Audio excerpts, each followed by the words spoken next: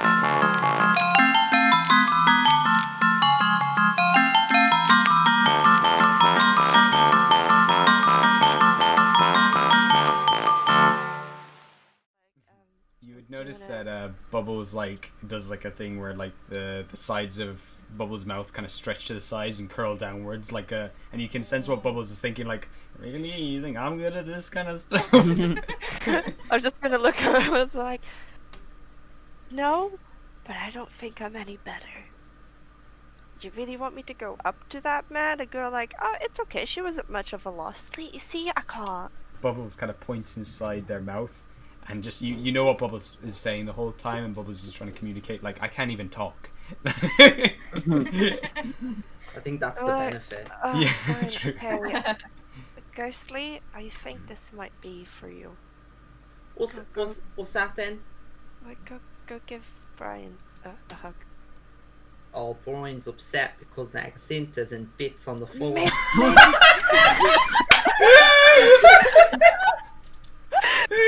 Oh my god! Oh my god.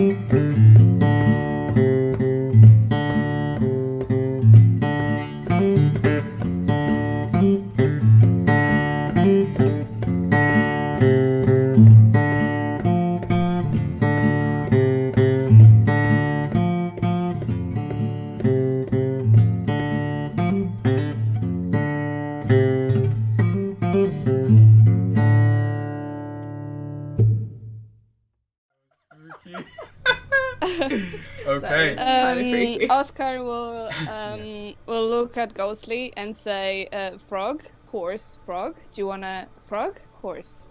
Do you wanna go on top of the frog, horse?" Yeah, are you all right, mate?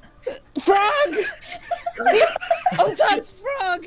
Do you hit your head? Oh my god. I will go next to Madame Sprout and just put my hands on top of the frog. Safe, very safe. Eternal Oscar right now.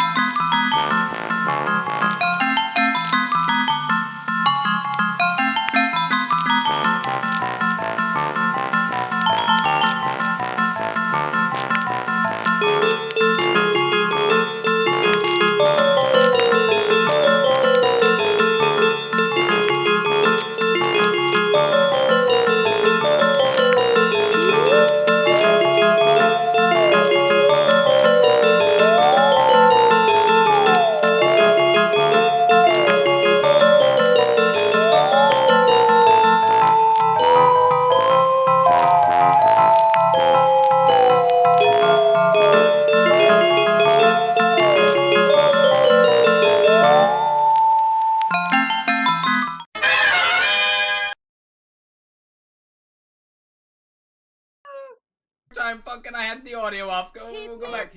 Hold up.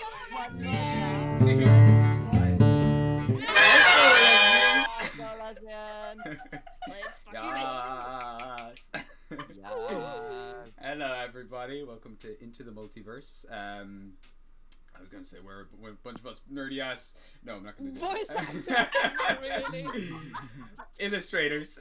Play D&D. Into the Multiverse is a series of multiple campaigns that run inside the same worlds but in alternate realities, alternate universes. And this game follows the story of PB Rebellium. And we're gonna now go through all of you. You can all give your wonderful introductions before I do a quick recap and we'll get straight into the game. So, starting with yourself, Shars, would you like to take it away? I can also hear myself echoing, so someone's got no earphones in, just to say. But anyway, Shars, take it away. Hello. Hi, I'm Sharis, also known as Blue on Twitter and Instagram. I play the changeling paladin Rael. He's in a bit of a compromised situation at the moment. People may find out a bit as to why. He's really not liking this dude in front of him, feeling a bit hostile. We'll see what happens. Let's go lesbians. Let's go lesbians. Beautiful, thank you very much. Beautiful, yeah. So we'll get to that very soon. But first, we gotta go to yourself, Kat. Now introducing. Hello. Hi, I'm Kat. I was about to say I'm Quill. I'm not. I play a Quill. We're the same person. She's a thievling bard / rogue. She's also very dead, but she's doing well. She's better now. And she hangs out with a giant lizard man and also sees ghosts. Yay. Beautiful. Just Tuesday night. It's a nice combo. It's like a perfect little cocktail there. Dead, hangs out with giant lizard man and sees ghosts. Yeah. Just a normal weekend for her. Beautiful. Thank you very much, Kat. Hey, give a round of applause for Kat. Thank you. Now, Maggie playing Oscar. you may have noticed I Hello. have updated your little character tag. Did you? I did. I added your third That's name. exciting. Well, everybody knows now that I play as Oscar Magnolium, who is a very lovely fella, who happens to be a Firbolg druid from the Circle of the Dreams, big follower of the lovely Mother Doe, and apparently some kind of royalty, but we'll see that. So stay tuned. Exciting.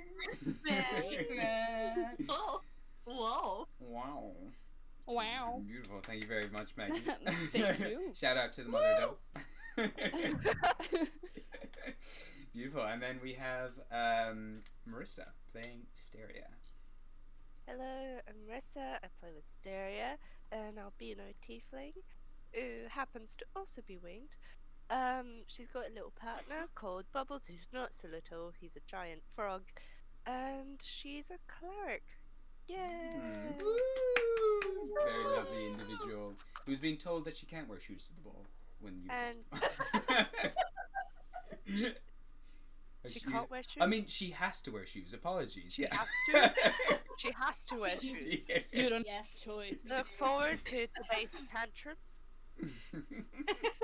She will not be Do wearing illusion shoes. shoes. I if will you not can be do allowing illusions. shoes. Oh my god! Wisteria every 5 minutes, or every 1 minute, just casting minor illusion. Make it look like she's wearing shoes. Beautiful. Well, looking forward to seeing where that goes. All right. Thank you very much. Thank you very much. That was beautiful. And we have now Cass playing Shahil. Hello, Chad. How are we feeling today? Oh my god. I am Cassiel, also known as Cass. I am quite amazing, if I do say so myself. Yeah, sure. I am playing as Shahil, who's still a bitch baby. He has recently just lost a leg. He's still quite upset about it. He's a bard specializing in glamour, and he does have some warlock spells because there's a sleepy bitch called Shu stuck inside of his head. Also, recently, there's another bitch inside of his head called the Dreamer. A lot of shit is happening. He doesn't really like anyone. He accepts and tolerates Rael, Quill, and Quill. And that's Wow. kind of it. Oh, wow. Keep up the you energy, guys. guys. Let's go. Let's go, Redskins. Oh, that was Yay. amazing. Oh my lord! Wow. Someone just Shut up! yeah. Just saw that. Beautiful. Thank you very much, Cass. Oh wow, a little spam bot has come in there. Patema playing Gostar O'Keefe. You're up next. Thank you. Hey, sorry, I was just banning the spam bot. I appreciate it. Don't forget to redeem your bees, everyone in the chat. I'm Patema. I play Gostar O'Keefe, also an albino tiefling and Wisteria's long lost sister. I'm the powerful wizard of the group, who backs everyone up and supports the team with all of her wonderful spells. 100%. And last week. One and only. Oh, what? The one and only. The best. The best. The most amazing. I'm sensing favoritism here.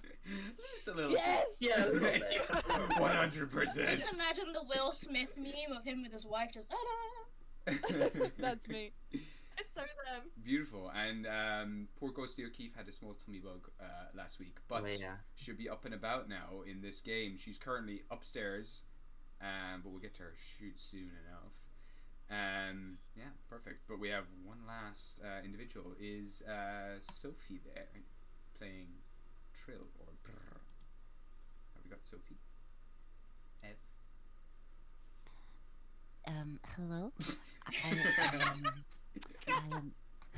I am Ev, also known as Sophie.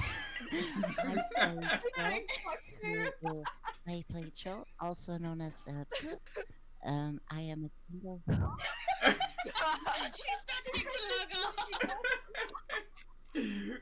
Yeah, that's up. That's, yeah, well, you can give a proper introduction as after the recap, Ev. That was beautiful. Lord, that was stellar performance. Wow. You guys should just swap roles, the two of you, 100%. I'm curious what Ev would do with Shahil. Kill him.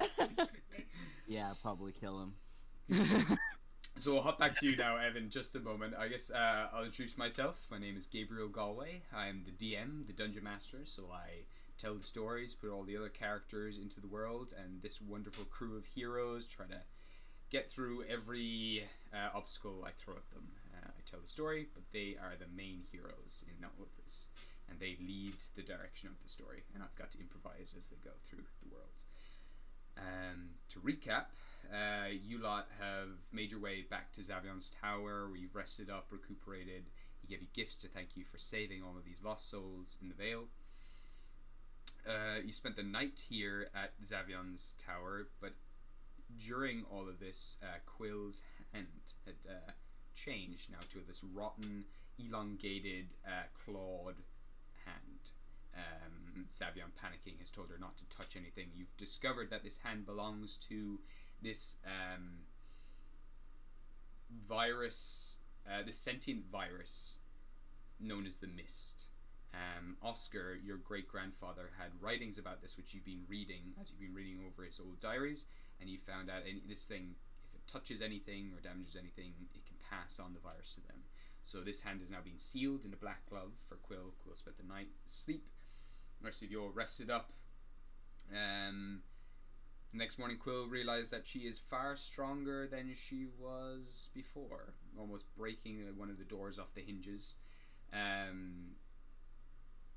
A lot of you then had a wonderful spicy breakfast, whipped up by Wisteria. Going through everything else, I should have thought about this more thoroughly. But regardless, you kind of gathered your things. Eventually, Rael and Shahil stayed back at this tower, while Zavion had a few things to finish up at Lilith's tower, and the rest of you followed, except for Ghosty, who was sick at the time. So you headed off to Zavion's tower. Shahil and Rael have been reading up, mainly Rael has been reading up on things about Zachriel, the dreamer who exists within Shahil now, and seems to be the cause of Tyr's deep sleeping. Flicking through the books, eventually came to a book that had an illustration of an eye, and it said something about there being all 10 and not to ever bring them together. You realize as well Zachriel was behind a lot of these cultists that once ruled over Gostar before the Feylords came along and took them all out. Going back to Lilith's tower, the rest of you kind of started exploring. Oscar, you found a plant that belonged to an elder tree. You realize your elder tree is dying in your back at home, and there's a new one growing within Lilith's tower, bearing one fruit. You also found, Oscar, you continued down and found where Zavion was, down in the basement of Lilith's tower in a secret hidden passage. He was doing something, you weren't quite sure what. You saw weird flasks of half-formed bodies, these kind of fetuses in jars all around the place. But Zavion gave you a sending stone to contact your mother, which you did. You sent a message to them, and they said they're going to be to Zavion's tower in about 2 weeks' time to pick you up with the fruit. Or whatever. Then, continuing up the tower, Quill, Grug, Trill, and Wisteria, you met the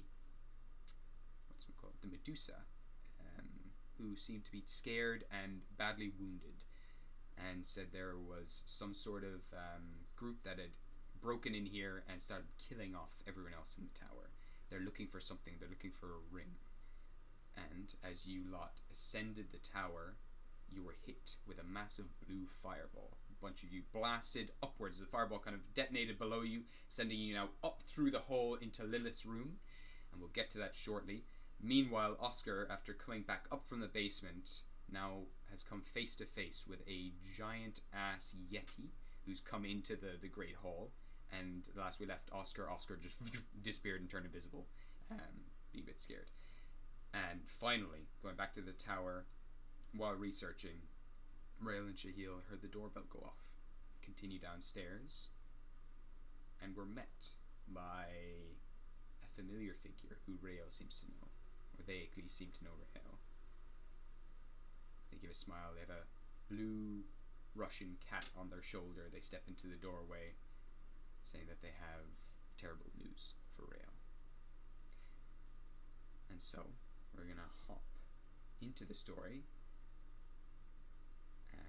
But is Ev there very quickly? Do you want to introduce yourself, Ev? If not, no problem. Oh, there we go. Perfect, yeah. So you're playing Trill, or Brr, which we'll get to shortly. Yes. My name is Sophie, or F, and I play Trill, or Brr. And she's a rogue kangaroo. Yes. Perfect. And there's some stuff that Trill is currently looking for as well in Lilith's tower, which we will be getting to shortly once we get past the whole fireball and explosions and everything else. So, jumping back here though, we'll be getting there very soon. I'll have you all roll initiative over there shortly, but there's a little bit of role playing that's going to be taking place here. So. Oh boy. Oh yeah. Hopping in, Yeah. this character you know as Elktrin steps in, kind of rubbing the cat that kind of rubs against his neck, hops down onto the floor. You notice this cat as well is strangely adorned with lots of jewelry, lots of rings on its tail, on its wrists, and it has these long, big gold necklaces around its neck, and also its ears are pierced. And it starts to look around, taking in the room, and you hear the cat speak. "Not a bad place you've got here. Fancier than I thought it would be. I always imagined the Watchers lived in, like, you know, those old shacks in the woods. Far more superior, more like it." And with that, Do I know Hmm. Cat? Like, has he always been a companion to Elktrin, or is this a recent thing? brand new. This is a recent thing. Yeah. Brand new. Okay. Yeah. Gotcha. Elktrin kind of gives the cat a small boot and says, "Quiet, cat. We have some business to attend to. We can save the formalities for later. Rael, may I please come in? I need to speak with you. As I have some terrible news." How did you know I was here? Our line of work knows a lot of things. I have information fed to me constantly, and this is an important matter, and I needed to get to you as soon as I could. I assumed you'd either be here or in Tavenlock. I was lucky that I went with this place first. Rails, I'm just gonna fold my arms. I'm not really planning to move the doorway. Shahil isn't gonna say anything. He's just gonna walk closer and be behind Rael. Kind of put his hand on his shoulder. Just kind of gonna wait out and see what's gonna happen. He's just gonna peer at the hand on his shoulder a little bit, and then look back at Elktrin. State your business and get out. He fixes Do you his want- glasses. I believe you are in possession of a rare artifact, a ring. There are people coming for you who want that ring, and they will do anything to get it. I have been sent here to take the ring and have it be destroyed before anyone else can get to it. He's just keeping his arms folded. He's not showing anything on his hands. Can I do an insight check, please? Yeah, go for it. Thank you. First roll of the day, baby. Woo, let's go! Oh. Insight, baby, and it was a good roll.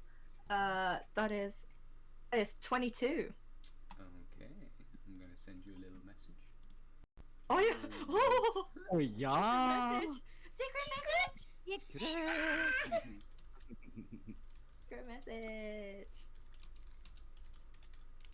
I just That's imagine what the we guy need. from Blue's Clues going, "We got a message." We got a-" Yeah. Start typing ASMR though. Yeah. Hell yeah. Okay, there we go. Okay, gotcha. Gotcha. Rail's kind of shifting his weight onto one leg. He's sort of looking him up and down, clearly not pleased. Well then, are you going to tell me who it is? Business they want with me? How do you even know if I have a ring or not? No business with you anymore, I'm afraid. Not after last time. You're out of that loop forever now, but I was sent here because I know you. And we were, at a time, well, we could have been considered friends. But That's a long time ago. Yes.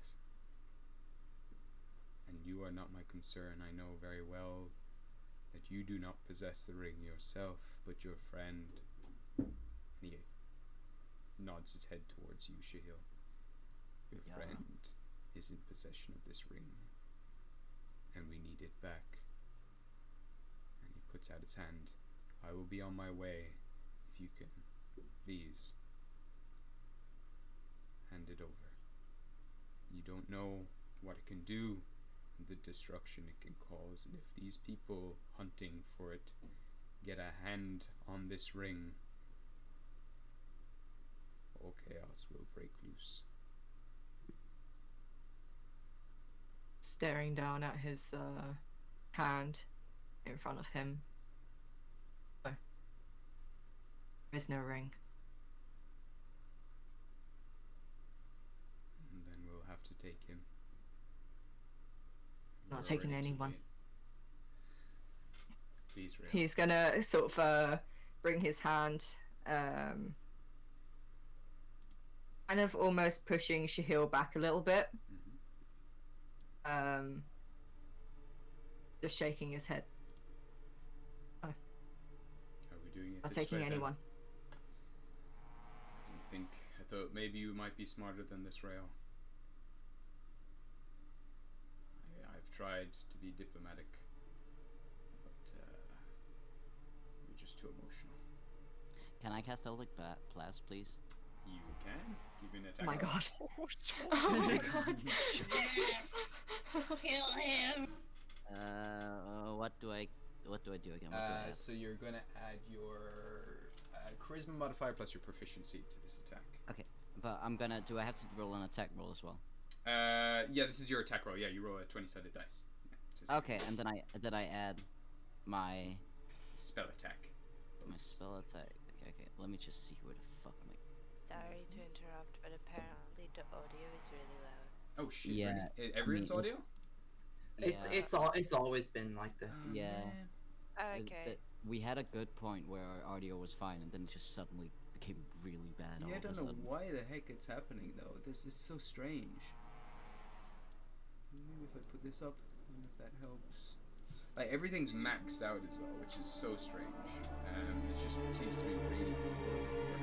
I think it's something to do with the audio encoding that's being sent to Twitch. I'll have a look at it while you guys are playing there and see if I can figure it out.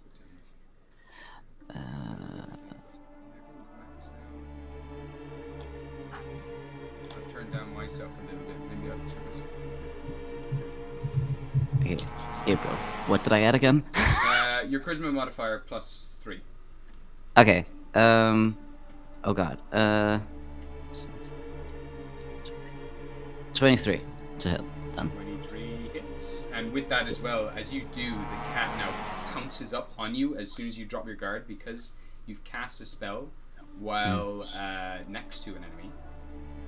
He gets an opportunity attack and he gets 18 to hit. Oh, shit. That hits me. And they do 8 points of slashing damage as the cat leaps up onto your hand. The Eldritch Blast does fly over, smashing into Electron's chest. Roll for the damage for the thing. You can actually roll 2d10 because actually make 2 attacks because when you make Oh, yeah, the blast, it fires off twice. Yeah. Okay. So 2 attacks. Second attack. Second attack. That is. Oh my god! I gotta do the math again.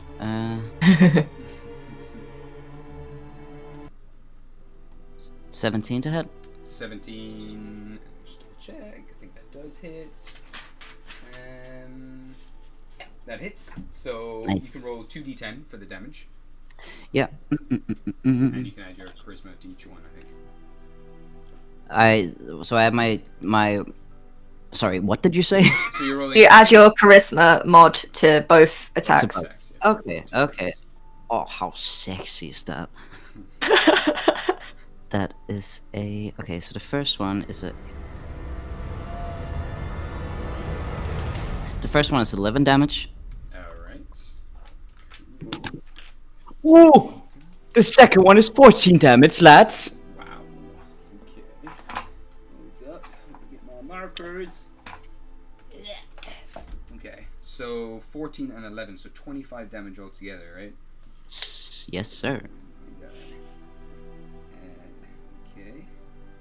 Oh shit. Tee. Shit, bitch. So as you kind of both of these fly into his chest, knocking him back, causing 2 warped holes to form in his armor. He stumbles back, and both clothes now ripped and torn, and the cat now has leapt up, clawed your hand, slicing down along your entire forearm, and you take 8 points of slashing damage from the cat. Mm. And I'm gonna get the 2 of you to roll initiative, please. Oh boy! Okay, so Maria, what did you get? A 21. 21. And she healed. 10. Alright. Well, I did get a good hit in, so. He kind of stumbles back, blood now pouring down his chest through the armor, and he kind of coughs. He brings his hand up to kind of cough into his hand. It comes away bloody. Okay, that's the way. Let's go. So we're gonna go back now to the hall.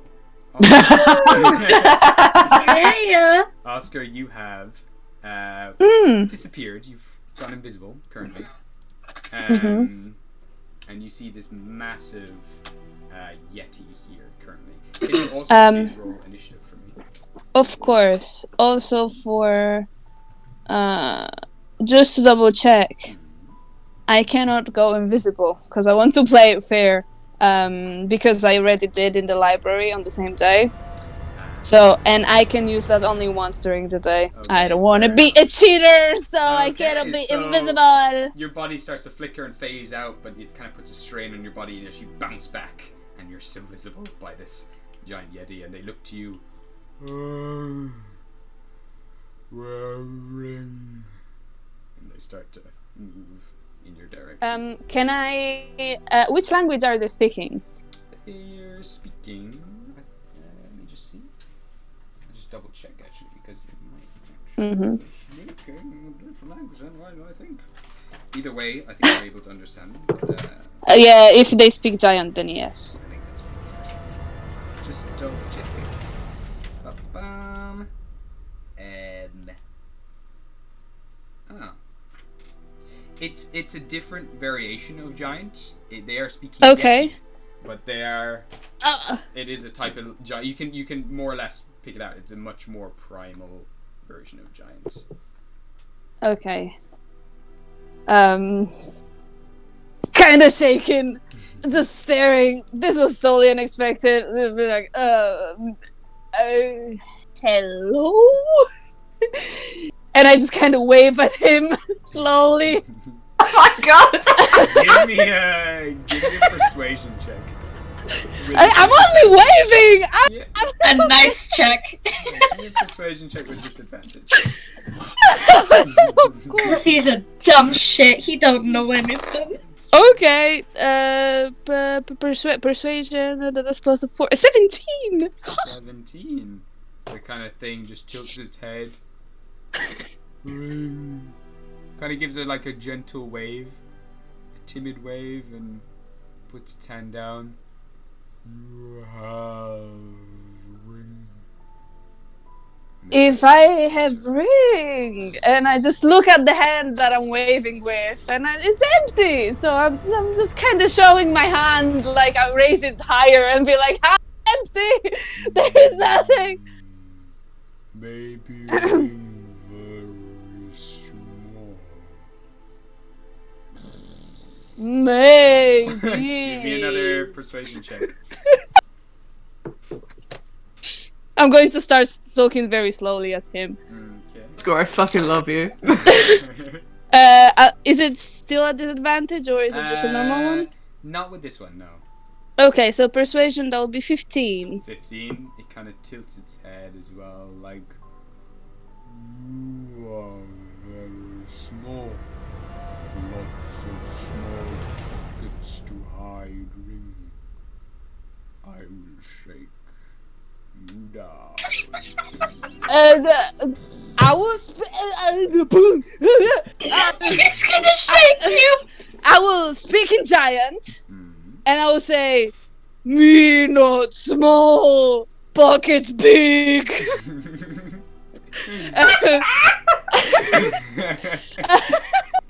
And let me see if I have anything fancy. You know what? Just for fun, I'm going to say I'm not small, and I'm going to cast Guardian of Nature on myself. Oh shoot! So what does that do exactly? So it will transform me in. I will choose a primal beast form. So you will see as fur covers my body, but I already have fur, so double fur covers my body, and my facial features become feral, and I gain some very fancy benefits from that. I probably can go bigger, probably going to be bigger as well, and yeah. My walking speed increases by 10 feet. I make strength attacks with advantage, and my melee weapon attacks with an extra 1d6. Okay, cool. So as you grow, I love burning 4th level spells. As good morning. So you start to get much bigger. Your hair starts to grow all over your body, so it's now as shaggy as this creature. And your tusks now begin to protrude from your bottom jaw up over your top lip. Your ears go a little more pointed and sharp. All your features become a little more jagged. Your teeth become a little pointed. Give me an intimidation check. I'm trying to make friends. The intimidation. Oh, I'm so bad at those. 9. 9. He kind of looks down at you as he's still approaching, a little closer. You still much smaller than me. Still lots of pockets I can see. And he has now 2 outstretched hands coming towards you, like doing grabby hands. You may struggle, but I will find the ring. You will see me come out of this singing. You did your best, Gabe. You did your best. I will just look at him and say, "Family," because we're both big. Give me one last persuasion check. I'm really trying, guys. With, I'm really yeah. No, you can just go straight. I mean, I might as well just roll initiative. What did you get? 11. Okay. He tilts his head again, just... No ring. No family ring. He starts running towards you. I just say no bueno. Yeah, give me a initiative check. I mean, there's 2 of us though. There is. He's rolling. Okay, I will do that then. That's a 6. 6. Mm. Okay. Oh, Oscar. We'll get back to Yeah, you. That's fine. I'm big and furry. I've got this. Terrible furry. Oh Okay, so going back to the others who have been now exploded upwards into the room, you're now all tumbling through the air. And as this happens, an arrow is launched towards. Let me see the little dice. 1, 2, 3, 4. Okay, towards Grog. So as you're blasted upwards, Grog actually found to get rid of his HP because he got blasted there. So he's actually on. Say that. Okay. A tiny Kenku actually peeps around the corner, kind of a little shaky and nervous, but brings its bow back, fires it towards Grog, and it shoots him straight in the neck. I believe. Yeah. Oh wow. Yeah, that's a natural 20. Okay. So. Roll for the damage for that.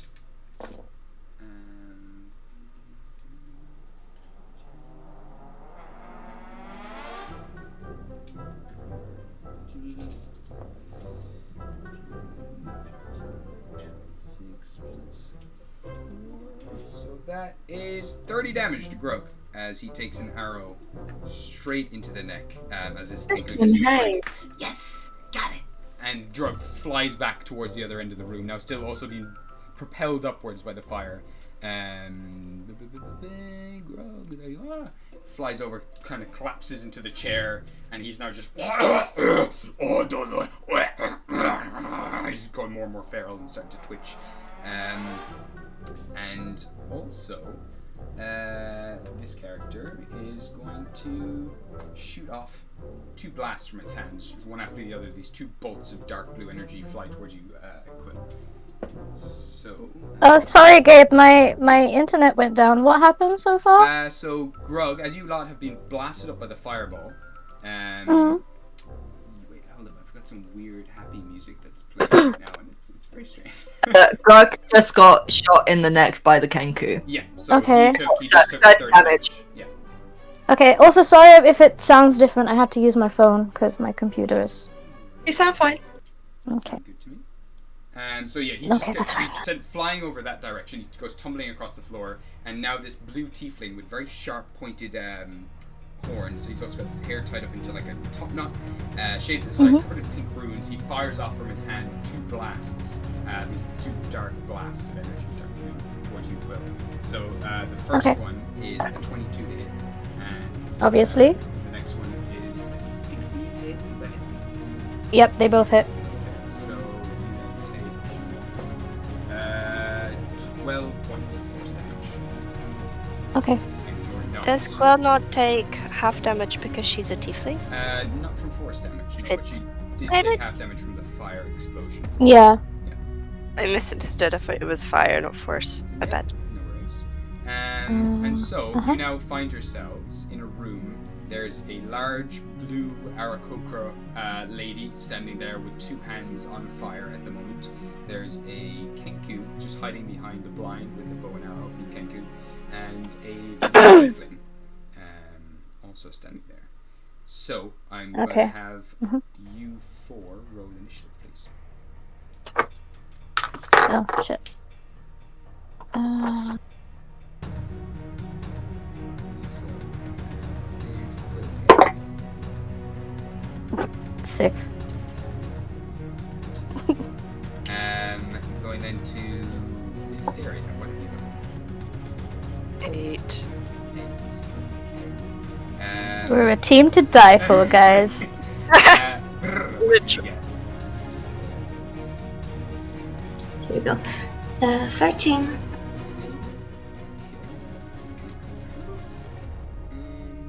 And finally, Patema, I'll get you to roll for Ghostly as well. As the doorbell has gone off, which has kind of alerted you. I'm gonna say. Oh, in the other tower. Yeah. What am I rolling? Just for initiative. Just so I have Initiative. That's, Oh, I got a 3. 3. Okay. I used up all my good initiative last night. Okay, so bouncing back to the tower, because I'm just going to go through it in order of initiative. Eltrin kind of flying back, like blasted, bleeding out, is now going to pull out. Is he blasted outside, or...? He hasn't been, he's just kind of stumbled backwards like a couple of feet. Blood's now pouring onto the floor below him. but he is now going to pluck back a large crossbow, which he pulls out from under his cape, and just shoots you point blank in the chest. Sure. He doesn't give opportunity attack because he has a feat for crossbows. So, that is a 19 to hit you, right? Does that hit? Hits, yeah. Okay, so right up to you, he fires, and that is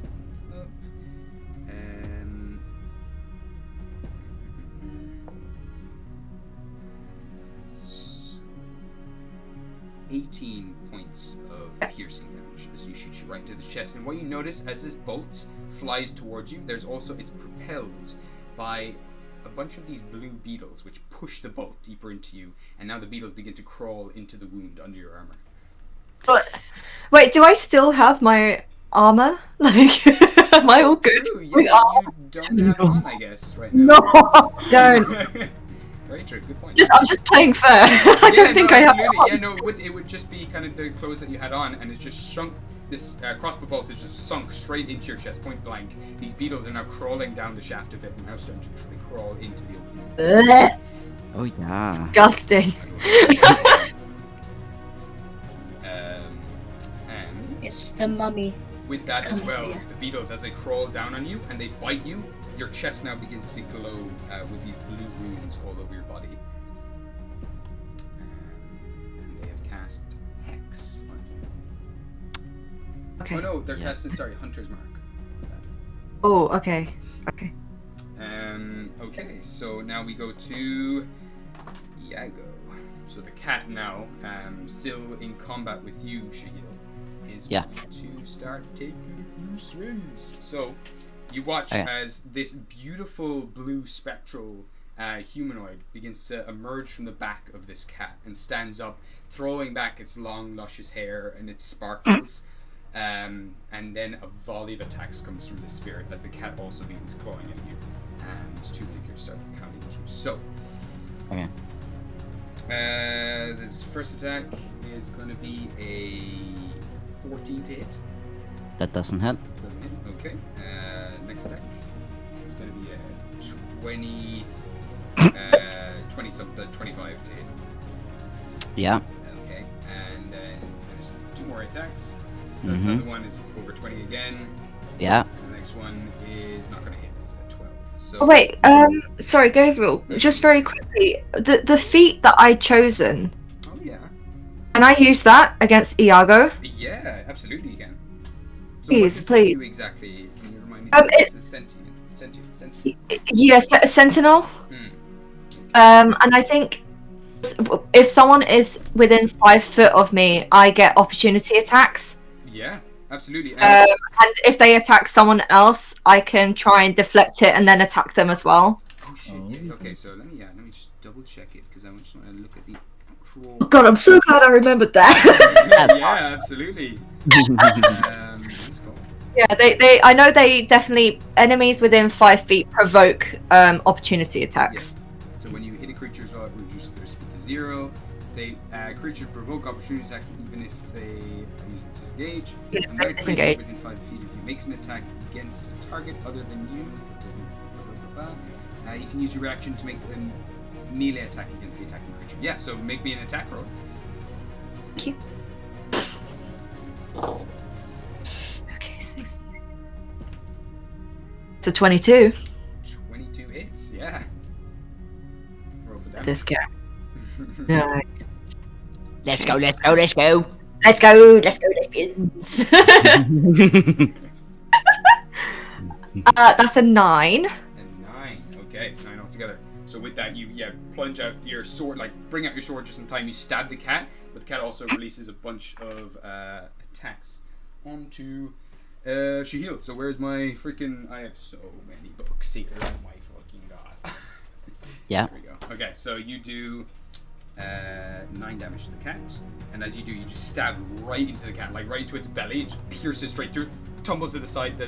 The spectral figure goes, but the spectral figure does get 1 hit in to you as well. So you actually take from those attacks.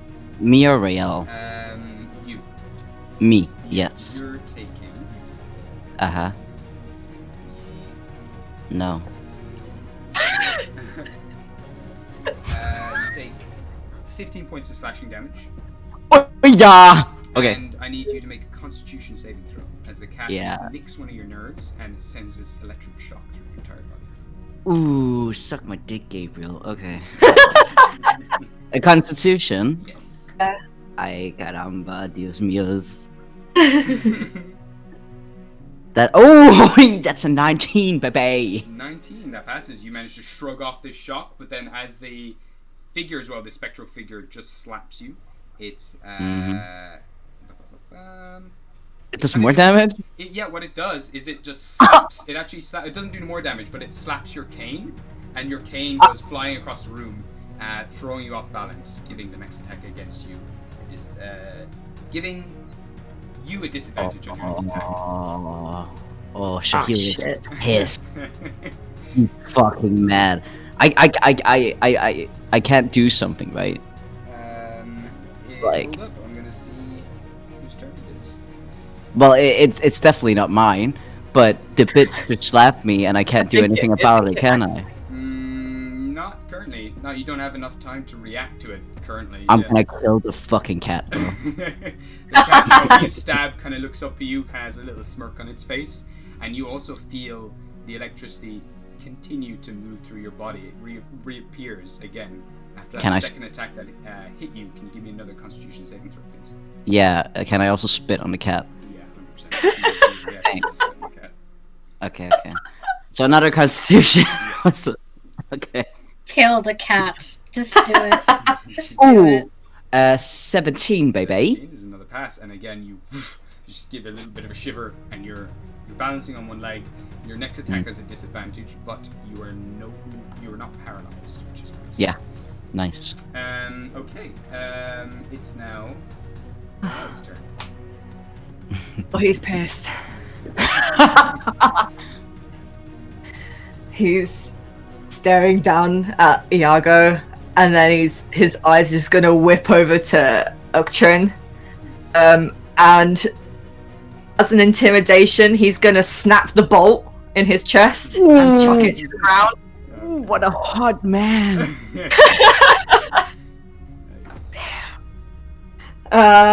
And he is going to use guiding bolt. Thank you. So, as you do cast Guiding Bolt, the pair of them will get opportunity attacks against you as you're casting a spell really close to them. So, okay. is going to make his it's the start of the new round, so he gets his opportunity attack. So he gets a 26 to hit you. Yes. And he deals 9 points of slashing damage. Okay. And Eltrin is going to just kind of slap you with the crossbow, just keep it across the head. And that is a 16 to hit. It doesn't hit. With your armor, though, I think, what was your dexterity score? 3. So 3. you have 13 on your turn. So 13. Oh, shit. Okay, yeah, that hits then. So let's go. That does just 4 points of bludgeoning damage as he slaps you across the face, but you do launch off this attack. Oh. So I still have to do the roll to hit, don't I? Absolutely. Nice. Okay. I think it's with a disadvantage because you're classing it right up to someone. But Okay. Let me just. I'll roll again just in case. Okay. Oh, that's fine anyway. Sorry, spell. It's just a straight roll for guiding bolt, isn't it? Let me just double check. So it was spellcast. I think you add your spellcasting modifier, your spellcasting attack to it. So let me just double check. Make a ranged spell attack. So it's you're using your charisma plus your proficiency bonus onto this. Oh, okay. That's it's a 21. 21. Who are you targeting with it, actually? Eltrin. Eltrin. Okay. Yeah. Roll for the damage. 4d6. Nice. Yes, it is. So you there gather all this water. He kind of hits you, trying to stop the spell. Iago also slashes, taking the opportunity attack to try to drag you down, but you kind of fall down a little bit stumbling, but you manage to create the harpoon, stab it upwards into Eltrin, and That was 17 damage. That is exactly how much health he has left. How would you like to? Oh, let's go, let's go, let's go! Fucking Shit. radhead love. Let's go. Okay. Yeah. Oh boy. Oh, Yeah, kill he just that. goes. He does the exact same. What happened to him? Just straight through the chest, man. Okay, He's so pissed. That the Ooh. water forms kind of shooting out from the palm of your hand into this harpoon that shoots through his chest, and he goes still and rigid for a second, coughs a bit of blood, and just falls over to the side, Oh. and the water just pools down around it. Kind of, Gabriel, I need you for something yeah, real quick. You message me. Um, Or- No, no, no, Oh, yeah. no. I can't whistle. Can you whistle for me real quick? Like the like, yeah. That's the heel. You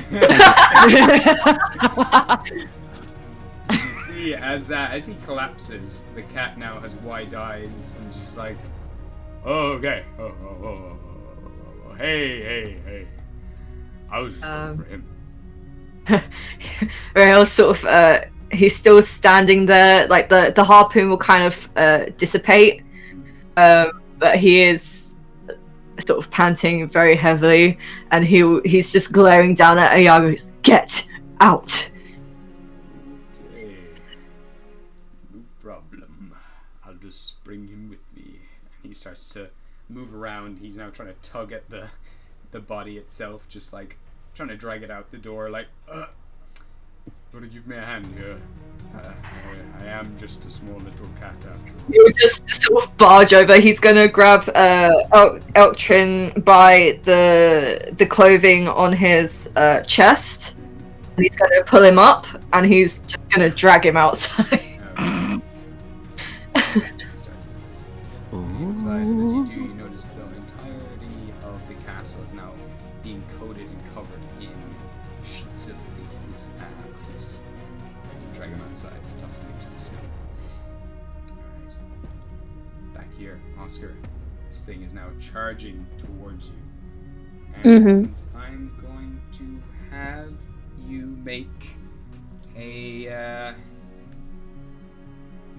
Constitution saving throw, as it just glares at you, and from its eyes, these two white beams shoot towards you.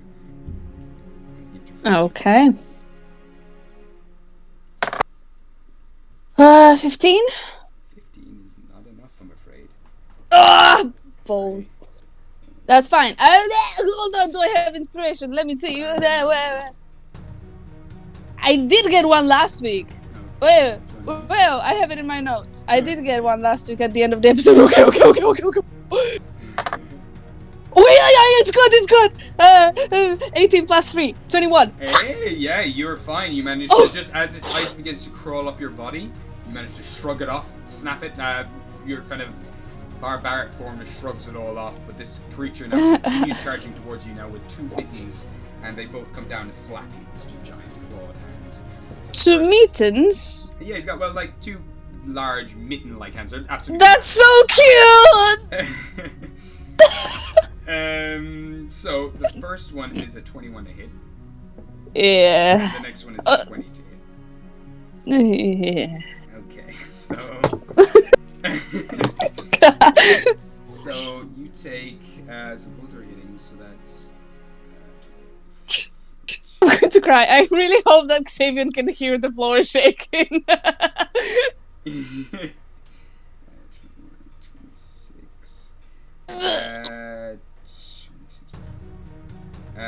You take 40 points of slashing and cold damage all combined, as both of these just slap you together, as these two really ice cold mittens crush you. Hey, ouch. And it just picks you up and starts to look at you, and kind of just starts to shake your body a little bit, and drops you back down, looking around. So you're going to take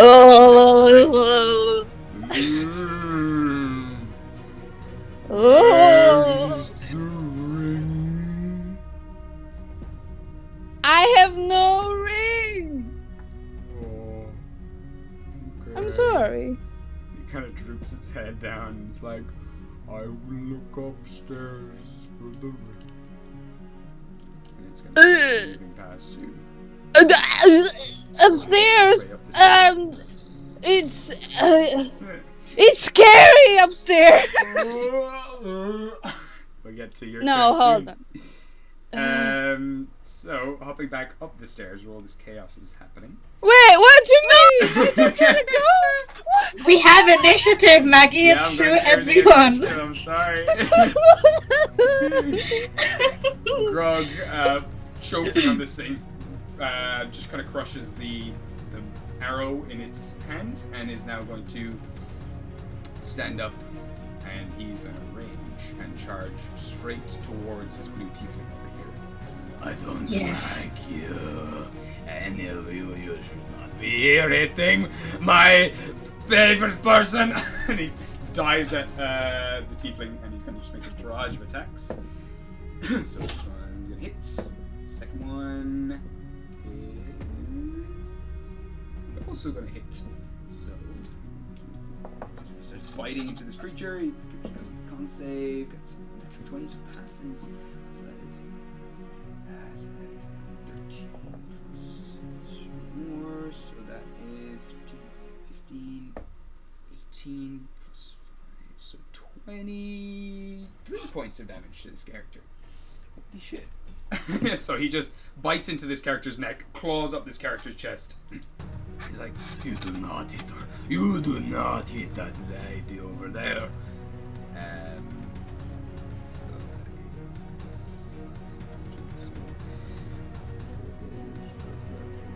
Cool. So that is Grog's turn. We now go to Pyrex. So this lady is now going to start casting another spell.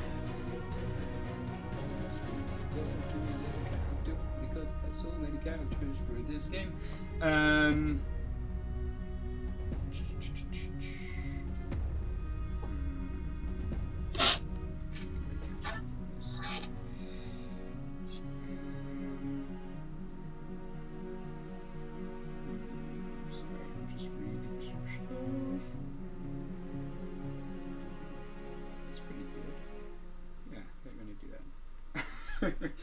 So, with that, this lady, she's just gonna make an intelligence check. See if she knows. Nope, she doesn't.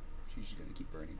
You see now the what's we call it? The bird lady, the giant Aarakocra, is gonna move closer to you lot, and she's gonna bring her two blue burning hands out towards you, and she's gonna cast a spell, Burning Hands. So.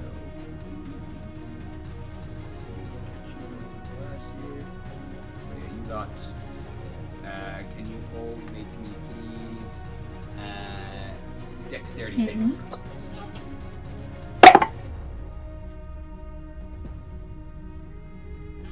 So, yourself, Bill, what did you get? 10. Okay. And going then to, what did Trill get?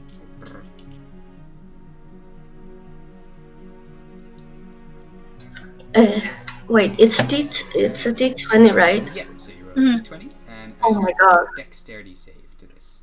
That's a 25. Wow.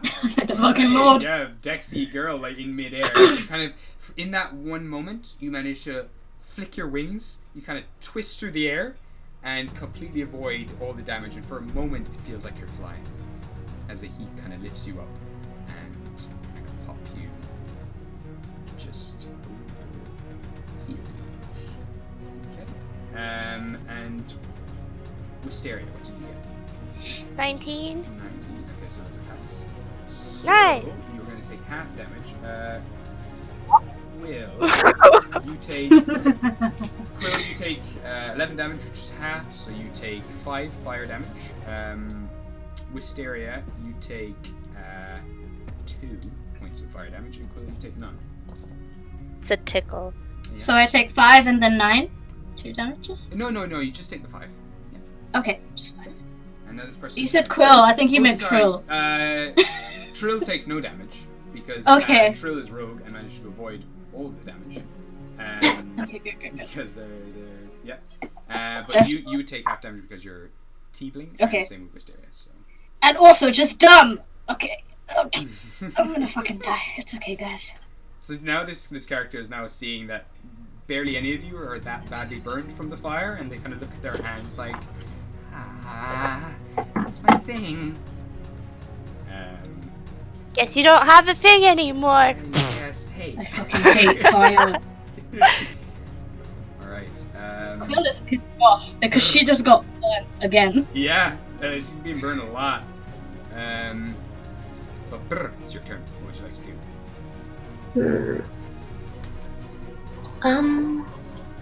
Well, I kind of wanted to use my short bow on the other Kenku, but I don't want to hit Wisteria. Probably take the shot. They're a little bit behind cover, but it'll just be a little more difficult. But you. You know what? I think I'm just gonna go for the one closest to me, the one who used the burning hands. Burning hands. Okay, go for it. Yes, and wait, I would like to use my dagger instead. Can I do that? Sure, yeah, absolutely. They're slightly airborne at the moment. Actually, they're about 10 foot up. Oh. Okay, well then it's the short bow. Sorry. Okay, go. You could kind of climb up onto the desk and jump down onto her if you wanted, but so either works. Let's do that. That sounds cool. Okay, give me an acrobatics check for Tro. Yes.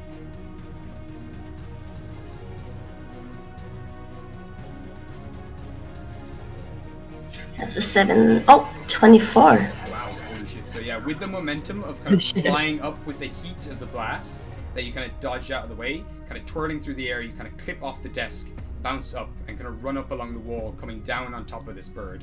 And yeah, make me an attack roll with your dagger. Trill, go!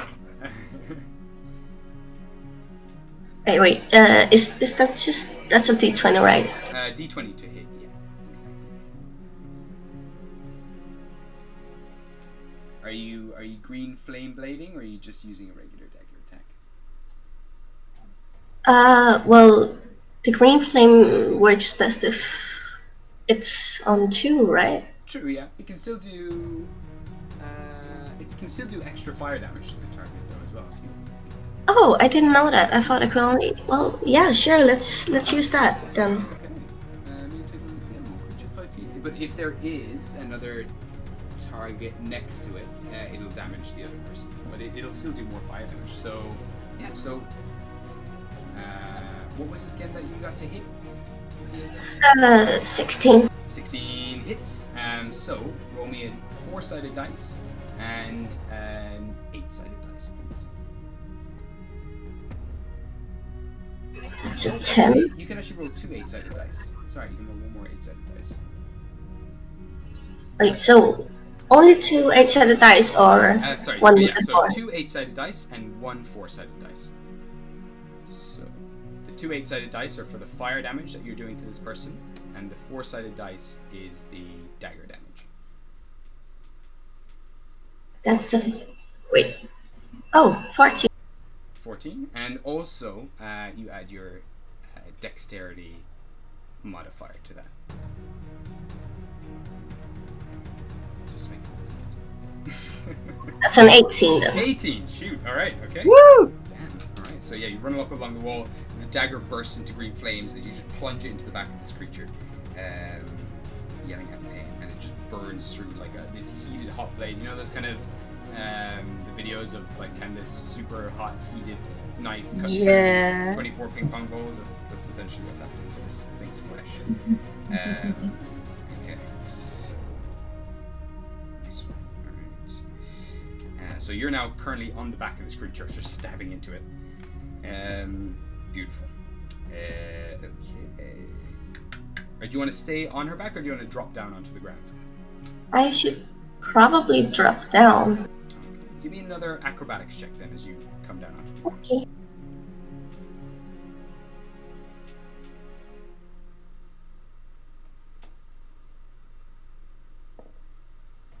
$17. 17 with that, yeah, break down to like a nice parkour roll, and this creature is now just locked eyes with you, like, oh, let me see, and her eyes are now burning blue. Okay, so going into we're gonna bounce back to Shahil. Is Shahil doing anything in the tower? Maybe I won't bounce around as much as I'm bouncing around, but just for this one round, I'll just keep this. We're outside, no? Yes, yeah, you're right. Currently outside, and you just toss it Yeah. into the snow. I'm just gonna kind of look over at Rael. Gonna lean forward a bit. I'm just kind of gonna whisper, "Can I kill the cat?" My guest. He's gonna step aside. Oh, lovely. I'm gonna take out my crossbow. You see the cat's ear twitch. Yep, I'm gonna shoot the fucking cat with my crossbow, bro. Okay, give me an attack roll. I did ask for permission, so. It's always good to ask for consent before you murder Consent. someone. That is, it's just my dex that I add, no? Yeah, your dex plus your proficiency. So, What is? Oh. Hold on. 21 to hit, baby. Nice. 21 it hits. That hits. However, Yeah. they're going to use a key. Oh wait, no, that's reaction. They've spent their reaction. All right. That's fine. reaction. Yeah, true. So that Oh, is yeah. reaction to do that. Okay. Although you have spent some time taking the character outside, so it went back to rail again. So I'm going to actually try to use this reaction to reduce some of that damage. Roll for the damage. Yeah. Where is it? Where is it? Where is it? Where is it? There it is. And okay. It is. Okay. Oh wait, with my. Oh shit! Did I already do that? With my feet, I'm still kind of. What the fuck does it do again, bro?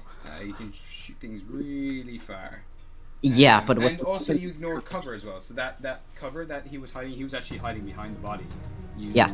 would have ignored that. Okay. What's that? Was it sharpshooter? Yeah, sharpshooter. Oh yeah, that one as well. So you attacking long range doesn't give you disadvantage. You ignore the half cover and 3/4 cover, and before you make an attack, so you have to actually decide if you want to minus the attack by 5 to give it plus 10 to the damage. Fuck, man. Okay, well, suck a tit. That is. I do 11 damage. 11. Okay, so with this, the cat tries to bite it and try to grab the arrow like in its jaws, but it continues past and hits the cat in the chest and falls down limp onto the ground. Oh, you have bested me. He falls over. Riddance, Iago. We were meant to help him. I was like, oh yeah, let's totally help the stupid cat to get his body back. But no, he's dead now. They're both dead. Hell yeah! Oh god. Fuck him! Rail's a bit silent. He's just kind of staring at both of the bodies, mostly Octrin, to be honest. Kind of purses his lips and shakes his head a bit. Shahil is gonna just kind of pet his shoulder and she'll be like, "Can you be a dear and get my cane, please?" Yeah, sure. And he'll go back inside and get it. As Rael does that, can I jump over to the bodies? Yeah, you're jumping over that way. So Rail, you're getting that. Shahil, we'll say it's currently your turn. So 2, Yeah. 3, 4. As you do, the cat leaps up at you and Okay. He faked dead. Oh, Oh, he leaps bitch. up right into your face. Okay, so he is preparing an attack. Can I do something as well? Yeah, it's currently your turn. So first his reaction was as soon as you came in Yeah. close, he's going to attack you. But he Mhm. rolled a... Oh, it's his surprise damage. So you got an 18 to hit. Let me see. I'm pretty sure that fucking hits, bro. It does. Okay, so I don't have a lot of health. he does 10 slashing damage to you. Okay, well that's fine. I still have 11. Okay, So so he kind of comes up and claws you, and he's like... Why are you so... yeah. What are you yeah, I would like to. Can I use my ice knife on him? Oh. Am I allowed to do that? Yeah, it's a spell. Yes. Yeah. So he Okay. He still get advantage, like on you to attack again. As you do cast Ice Knife, he does get an opportunity attack against you. Oh, well. It's a ranged spell. Well, I have not cast it yet, so let's not get ahead of ourselves now. Just so you know, in the future, when you cast a ranged spell okay. right next That's to someone, great. Yeah, okay. Well, I'm gonna get my claws out then. Okay. I don't know what Punch the cat! So when Yeah. you use the claws, they count as you have an advantage on the attack roll for the first attack because it's That no is- one's expecting the claws. So yeah, you can go for making an attack with the claws. Okay. What do I add to my claws? It's your dexterity modifier plus your My proficiency. dex. Okay. And is it just one attack or two? Just the one. Okay. That is a. You get advantage, I think. Oh, do I get advantage? Like, Yeah, so, you do. so I can roll again? Oh, that's lovely! Absolutely divine! Oh my god, thank you. Okay, so that is 20. You beat it. So you hit the cat. Roll for the damage. So it's a I don't know D4. what- It's a D4 plus your dexterity. D4 plus my dex. I gotta fucking enhance those claws at some point. Not as strong as I want them to be. Plus my dex, yeah? Oh, that's quite sexy, isn't it? That's 6 damage. That's enough. How do you want to do this? Yeah. So, as the bitch Yago jumps at your heel, he's gonna kind of grab him with his claw, like a claw just manifesting. There are his rings on his hands. They all just kind of swirl around and become these long claws filled with gold and silver, just kind of all blended together, I guess. And he's just gonna plunge it into his stomach and just slowly twist his hand inside of the cat as he's looking into its eyes. Just gonna be like, he's not even gonna say anything, he's just gonna smirk. And then again, he's gonna spit on him, and then he's just gonna whip his hand down so the cat falls down as well. Simultaneously, as you stab up into him, the cat does get one claw across your face, and then you just throw him onto the floor, and his eyes just go cold, and blood's just gonna pour out of the cat's mouth and the cat's belly, and it's just lying there in the snow. Am I able to check I can't remember his name, the bitch boy, the big bitch. Oh, Eltrin. Elktrin. Elktrin. Okay, yeah, I would like to check him. Can I do it like a roll for that, just for fun? We'll say at the moment as well, Rael is coming back with the staff, and give me an investigation check. Yeah.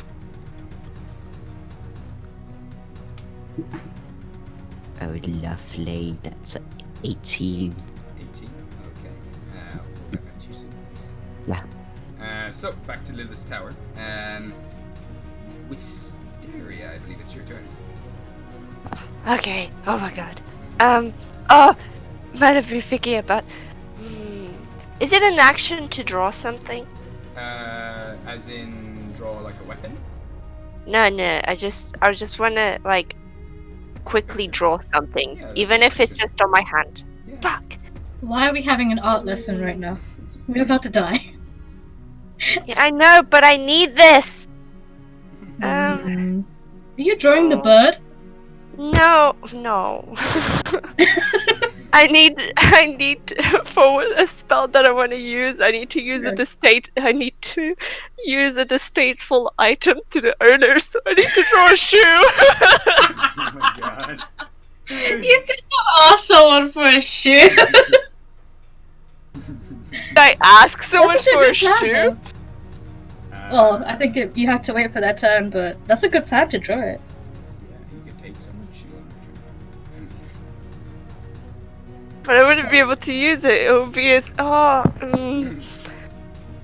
what to do? Wait, do I have a cantrip? Let's see. Hold up real quick. Oh my god, all my fucking cantrips are actually.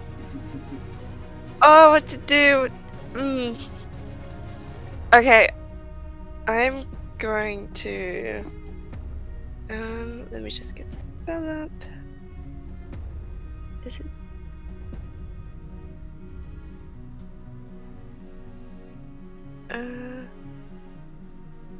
Okay, I'm going to use Spirit Guardian, Okay. but can at the same time I just scream to Quill like, "Don't ask questions, Quill. Just throw me your shoe." Just like, I don't care who it is, just throw me your shoe. Can I actually throw her my shoe? Well, currently your turn is next, more or less. So if you want to use your action on your turn during Wisaria's turn, No. give her the shoe. No. Fair enough. Okay, well, I'm just gonna scream, "I need a shoe," and then I will use. We're in a bedroom, Wisteria. Lilith has shoes. Does she? Can I see? Wait! Can I check? Does she wear shoes? Oh my god! Wait, is there any shoe around? If there is, I'm grabbing the shoe. Yeah, give me a perception check, actually. Perception? Okay. I closed my fucking eyes, man. I got a nat one. You don't see shoes. anything. Oh, you're just focusing on shoes, and you know when you're like trying to find something, but every time It's you're- not there, yeah. You're everywhere you can imagine it being, it's just not there. When you're looking for something, it'll never turn up. That's essentially what's happening for you. You see pots, pans, you see chests, you see couches, scrolls. There was a sofa here, which is no longer here. It's kind of crashed down to the bottom of everything down below. But no sign of shoes anywhere. And you've never seen Lilith wearing shoes. That means that she's very much your A woman of Maybe culture. it comes from her. Maybe it comes A from woman her. of culture. A woman of culture. Okay, well, I'll be using Spirit Guardians. So I'll kind of just. Yeah. It's a 15-foot radius, so. Oh man. Wait, isn't it supposed to be like in the middle so like it would around catch you. the tiefling and the Kenku? Would it touch them? It's focused around you. You are the center point, so when you move. Okay. Would I be able to move like slightly down? Yeah, absolutely. I don't know, like Yeah, so what, you can like bring towards it the down bed. here. Yeah, there you go, perfect. Thank you. Yeah, I'll move there. So when you cast a And, spell, you can choose which ones are affected or unaffected. So they move half speed in the area, and if it starts its turn, it takes a wisdom saving throw. Cool. Good to know. I just want to say that they look. It just basically loads of tiny little fireflies. Perfect. Okay. So As an omen to my sister. that's very cute. So, the fireflies burst out from you, and you can hear a whisper, like an orchestra of whispers, all around as they do kind of flutter around you. And now these fireflies are honing in on the tiefling and trying to get to it. Nice. Is there anything else you'd like to do? I just scream again for shoes. But like, wait, they really did shoes. I don't even care if you're the enemy. I just really need shoes right now, okay? Someone throw me a shoe. Like, just attack me with a shoe, goddammit. It doesn't I was hurt. gonna scream back, maybe kill them and then steal their shoe! I Stop need nattering. I need the shoe to kill them! Do both? No! Yes. So with that, it's Quill's turn. What would you like to do? She is very much gonna go after the one that set her on fire. Yeah. So she's going to, as a bonus action. That's okay. I don't plan on actually hitting her. As a bonus action, many different like spike barbs is gonna come out of the left side of her head, like the left side of her face and her arm, and she's gonna be breathing really deeply. And she's gonna stare up at this bitch and just say, I really do not like fire. And she's going to vicious mockery. So wisdom save. And that is not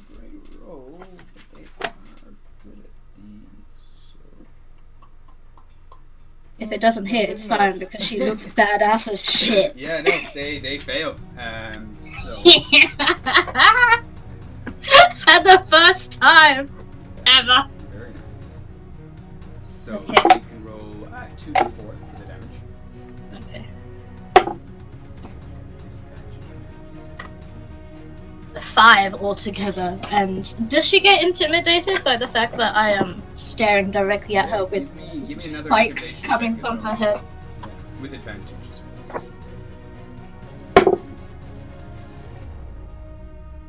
well. Intimidation. 17 altogether. 17. There is this flash of fear in her eyes. She's been stabbed at the back, and now she looks up at this small little goblin-like creature, now with spikes slowly kind of coming out from their flesh. Their eyes kind of widen, they begin to shake, and then with that they look down at their nostril, and blood is just beginning to pour down from it. And they go down to touch it, and with a shaky hand. I'm sorry. Please, we just need the ring. Quill's just gonna, like, the whole left side of her body, it's like tearing through her clothes at this point. She's gonna stare at the bird. How dare you hurt my friends? Fuck your ring. That's it. Okay. Nice. Over in the other corner, the two boys are tossing around, just tumbling, and he's just As boys will. yeah, the blue tiefling now.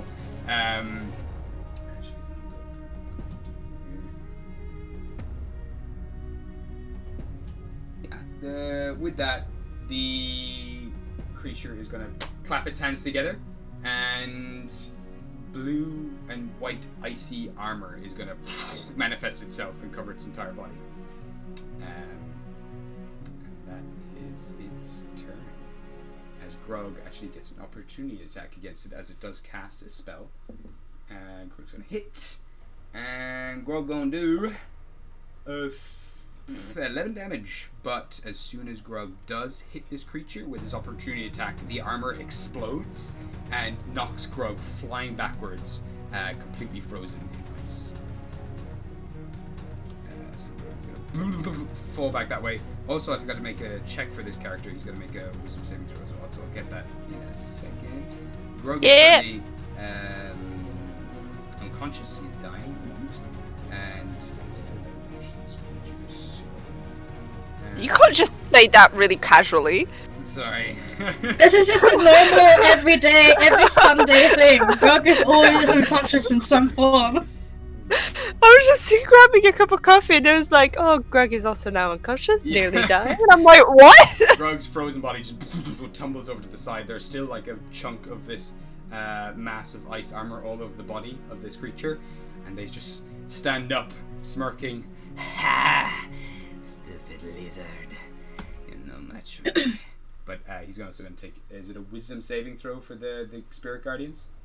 Yes, I believe wisdom or charisma. Hold on. Wisdom, yes. Wisdom. I'm not very good at these. That is an 8 minus... minus 2. So that is a 6. So roll for the damage for spirit guardians. Okay. Are you doing radiant damage or necrotic damage? Radiant, because necrotic is only for evil and I'm chaotic good. Go. So, hold on, this is a lot of math. You could that be is evil. 17. 17 damage. I am not evil. As much as I wanted Twisteria to be evil, it Maybe didn't one work day. out that way. One day something just makes Maybe us one snap. day, yeah. So you do watch Maybe the fireflies today is plunge themselves into his ears and like up his nose. Whoa. And his whole eyes begin to burn. He's like and his mouth begins frothing. He starts clawing at his face. Oh, Twisteria's just gonna look at Quill and go, oh, thank you! Adorable. Quill is still staring dead-eyed at the bird. Oh, I'm going back to the hallway. What is Oscar doing right now? Hi. Okay, so as I see the big gentleman approaching towards the stairs, I will quickly rummage through my pockets, and I'll be like, okay, pockets, I don't have any ring, and I just came across this beautiful obsidian stone, which I take out of my pocket, and I'm like, this could be very helpful, and I'm going to crumble it on my hand.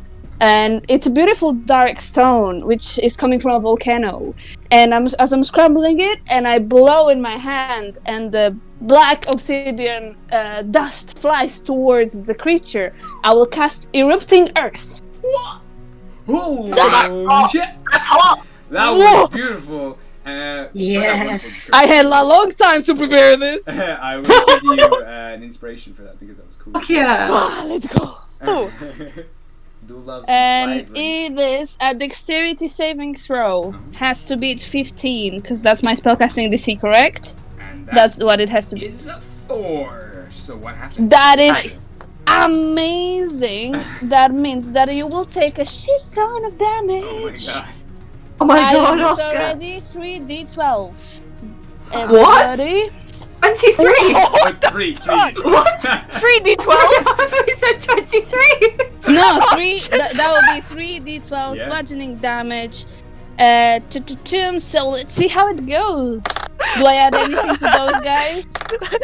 So it's a 12, an 11, and a 3. 12, 11, and wow, holy shit, that's Baby! 26 points of damage. Fucking hell! Wow, holy That crap. is correct. And you see as the floor cracks in some beats. I'm stealing your job, Gabe. Yeah, take it away, by all means. It's the training for when you And DM. there's a big crack that goes underneath his gigantic legs, and there's a splash of burning lava coming from the floor. Oh my god!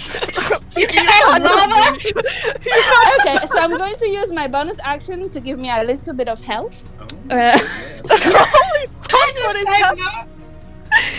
I'm going to use the Balm of the Summer Court, which is my Druid of Dreams feature, and I'm going to use 4 slots because I'm kinda reduced. So I'm just going to give myself some 3, 1, that's shit. 3, 4, another 1! So that's 5 and 4, 9. Okay, I'm going to use a 5th one then. And 10 points of healing to myself plus 1, 2, 3, 4. How many did I use? 5 slots. So that's going to be 15 in total. Thank you very much. And that ends my turn. Beautiful. Holy crap. So as this cascade of rocks just barrage under this thing's jaws, just like they're getting knocked back and back and back again. Kind of stumbles back a little bit, has to find its footing and stumbles forward, and now looks at you trying to balance itself down, balances itself off, and it's like, oh! A little bit of like one of its teeth just fall out into its hand, and it drops it to the floor, turns to you. Why did you hit me like so hard? Oh, now I feel bad. But don't feel bad. That was a turn that Mikey is very here followed us. Yeah. Thank you. Yeah, but my friends are upstairs. If he's going to hurt my friends, then you're gonna get slapped. So that's all. Thank you. Like you've had the books for 2 days. Is this what happens when you read? Holy fuck! That was a beautiful turn. Holy crap. Thanks. Well done. So it's now turning towards you, looking quite upset, and looking at the destroyed staircase now in front of it, which is actually blown to bits, and it just gives a sigh, just and kind of moves back towards you. No, not that one. No. Oops, sorry. I panicked. It's now Sarek's turn. So this little Kenku kind of peeps around again. It does make a wisdom saving throw, and that is not very good. So that's like a 6. So do you want to roll again for the damage, Wisteria, as these fireflies branch? Fuck yeah! This little creature. Tiny little fireflies of Evil. I was gonna say something better, but evil is death. all I can say. Death could have worked. Okay, there's. I don't add anything to damage, do I? Not for these, no. Okay, that's fine. That is 13. 13 damage, nice. Cool. So, as these fireflies like shoot towards this creature, this Kenku, it stumbles back behind the blinds for a second, out of sight, and for a moment it's like the creature's gone. There's no sign of the creature. And then very quickly it leaps up above the blind, fires with its bow and arrow, and shoots an arrow towards you. So it's gonna make an attack roll. So that is a 22 to hit Wisteria. This is what? Yeah. Okay. Okay, and that's not very good. So that's 10 piercing damage as the Kenku fires up, shoots the arrow, bounces back down behind the blind, and is gone from sight again. Okay. And that is 5. So now we go back to Zavian's tower, and we go to. Bonjour. It's been a while. Buongiorno, mi amor. Not you. Wait, has Ghostly had a turn? Yeah, exactly. It's Ghostly's turn now. Let's go, Ghostly! Ghostly's a good So, Fuck it up. Ghostly. Fuck it up. Kind of early. You've heard the doorbell go off, and what have you been doing during all this time? I was drawing a picture, True. Yeah, you have been. but I guess we'll keep that for later. You'll eventually. Well, I'm feeling better now, so Ghostly wants to go downstairs and make some pancakes. Alright. So during all that time as well, Ghostly's kind of started descending the stairs, and eventually pops up very in fashion, like very appropriate for Pancake Tuesday, which is quickly approaching. So you come back, and as you kind of descended the stairs, you've just seen a bunch of this battling going on. You've kind of heard all this battling going on, things being fired off, and eventually this collapsing body. And as you descend the stairs, you see Rael chucking the body outside and returning now, looking for something, picking up Shehil's staff, which is on the floor. So it's on the Shehil. Hello, Rael. Where is everybody? I was just gonna make some pancakes. Sorry. Oh god. Ghostly, everyone else has gone to the tower. We've just, oh god. He's just kind of looking around. He's picking up the cane. You can see the right side of his face is bleeding when he got hit in the head from the edge of the crossbow, and he's also got arrow in his chest, so there's blood kind of dripping everywhere.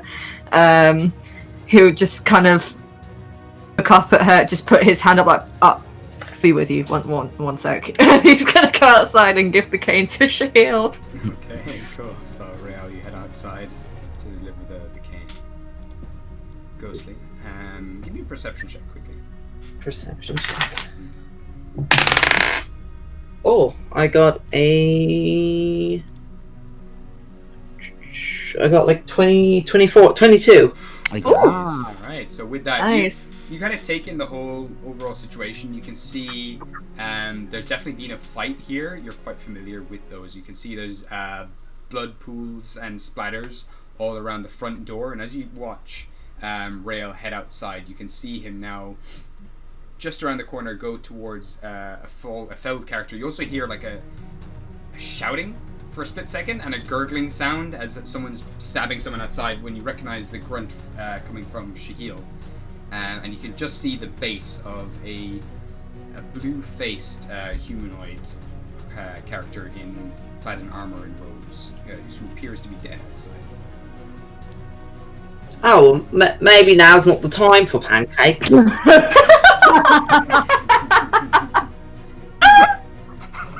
Can Ghostly go outside then? Yeah, absolutely. So you kind of I love this so much. Lovely. Mhm. Ghostly, heading outside.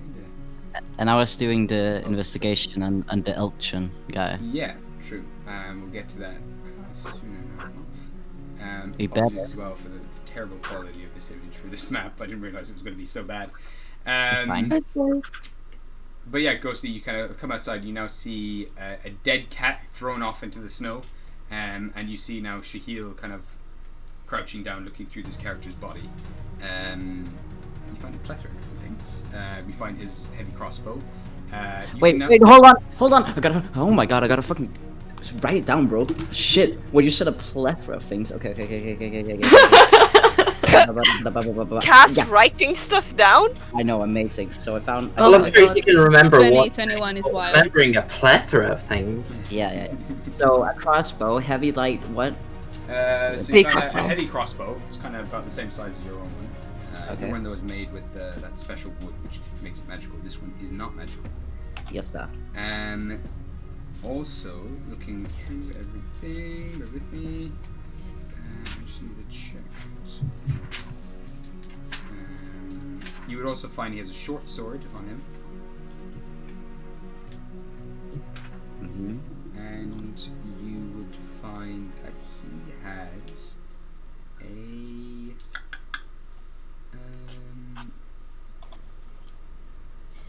A dead hand. he has a ring, a very specific ring on his finger. It's a black and white ring. Has a white bangle, and then it's a circular piece. And has Shahil ever played chess before? No, but he has seen it. He has seen people play chess. You'd know that the symbol on this ring is a black bishop. Okay. And there's like a checkerboard pattern behind the piece itself. That kind of almost looks like a weird illusion. Can Rail just go over and also have a look and also give Shahil his cane back? Please, thank you. Ghostly, you're also taking this in. You would also notice as well, as you're kind of rummaging through, kind of pulling back his robes, you can see his entire body is covered in holes. Dozens of little holes, and small beetles begin crawling out of each one of these holes in his body. And now they start to crawl up towards you, but you kind of manage to bring your hands away before they do. Ew. Oh, well, I guess he was a priest, right? Because he's awfully holy.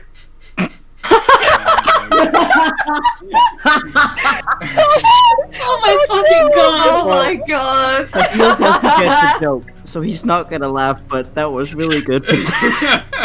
Oh my god, that was so good, Potato. An inspiration. I already have an inspiration. Okay. You have too many. You're too powerful. I have too many inspirations. Can Rael see any of the things that Shahil's kind of rummaging around? Yeah, you would or see that not? Shahil would probably have his hands now currently on the ring, like looking at the ring, and you would instantly recognize that you had a similar one. He's just gonna look down and crouch and just sort of put the cane on the floor next to Shahil. Look at him. He seems to be a lot calmer now, but still quite stern in his face. Shahil, can I please have that ring? For a split second, Shahil's instinct kind of takes over and he clutches the ring a bit, hides it a little bit, but then he's just like kind of shakes his head, snaps himself out of it, and he's like, yeah, of course. And he gives the ring to Rael. He's gonna just look at it. It's bringing back a lot of memories. He's just gonna close his fist and put it in his pocket. Thank you. We should put these somewhere else. He's gonna if Shahil's done looking at the body, of course. Oh, I'm done with that one. Done with that one. Okay. Yeah, he's gonna pick up Uktrin and put him closer to, I don't know, like the tree on the right. Okay. Just so he's not right in the doorway of the tower. Sure. No, gotta look presentable. Can I check? Yeah, the kitty cat. Yeah. Epic. So just another investigation. Yeah. Investigation. Lovely. Okay. Sorry, did you want to say something, Gabriel?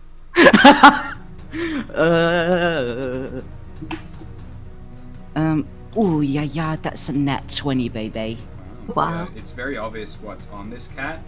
But you've kind of gotten used to, from your past experience of buying and selling goods and stealing things, this cat is clad in gold. It's worth about, altogether the pieces on this cat are worth about 350 gold. Whoa! Shahil kinda seeing that he's gonna get a bad taste in his mouth. He's gonna get quite angry actually, and he's just gonna rip off the jewelry on the cat. I'm gonna take it. Yeah, cool. Give the cat now completely. It now just looks like there's nothing special about this cat anymore. Just dying in the snow. Its own pool of blood. It kind of holes all over its stomach, ripped open. This naked cat now is just left there. I'm sorry. How much gold was that? 350. Thank you. No problem. Rail's just kind of squatting in front of the body, kind of looking him up and down and just having a bit of a moment. Gonna take out the ring and just sort of look at it and fiddle with it in his fingers. Shake his head. But I knew this day would come.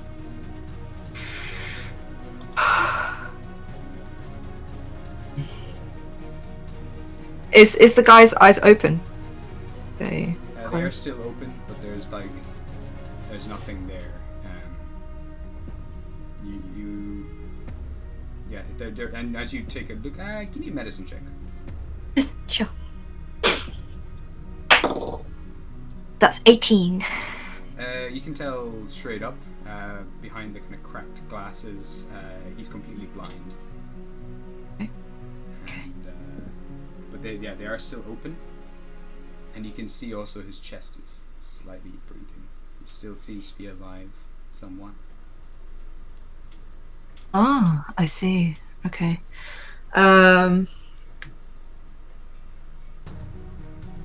He will just sort of stare at the chest, breathing a little bit. He's not too happy about it, but what can you do? He's gonna die soon anyway.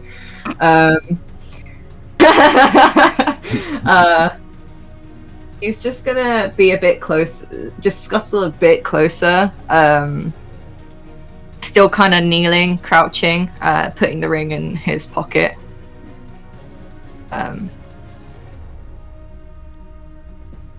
He's just gonna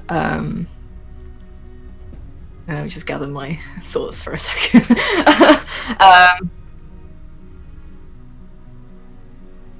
It's just a bit silent. He's just kind of talking to himself more than at Elktrin. Sort of saying, if the others are here, gonna get the same fate. Maybe that's a warning. He's gonna get up and leave him. No response. No response. He's also gonna try and yank out that arrowhead in his chest. Which is gonna be kind of painful. So Yeah. Give me a medicine check as you do that. Oh, that wasn't so good. That was a 9. It's tough. As you do rip it out, you do manage to rip it out, but you do take 4 points of slashing damage as that kind of cuts your chest on the way out. Okay. You just kind of cough and splutter a bit and just stumble and just toss the arrowhead aside. He will use lay on hands on himself and just give back. I wouldn't know how many would close the wound, even if it's just closing it. Yeah, about maybe 5 or 10. 5 or 10. Okay, I give myself 5. Okay. It kind of seals, but it's still tender to touch, but it isn't bleeding anymore. Okay, cool. You get back inside. It's not safe out here. And we'll just try and usher the other two inside. Alright. Start heading back in. We're gonna go back to the fight. So heading out to yeah. I move like this. And the creature now is gonna turn back to you, and it is going to.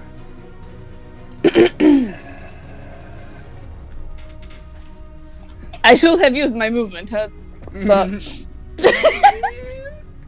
it's gonna That's backhand you. So it's gonna try to smack you out of the way. Okay, that's not so bad. So that's You will 26 be to hit. moved eventually, anyway. How much? 26 to hit.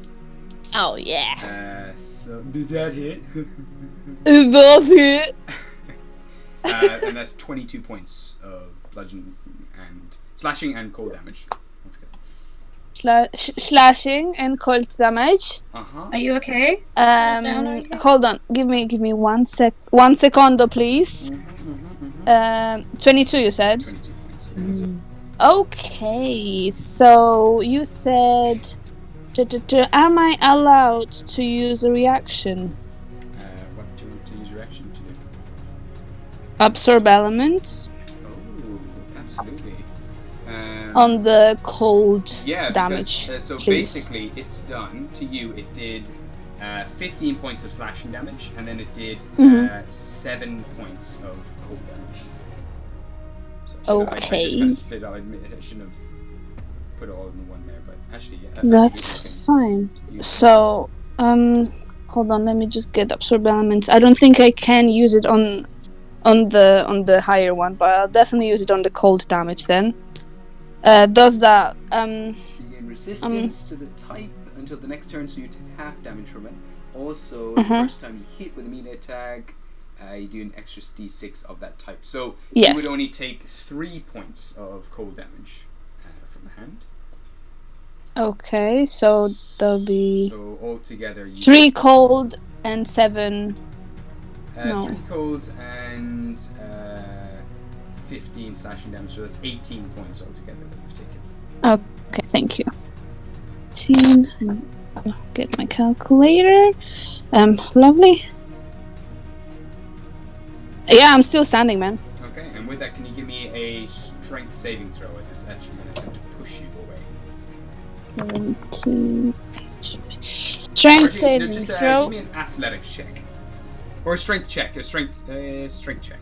And I think you have advantage on these because you're feral. I think I do have only on attacks.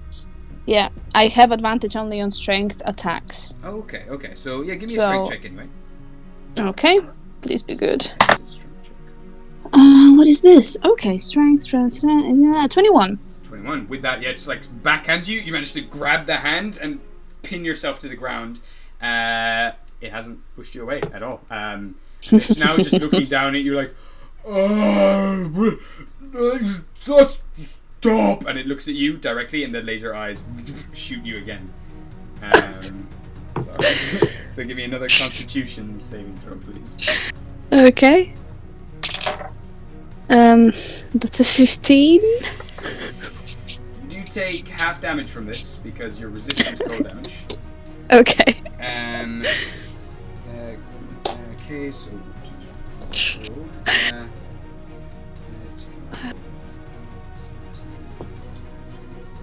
Oh no! That's So that's 14 points of cold damage. Okay. And you. Okay. Yep. Are you still up?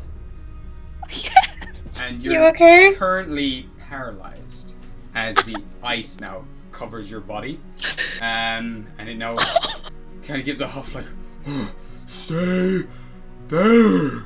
And now trying to going through the rubble, it moves it. It's considered difficult terrain, so it's like 1, 2, 3, 4, 5, 6. Then it more or less all of its movement is just to clamber up the stairs now, and it looks back at you as well while it's clambering. It's like, stay. And it keeps pointing to its eyes with 2 fingers and points with 1 finger back at you. Just you stay. And it eventually kind of brings its leg up onto the stairs and crawls up and rolls onto its back and then sits up and gets back up into standing. But as he is there, because that's taken so much time for him to do, it's now your turn as well, Oscar. So you can give me another Constitution saving throw. Okay. Okay, that's a good one. That's an 21 again. 21. With that, you get a shiver a little bit, break all the layer of ice, and you're no longer paralyzed. That is amazing. The only problem is that my Guardian of Nature was a concentration spell, and I got hit. So I'm not sure. Constitution saving throw for that. 16? 16, unfortunately, would disappear. Right. What does it goes against Actually, you? Like my spell DC? Wait, he's used this chilling thing on you before, hasn't it? I am talking about the Guardian of Nature. Yes, sorry. Wait, I'm going back though, because I've actually made a mistake here. Okay. Oh, you're going back. Okay. That gaze that it used on you, Yeah. You're immune to it now. I am. Because you passed it the first time. So actually, I messed up, and you didn't take that 14 damage. So you can actually gain back that Was it 14 halved? damage. I'm going to wreck on that, my bad. Oh, I didn't get any damage You at all? didn't take any of that 14 damage. That last 14, you can give yourself 14 more HP. Okay, okay, so I'm back to okay. That's alright then. 17 HP. And now it's my turn. And you can, if you wanted, while it was moving away, you could have taken an opportunity attack against it. It's up to yourself. I will certainly do yes. Ha. I will certainly do that. So I'm going to attack him with my new fabulous Quickling's Ivy Spear. And considering that I have some extra spice from the absorb elements, and I have some extra spice. Does the Guardian of Nature hold? It does, yeah. I have spice from that as well. That is wonderful. So I have no, I don't have advantage on. Hold on. Do I have advantage on? You got smacked at. Is this a strength-based attack? Actually, you got hit by the mitten, so I will say the Guardian is actually gone. The Guardian is gone. That's fine. So I'm back to regular Oscar, and that's still cool. And is the spear attack a strength-based attack roll? Strength or dexterity, you can choose. Okay, so I'll choose strength since I will choose strength. What do I roll? Hold on. Okay, let's see if it hits first of all. So, yeah, you're proficient in this too, so you're adding. What's your strength? I am not tuned to it though. Oh, you're not. Okay. Well, it's been over like a day that you've been with the spear. Okay, so does that automatically count as? Be proficient. That is very sweet. So. Listen, what if I use that inspiration that you gave me last round? How do we feel about this? You can use it. Yeah, absolutely. Yes. Yeah, I mean, I rolled a 10. Plus what? But I don't know what's what, So what's your man. strength modifier? That's a 3. 3 plus 3, so Yeah. 16. So that hits. Okay. Okay. Oh yeah, my proficiency. Cool. Okay, so that hits, and this sweet little fella will take a D8 plus 1, which is the D8. Is this a D8? Yes. Okay. So D8 plus 1, roll the 4, so that's a 5 plus a D4 poison. So I rolled a 4, 5. That's a 2. That's a 7 plus a d6 from the absorb element. That's a 3, so that's a 9 points of damage. 9 points. I will say, as the cold from your body that you've absorbed and now fired, like pulse back into the spear, as it shoots across its surface, the cold doesn't seem to take any effect or do any damage to him, but you still do the 6 damage with the spear. That is great. Also, I am able to decide on a successful hit if my Quickling's Ivy wants to entangle the creature. Okay. So I'm going to use that feature as well. Oh, wow. And save DC is 16, and it's a strength save.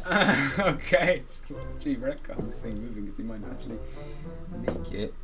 Oh, wow, he rolled a nat 1. Yeah, so, so with that, you stab it with the spear, And then vines Yes. shoot out. Vines and brambles just cover this. I'm going to entire stab creature. him in the foot because like I'm perfect. small Yeah, now. So absolutely. yeah. So you stab him right in the foot, and now vines shoot down from the spear all around his body. Now shoot up as well from the ground, and also grab pieces of rock all around, and now just start to pin his leg in place. And he's baby. can't move. He's restrained. That is amazing. Oh, I no. still have bonus action, I believe, and movement. So I'm going to use. How much HP do I have? Sorry, it's a little bit messy in here. I have this amount of HP. Shoot, I want to use my bonus action to transform into a beast, but I don't have any stats on hand. Can someone have a go while I decide which beast to turn into? Is that okay? Yeah, absolutely. Thank you. So with that, you've kind of pinned it into the ground, and it was saying like, "You stay, you," and then with that, you stab it in the foot, and vines wrap around it, and it's like, "Oh wait, no, you stay here, not me." And I'm gonna come back there in just. Okay. Thank you. No worries. So, back to Lilith's tower. So, starting off with Pyrex, this lady up here. It's been a while. It's been a hot second. She's going to now. I'm not really sure what to do. She is actually scared of you as well. She's kind of like, sorry. We just. And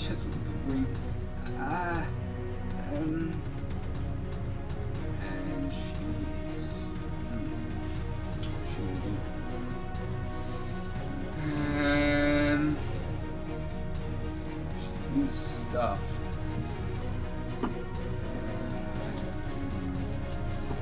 I'm sorry, I'm actually kind of lost. I don't really know what to do right now. What do you make a pyrotechnic who gets scared? What do they do? She flies over. She's gonna fly around, and she launches back down behind the blue tiefling. She places her two burning hands onto his back, and he hisses for a second, just. Thank you, appreciate it. And she's going to use Cure Wounds and heal him a little bit. And she's like, "We need to go. I don't know if we can take him." He's like, No, listen, we can take this lot. They are nothing. I'm only getting warmed up. Heals by bit. You just focus on keeping me ready. Regular. I'll do the killing. She looks panicked, but she's kind of like, okay. And she, it's her turn. So then Grug is going to make a death saving throw. It's a success. One success. He's just there, kind of frozen solid on the ground. Okay. So then we go to. It's your turn. What would you like to do? Oh, jeez. I don't know. Well, you know what? I'm gonna use my short bow and go after the one I went after before. Okay, so the bird lady. Blue Aarakocra lady. Yeah, sure, cool. Yes. Cool. Give me an attack roll. So you're kind of just fluttering above this character. This easy shot. That's a 15. 15 hits. Yeah. Well, yeah. Maybe double check actually. Good question. Does that hit?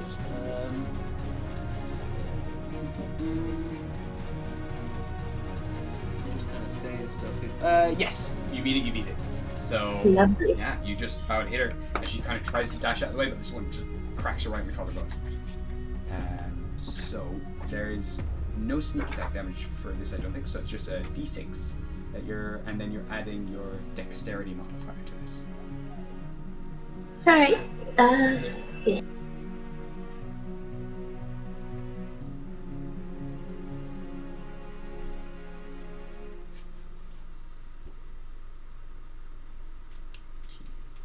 So what's All right. So that's a 9.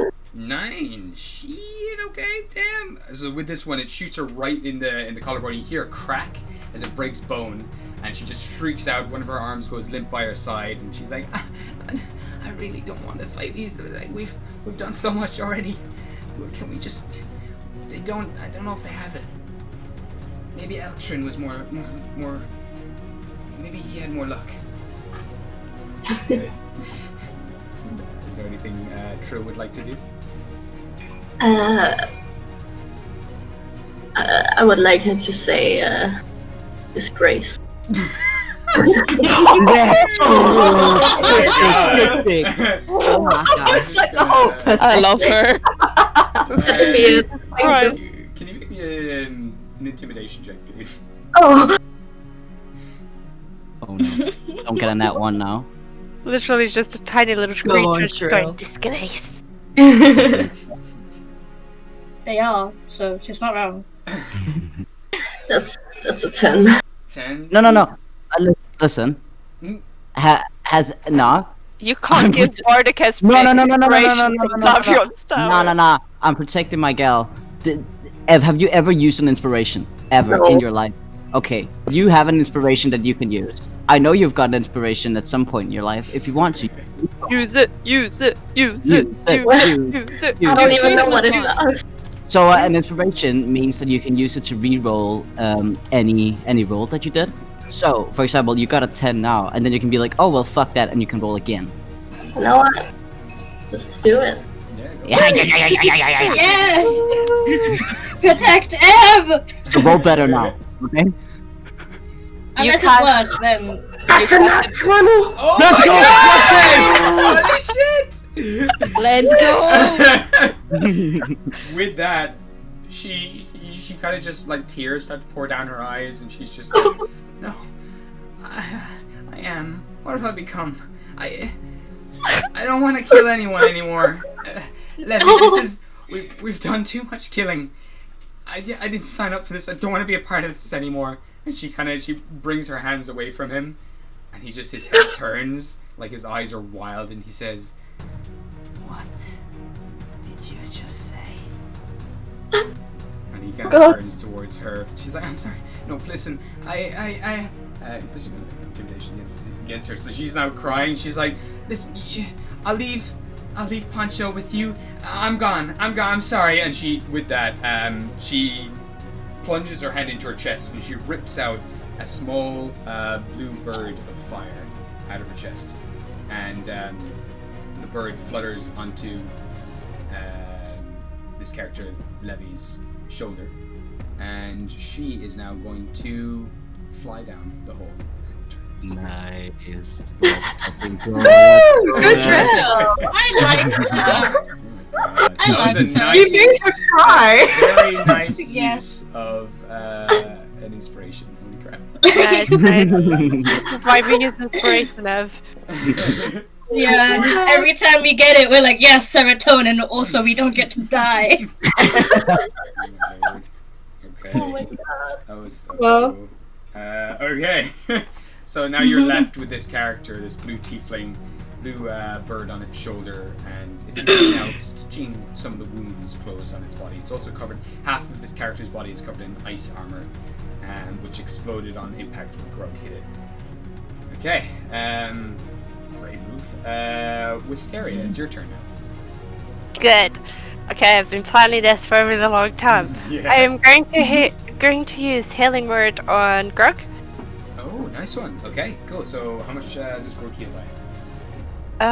Let me just check. I probably should have done this before. Actually, you know but what? No, Grug, when he's unconscious, because he is a specific type of barbarian, he takes the maximum amount of healing that he could take when he is unconscious. Oh, really? He's basically Okay, he's this so type of the- barbarian that's before- designed to be unkillable. That's my spellcasting modifier, so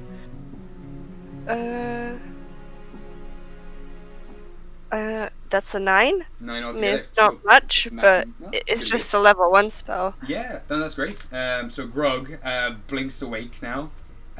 You see a bunch of these fireflies kind of dash. Actually, how do you want to flavor? Is there any way in particular you want to flavor your healing word? Not particularly, no. I don't know. I've never added flair to Healing Word. Yeah, that's fine. So as you kind of guide these, let's say the spirits all around, kind of go over to the fireflies go down to Grog, kind of dance around him and dance around his head. And you see his eyes now bounce open completely wide. And he says, I am just resting! Standing up. Like, I know, I said there's fireflies to just wake you up, you know. I like your little bird. I don't like that bird or that bird. I like that bird over there. But there's only birds that I don't like. I know. We're gonna peanut butter them, so don't worry, okay? The other bird got too scared and left her, so it's fine. And if she tries to come back, we'll just kill her too. Oh, So would you peanut say butter. that bird It's fine. is chicken? Yeah, I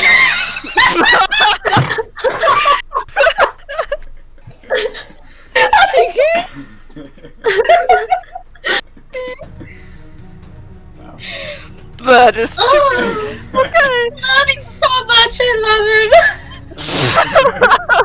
it. We need to enroll him into a school. Okay.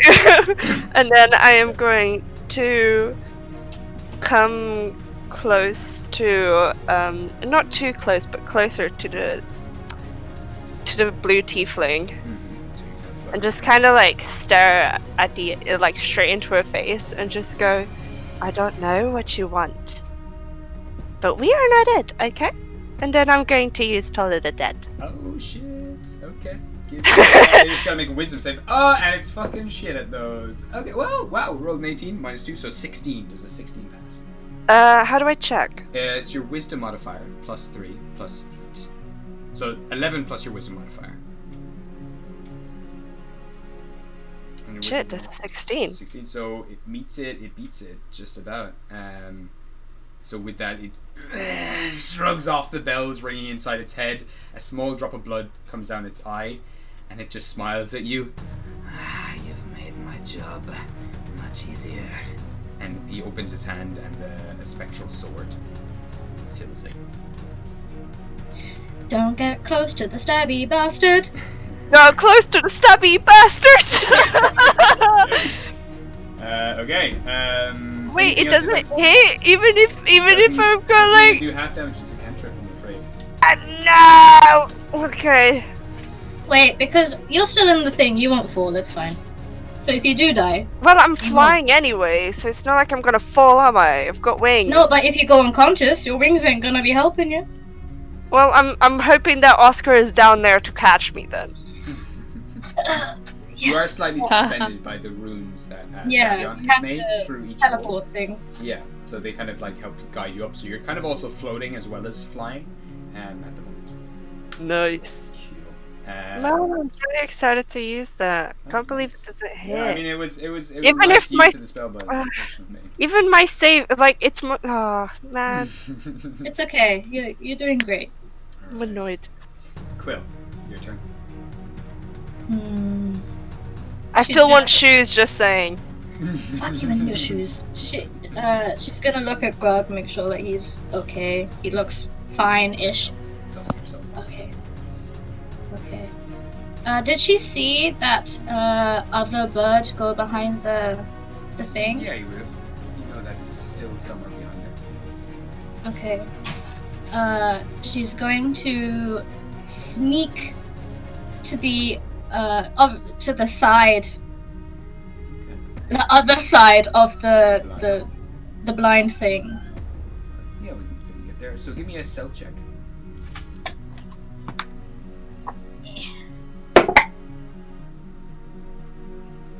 Okay. Okay.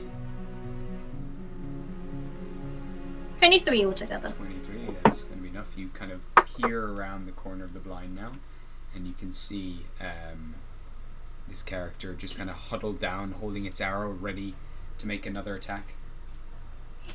And doesn't spot you. They're kind of just waiting, kind of have their eyes closed, listening for a moment, and they're pulling back the arrow. She will do Crown of Madness. Oh my god! Shit, okay. Go! Oh my god. So it's a wisdom save from that character? Yes.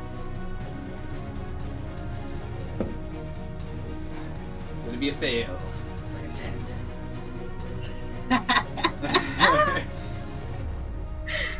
Okay. So with that, the crown of thorns appears above its head, kind of digs into the scalp of this creature, and now these tiefling horns begin to sprout. Flames kind of erupt from the head as they now kind of spiral back, and the fire dies down. So are they under my command? And they are currently charmed by you for the duration. While charmed, the crystal crown of jagged thorns, we'll say, glows, and there's madness glowing now in this creature's eyes.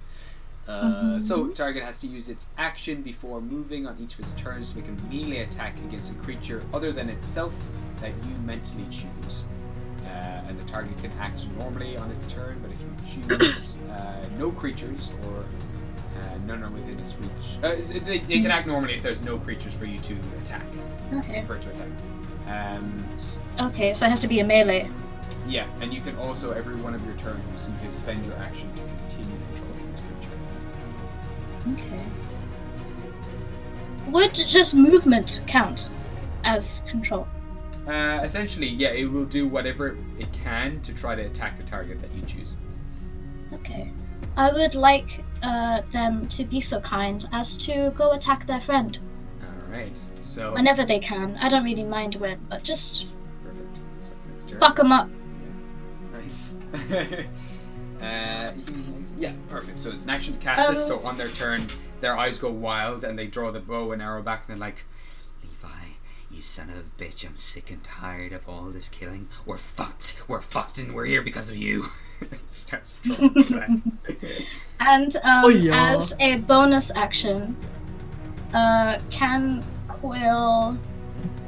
How much movement does she have left? That was all their movement to get over there. That was it, okay. For bonus action, I'll chuck my shoe over to Wisteria. Nice. Just her left one, so her burned up leg is very much on view. So you just kick off your shoe. Give me an acrobatics check just for the sake of this. Oh my god, I need to catch it! Me. I need to catch Yeah, it! first Quill is making an acrobatic. Actually, no. Make me a dex check. Okay. Do well, please do well, I need the shoe. 10 altogether. 10. So the shoe now flies through the air a little bit over the whole Wisteria. I'm going to get you to make another dexterity check. Oh, come on. Oh shit! Yeah. Oh my god, it was almost a 3, but it landed on a 19. That is a 22. Alright, so with that, the shoe is kind of falling. It kind of bounces off the edge, bounces up through the air. It's not quite reaching you, but you manage to reach out with your toe and actually catch the end of the shoe with your foot. Oh god, this is disgusting! I got a shoe. Oh, this is Marissa. Oh, I'm so happy. Yay. Well, it's just I'm shout, gonna fuck shit not up. really shout, but she's gonna be like, just don't smell it. I don't. Oh, ew, this is so disgusting. And I just literally, Quill's feet must be so tiny, and I'm like 6 feet tall. I've got at least a size. She has like 7 size 2, size 1 feet. So. Mysterious foot is size 7. It's just covers the toes. She's got pretty big feet in comparison, actually. So I'd say like size 4, size 5ish. Oh, okay. Bigger than you would think. Mysterious just gonna look down at the shoe and like, I am going to destroy you. Ooh, oh. To the shoe or to the dude? To the dude, not the shoe.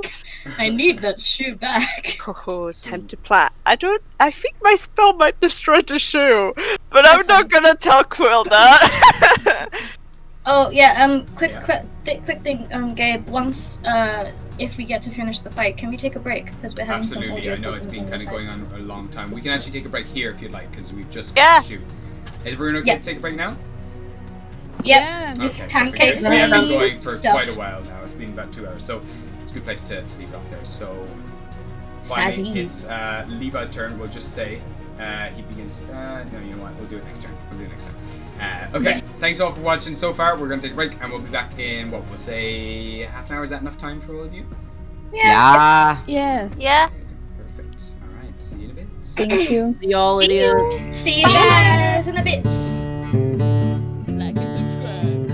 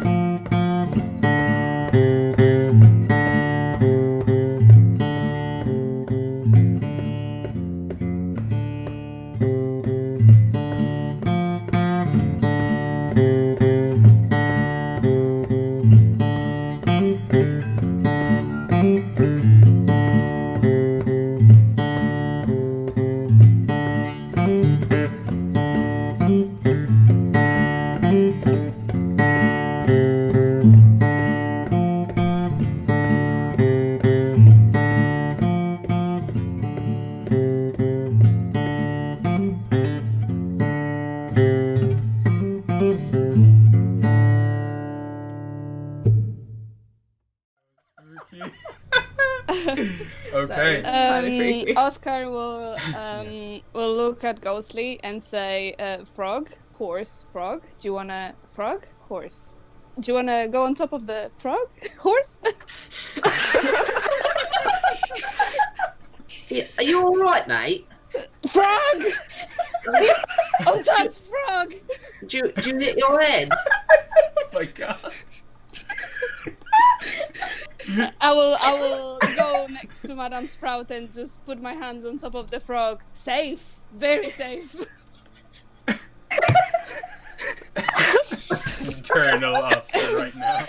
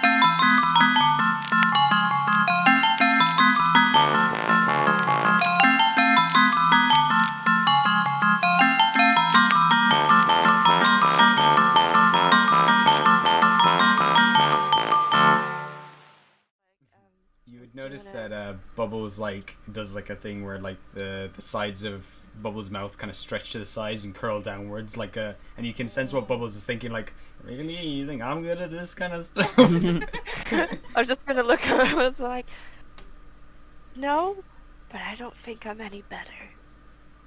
You really want me to go up to that man? A girl like, oh, it's okay. She wasn't much of a loss. See, I can't.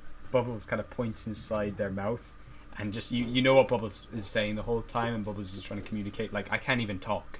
I think that's the benefit. Yeah, fine, that's true. okay. Ghostly, I think this might be for you. What's that then? Like, go give Brian a hug.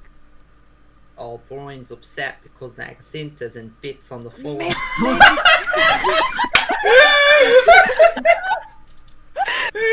Oh my god!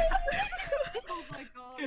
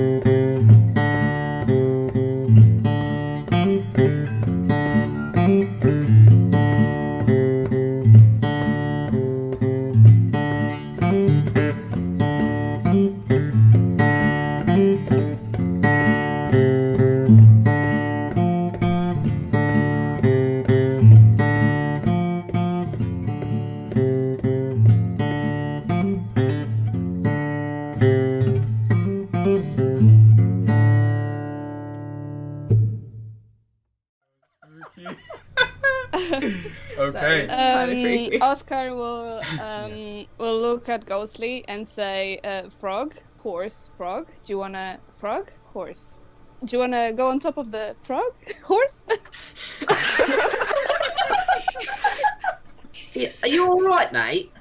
Frog! On top, frog! Do you hit your head? Oh my god. I will go next to Madame Sprout and just put my hands on top of the frog. Safe, very safe. Eternal Oscar right now.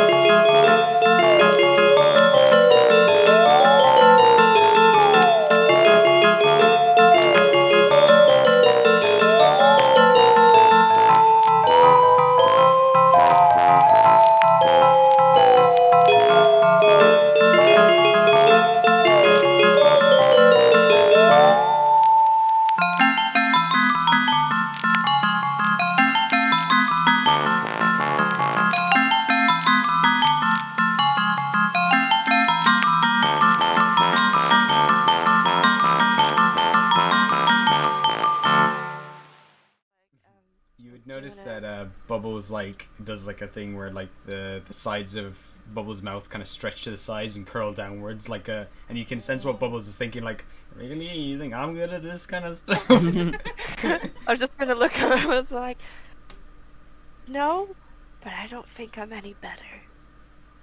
You really want me to go up to that man and go like, oh, it's okay, she wasn't much of a loss.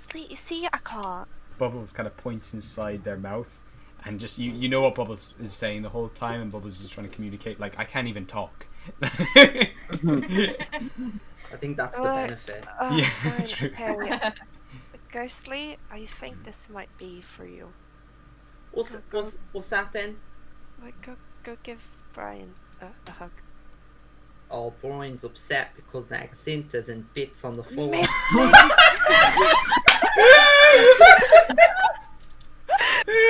Oh my god! Oh my god.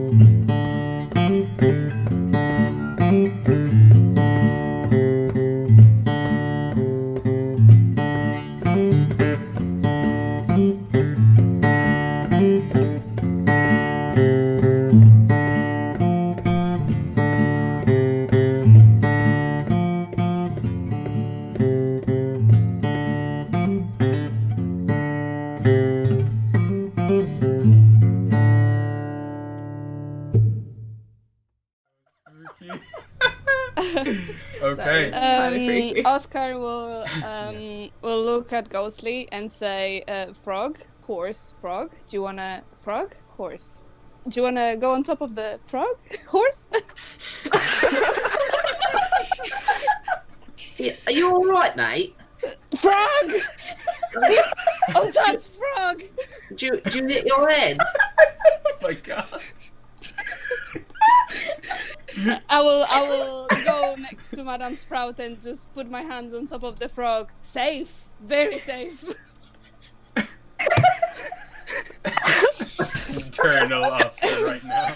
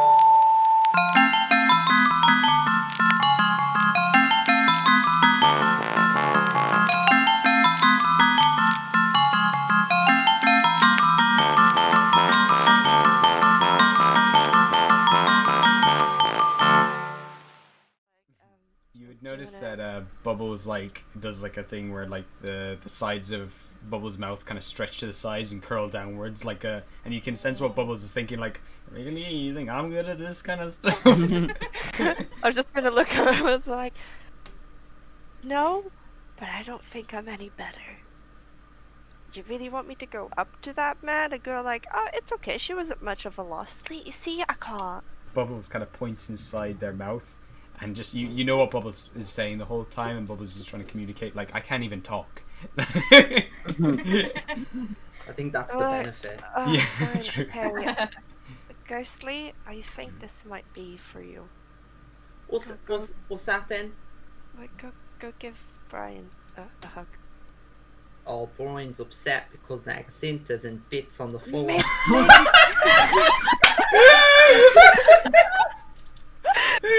Oh my god!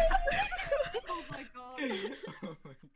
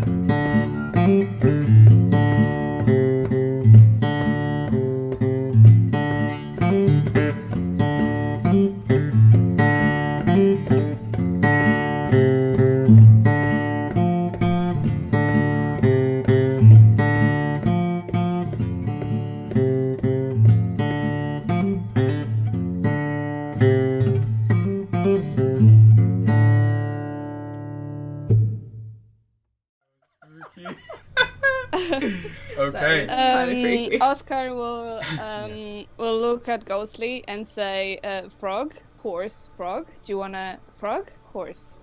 Do you wanna go on top of the frog, horse?" Yeah, are you all right, mate? Frog! On top, frog! Do you hit your head? Oh my god. I will go next to Madame Sprout and just put my hands on top of the frog. Safe, very safe. Eternal Oscar right now.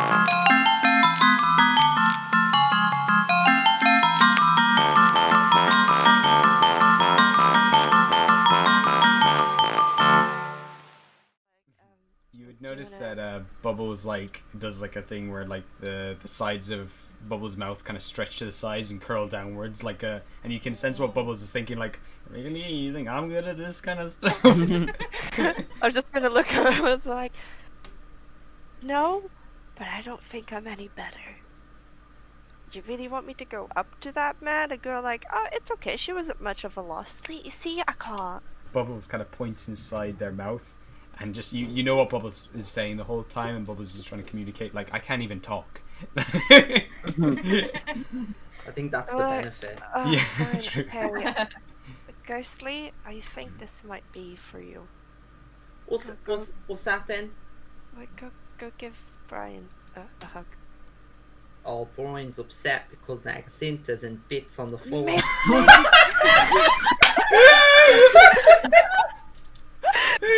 Oh my god! Oh my god. Oh my god.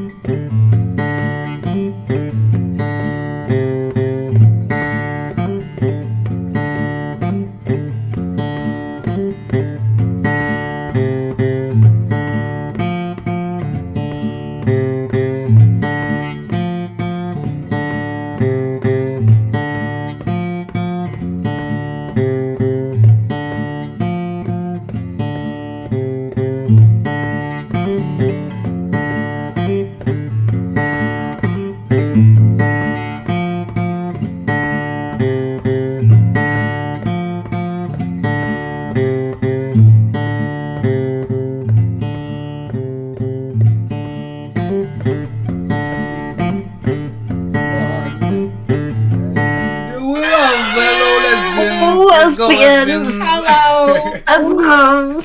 Let's freaking go. Wait, did I just discover how to do volume set? No, I didn't. Wait. I thought I knew how to change the volume, but no, I'm just paranoid. Hello everyone, welcome back to Into Multiverse with PB Rebellium. Recently we've been playing through a few scenarios with the party split all over the place. Downstairs we have Oscar fighting a Yeti. Upstairs at the top of Lilith's tower we have Quill, Trill, Wisteria and Grug fighting 3 blue members. One of them is taken off and disappeared, but now there's a Kenku and there's a Tiefling. And back at Zavion's tower, Shahil and Rael and Ghostly O'Keefe have just kind of dealt with some visitors. So, going back to the battle, this character, who seems to be known as Levi, gives a little smile. He blows a kiss towards Grog, and as he does, this blue mist wraps over to Grog, who's getting himself up, and it slaps him on the side of the neck, and now there's this blue brand on the side of his neck that looks like a cross. And he says, "Your friend there will be first." And with that, he backs off. His body begins to shimmer and shake, and he blinks out of existence. The bird remains. I'm gonna kill him. You see her is chuckling as well, echoing through the entire room. No one goes into my boy. Okay, so that is Levi's turn, Levi's turn, and we are on. Okay, Cyrex. So Cyrex trying to find Levi comes around. He's like, "You son of a bitch, Cyrex! Levy or whatever. I'm Cyrex." Goes around, can't find anything. And because there's no target, he is going to go about its regular move, and he's like, "Wait, where'd he go? I'm here alone. Oh no. God!" And he's gonna hop over the side and check. And from what you can see, Wisteria, what's your passive perception? My passive perception? Hold on. I have a feeling it's 13, but I'm not too sure. Let me just check. Yeah, 13. 13. Okay, so you kind of notice this character swings around the edge of the vines and disappears down below into the darkness. So you don't know where they've gone. It's going to take a wisdom saving throw, and that's a fail, so it's still under the influence of the crown at the moment. You can still feel your hold on it, but that's about it. Did he go for the circle? What's that? Did he go for the circle? Does he get damaged? It's only if they start their turn there, so he moved through it so quickly that unfortunately the fireflies didn't get time to latch on. However, I think Levi was in it, if I'm correct. Let me just Yeah, he was. So he actually has. I'll just roll for him now. Yeah, that's a 1. Not a natural 1, but yeah, I think that hits. Yeah, roll for the damage. Not as good. That's an 8. Okay, cool. Good job. Okay. Do we see where the fireflies go to? Currently, they just disappeared. It's not like anything's moving through. It's as if he's completely vanished from sight. Okay. So, we're going to go then to... Do you want to continue here, or we hop over to you, Oscar? Or we hop over to Zavion? I don't mind. I can... Yeah, I decided to be that I want to shapeshift. Okay, so we'll go back to you, Oscar, in your turn. So, what would you like to do? Okay, so so it is my turn, or am I using the things from the previous one? Okay, so... Okay, so... we're continuing from the previous turn, my apologies. Yeah, because I left my movement and my bonus action. Okay, and as I see that the creature, the Yeti, wants to go upstairs, I'm going to use my bonus action to wild shape into a giant eagle. Which is going to be a beautiful green feathered, and there's some kind of mossy bits in the feathers. And I will fly up to the floor with the plants, with the trees. Perfect. Okay, so... Am I also okay to do a loud screech. Yeah, absolutely. Give me a performance Yeah. check. Okay. Hold on. Performance is a charisma. Okay, so I don't have anything. That's a 10. 10. Okay, you kind of call. You managed to project your voice. You're not sure if anyone's heard you or not, but you have alerted people of yourself, and you start to fly off. And as soon as you do, just down below, you would hear sound of moving stone, and coming around the corner then, Zavion is here. Oh my god, he is so tiny compared to the pair of you. I am so big! So little Zavion is like 1, 2, 3, 4, 5, 6, kind of backs up, sees this guy, and is like, oh, hello there. How are you doing, lad? You look a bit lost. And he says, I think you should probably start going home, don't you? And with that, he's going to contrast, dominate monster. So try to... Epic. So it's a wisdom save. They fail, and the creature is like, I suppose there's no ring here, or there's, and the little man is flown off as an eagle now, and I'm not gonna catch him. I'm all tied up. And the creature now needs to sit down. I guess start breaking out of these binds, and it's gonna try to take a strength check to try to break out. So that is a 17. So I assume, that beats your DC, which is 15. Yeah, that beats. Yeah.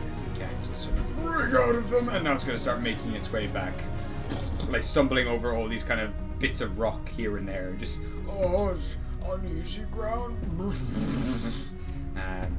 Xavier's just like, yeah, go on, get back into the snow with you. And we'll say, Oscar, you can have another go now if you want to do anything. I mean, the creature seems to be going away, so I'm, yeah, I'll continue. I want to check on the tree. Okay. That's my main interest right now, since the upstairs seems to be safe. Okay, cool. Sure. Well, I don't know. You would have heard maybe a bit of shouting and stuff going on at this stage, kind of echoing down, but it's very, very faint.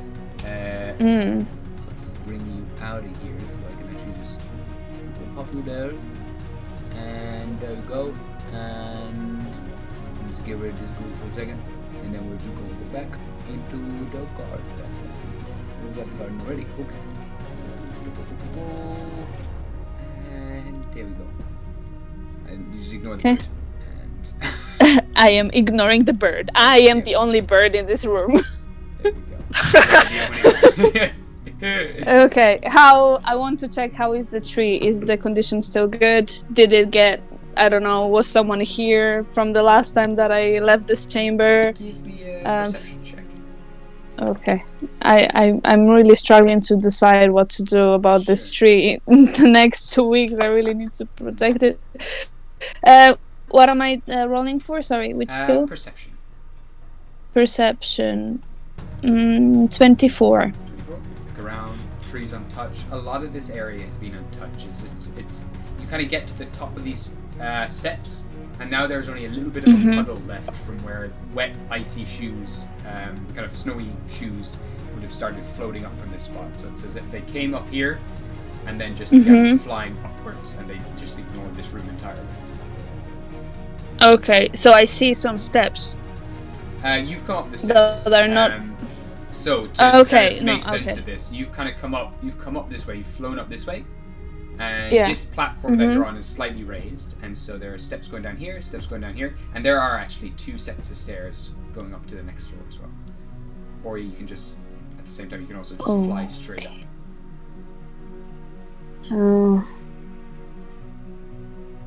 Okay, so since the tree seems fine, I am going to... It says 80 feet up. How much is it between the floors? Like how far can I possibly go? 30 feet. So you can get up 2 layers if you want. You get up 2 floors or more even if you're flying upwards. Okay. Am I able to reach the last floor on the top? Yeah, so let me just count actually. So you're going up. So that's next floor. You're up here. So Oh, floor, yeah. 2 floors, Mhm. and then so you get to the bathroom. Okay. Let's say you can get as high as there. Just bring you back. Okay, yeah, I'll fly directly into the bathroom then. Okay. As a gigantic great eagle. Beautiful. So you're gonna just start soaring upwards, up through each floor, and as you do take in your surroundings, you can see that there have been some sort of scraps here. There's a lot of people. There's some butlers and everything, and maids that have been killed off. And you continue up past the study, and eventually you come to this steamy bathhouse, where you see a lot of Kumato now, just dead bodies floating in the water. Oh, okay. I will screech again. Perfect. Give me another performance. But okay. For the sake of it. Okay. Beautiful screech. Thank you. I was really trying. It sounded really convincing. I looked around. I thought there was a bird here. And that's a 9. That's fine. Easily enough. I'm You not know- good at screeching. Everyone below can all hear you now calling up to them, and you can just hear this giant bird making its way up, and you can also hear the really loud flapping of wings, just cracking as the wings and mists is starting to rise up into the room that you lot are currently in. Okay. That is everything for me. So just because we're kind of in it and everything else, we'll go back to this group, and we'll go to the next floor up. Go here. So, top of the round here, it is.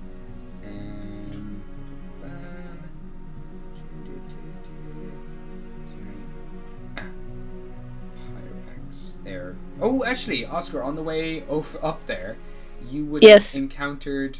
You would have just, as you're flying up, another a blue Aarakocra would have flown down.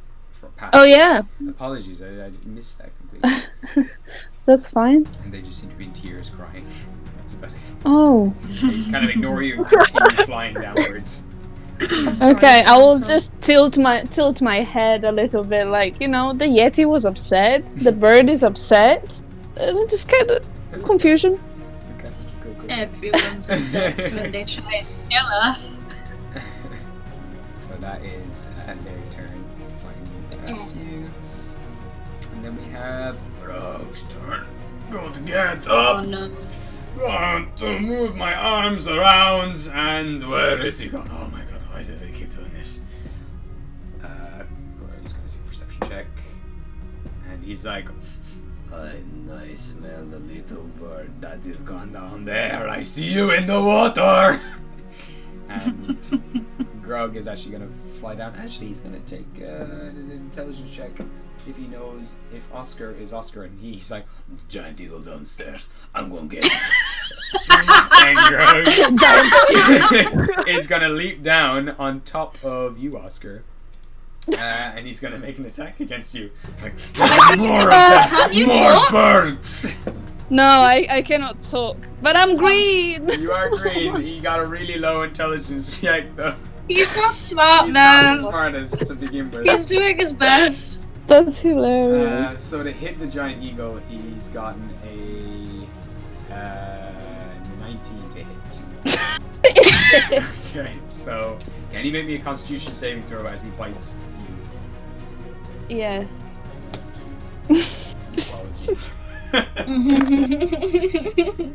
Constitution, that's a 16. 16, that's enough, you're fine. So you don't take any poison damage, but you do take 11 points of piercing damage as he bites into you. He's just Your own eagle friend. like, you're not that strong. Also, keep note is that it's the eagle's HP as well, so it's not your own.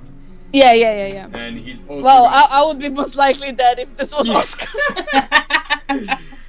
Second attack is a 17 to hit. Hits. Okay. Balls. And so with his claws, then he does another 7 slashing damage. He's just biting and tearing and ripping out feathers. Like, don't worry, I have the beast under my control. Am I okay to do any kind of actions? what is it that? Because my last because my last turn I just flew and did the wild shape. Well, I did some investigation. That's true. I just want to kind of gently grab him with my talons and just kind of keep him away from attacking me. Okay, you know, just for the sake of it, because that has just come out of nowhere. Give me an initiative check to see if you can react to this, or otherwise. Do I add my dex? Yes, just add your dex to the roll. Okay. That's a 22. 22? No, we can say then you're just because we'll say it all happens simultaneously. He jumps down on top of you, and now as your reaction, you just pull him off your back, which is kind of hard to do for a bird. He's right on your back. You can try to spin him around if you want. Give me a strength check against his strength. Okay. He has the highest strength. 15. He got a 19, I'm afraid, and he's latched on. He's like, "No, you're not going anywhere." And you're just spinning through the air trying to shake him off. And for his bonus action, his bonus action was to do an offhand attack, so he's not going to rage. Going to be staring at each other now. He's now crawling up your back, and he's now got his hands on basically the shoulders, which are essentially the wings underneath the body. He's grabbing onto them, and he's just staring at you in the eyes, eyes just filled with anger. That's Grog's turn. Good old Grog. The best of us. Oh yeah. So we now go to Brr. What would you like to do? Are we still fighting the small bird? The small bird has kind of ducked under the onto the next layer below. Give me a perception check. See if you can find him. Okay. Perception, right? Yeah, that's the one.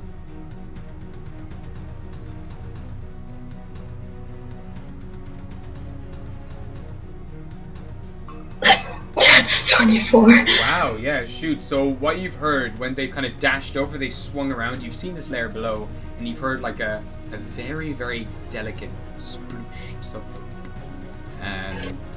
So you know that they've swung down into the next floor below, into the bathhouse layer, and they're somewhere in the water hiding. I don't know what I can do with that. So currently, if you do come to the edge, looking down, you can just about make them out. Through the steam and everything else, they have just kind of sunk under the water, and you can see them just about. You can try to shoot them if you want. It might be at a slight disadvantage, but... Sure, let's go for it. Okay, so you don't have to roll for disadvantage. They just have more to their armor class, essentially. Because Alright, so it's just a normal d20? Yeah.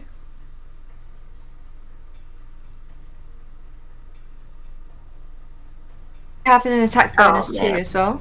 No? Yes, yeah, you do. So you roll the 20 and you're adding your dexterity plus your attack bonus to this. Attack bonus? So your attack bonus is your it's your dexterity plus your proficiency. So it's 3 plus your dexterity. Modifier or the other? The modifier, yeah.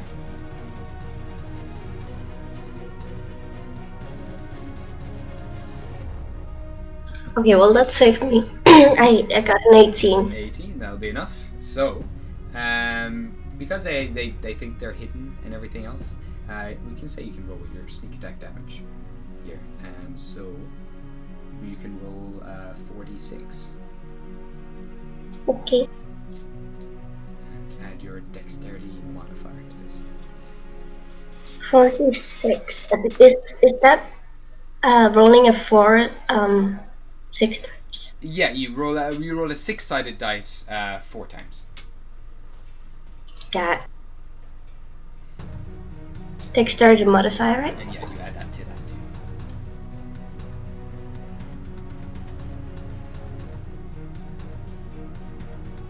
That's 15. 15 altogether. Damn. Okay. Shoot. So as you kind of launch an arrow through the mist, they're pretty sure they're hidden, and then all of a sudden, the arrow just shoots them right in the chest, and the blood now fills the water, and they're like, okay. I don't know more. No, please stop. And they just kind of bring up their hands and start waving like, no. Beautiful. They're pretty hurt. Good. Jeez. Is there anything Trill would like to do? Are you happy where you are up on this layer, or do you want to go down?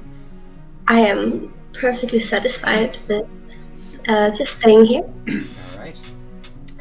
So going from Trill, then we go to Wisteria. Alright, bitches, I've been thinking about this long and hard, and I think I got it. How far is Greg away from me? He is about, we'll say, 10 feet down from you. Okay, I'm going to use Mass Healing Word at level 4. Okay. Nice. So I can heal 6 creatures. Yeah. So I'm going to use it on me well, the range is 60 feet. Yeah, you can catch everyone in here. Yeah. So I'll catch everyone. So, Greg gets the max health, right?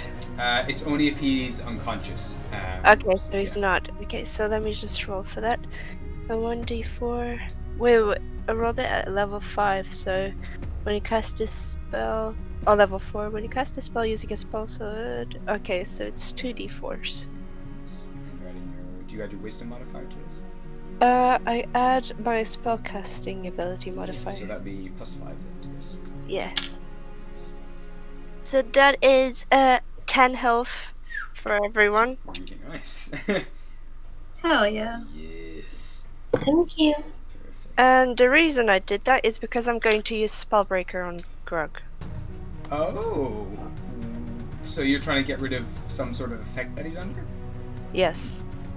I mean, as you He has that marking, right? So I can destroy it. Yeah, actually. Let me just double check. Nanny. I was looking up D&D 5e Wisteria class. I'm a whole different class, bitches.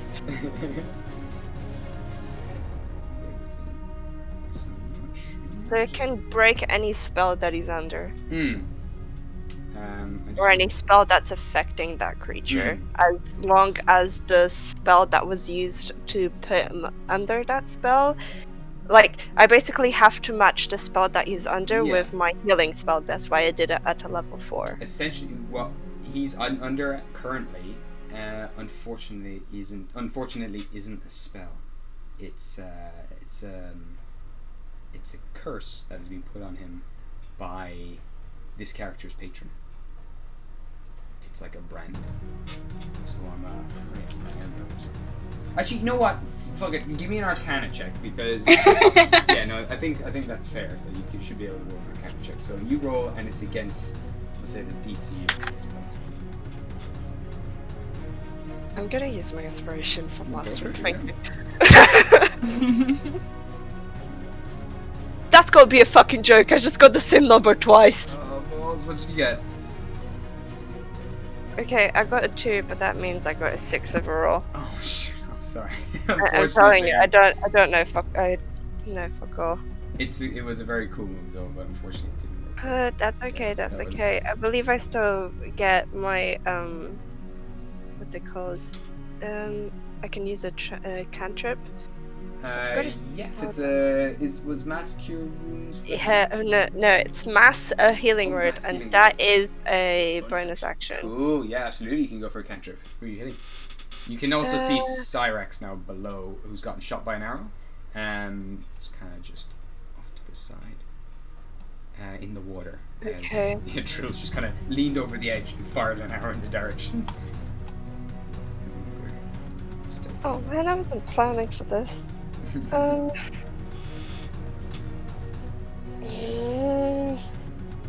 hate my life. I will try to use Toll of the Dead again.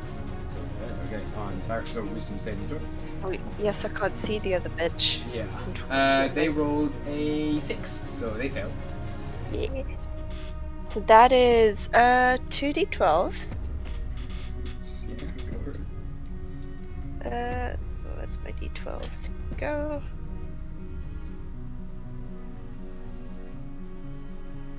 Okay. I don't add anything onto that, do I? No, just straight up. So that is. Wait. No, I think you do now because of your new abilities. Yeah, you add your wisdom modifier to cleric cantrips. So you do. You add 5 to this. Shit, that is terrifying. Nice. So that is 14 necrotic damage. Altogether, damn. Okay. This you watch then as Cyrex now with the arrow inside it. It starts to now quiver and dig itself deeper into his wound, and he's like, no, nobody, no. And his eyes are now bleeding as well, and they're kind of just thrashing around in the water, trying to claw at the arrow that's like sinking deeper into their chest, and their ears are bleeding, and just pools of blood are now filling the water that they're in. I don't want to die. That's your turn. I just say that I put the shoe inside my bag, please. I don't want to have the shoe on my food. You stole my shoe. No. The shoe will be gone soon enough, but the little bitch left, so I can't use that spell yet. That's okay. It's Quill's turn. So do you want to maintain the No. spell? No, you're gonna drop it. Okay, so the thorns. After hearing so much pain going from downstairs, I don't think it's worth it at this point. She will, however, call upon a ghost. Okay. Let's see what body she gets this time. Oh shit! Fuck me. Oh no. Okay. It's a 1. Oh no. I got a beast.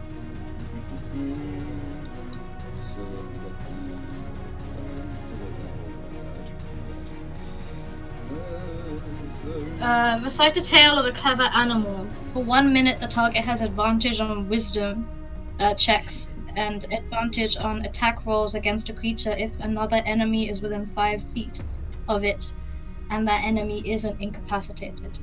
Okay. So, as you're in this room, searching for a spirit, eventually a lion appears in front of you. And what you notice about this lion, which seems a bit strange, is lion has human hands instead of paws. And it's very built. It's like it has a strong, muscular front part of its body and a massive mane that continues down all along its back. And it says, "Hello, my name is Gandaria. I am the best hunter that ever did live. How can I be of assistance for you, young lady?" Thank you. Hello. I need a bit of help. Could you, my body seems to be, a bit silly downstairs. Could you help Grug out, please? Ah, yes.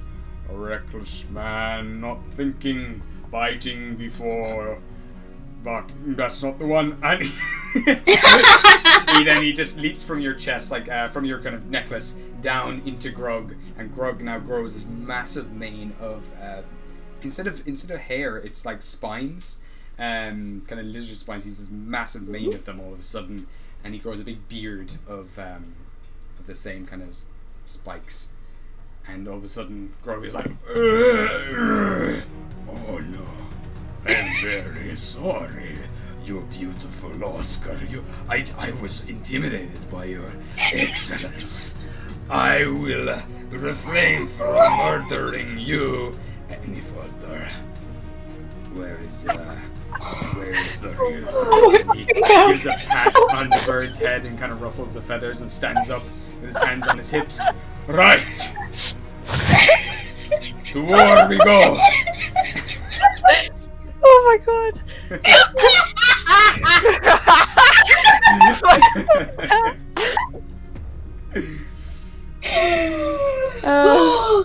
That's fine. That's beautiful. I wasn't planning for that, but Jesus. Thank you so much, Gabriel. Oh, pleasure, honestly. The pleasure's all mine. Okay. Can for Quill's bonus action, can she just check if she can find Levi? Yeah, give me a perception check.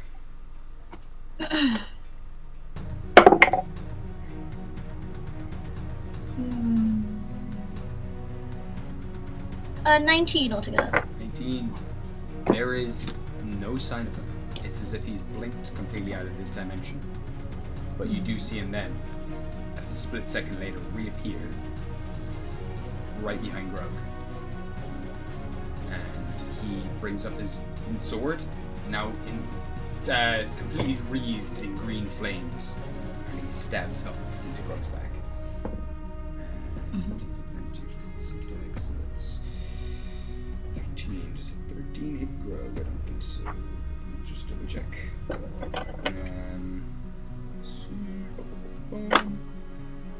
Where is your armor? Oh, it's 15. Yeah, brilliant. So that does not hit him. So he comes up behind with this green flame blade, shoves it towards Grug, and Grug then catches it by the handle, like not even looking, but still his chest is out kind of puffed out. His chin is reaching up to the ceiling, and he just turns to Levi, is like, "Oh, you won't be doing that to me. You have to hit me much better than that, young man." And he turns around to face him, and Levi, kind of cursing under his breath, is going to try to make a second attack on him. And that also is going to miss. Damn. So the Grug also kind of brings up his arm as the sword kind of tries to cut through its flesh, and he kind of shrugs it away. No. Back off there. Your sword arm is weak. I'll show you how it's done. Now Levi, in that moment, does not blink out of existence. Remains where he is, and he's like, shit, and he keeps tapping himself like, come on, not this way. He's in my Firefly shield thing, so. He would be. Does he get damaged? At the start of his turn, he wasn't actually there, so he didn't start his turn. Yeah, might as well roll. I'll roll. Fuck it. So he got a 10. So yeah, you can roll for the damage. 12. More fireflies in the ears. Damage. So with that, the fireflies also start biting him and burning him. He's like, shit, stop. That's his turn. Fortunately for him.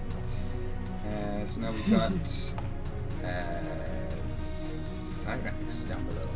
Oh wait, can Quill use her movement and just come closer? Oh, sure, for sure. To the hole, not like jumping, but just closer.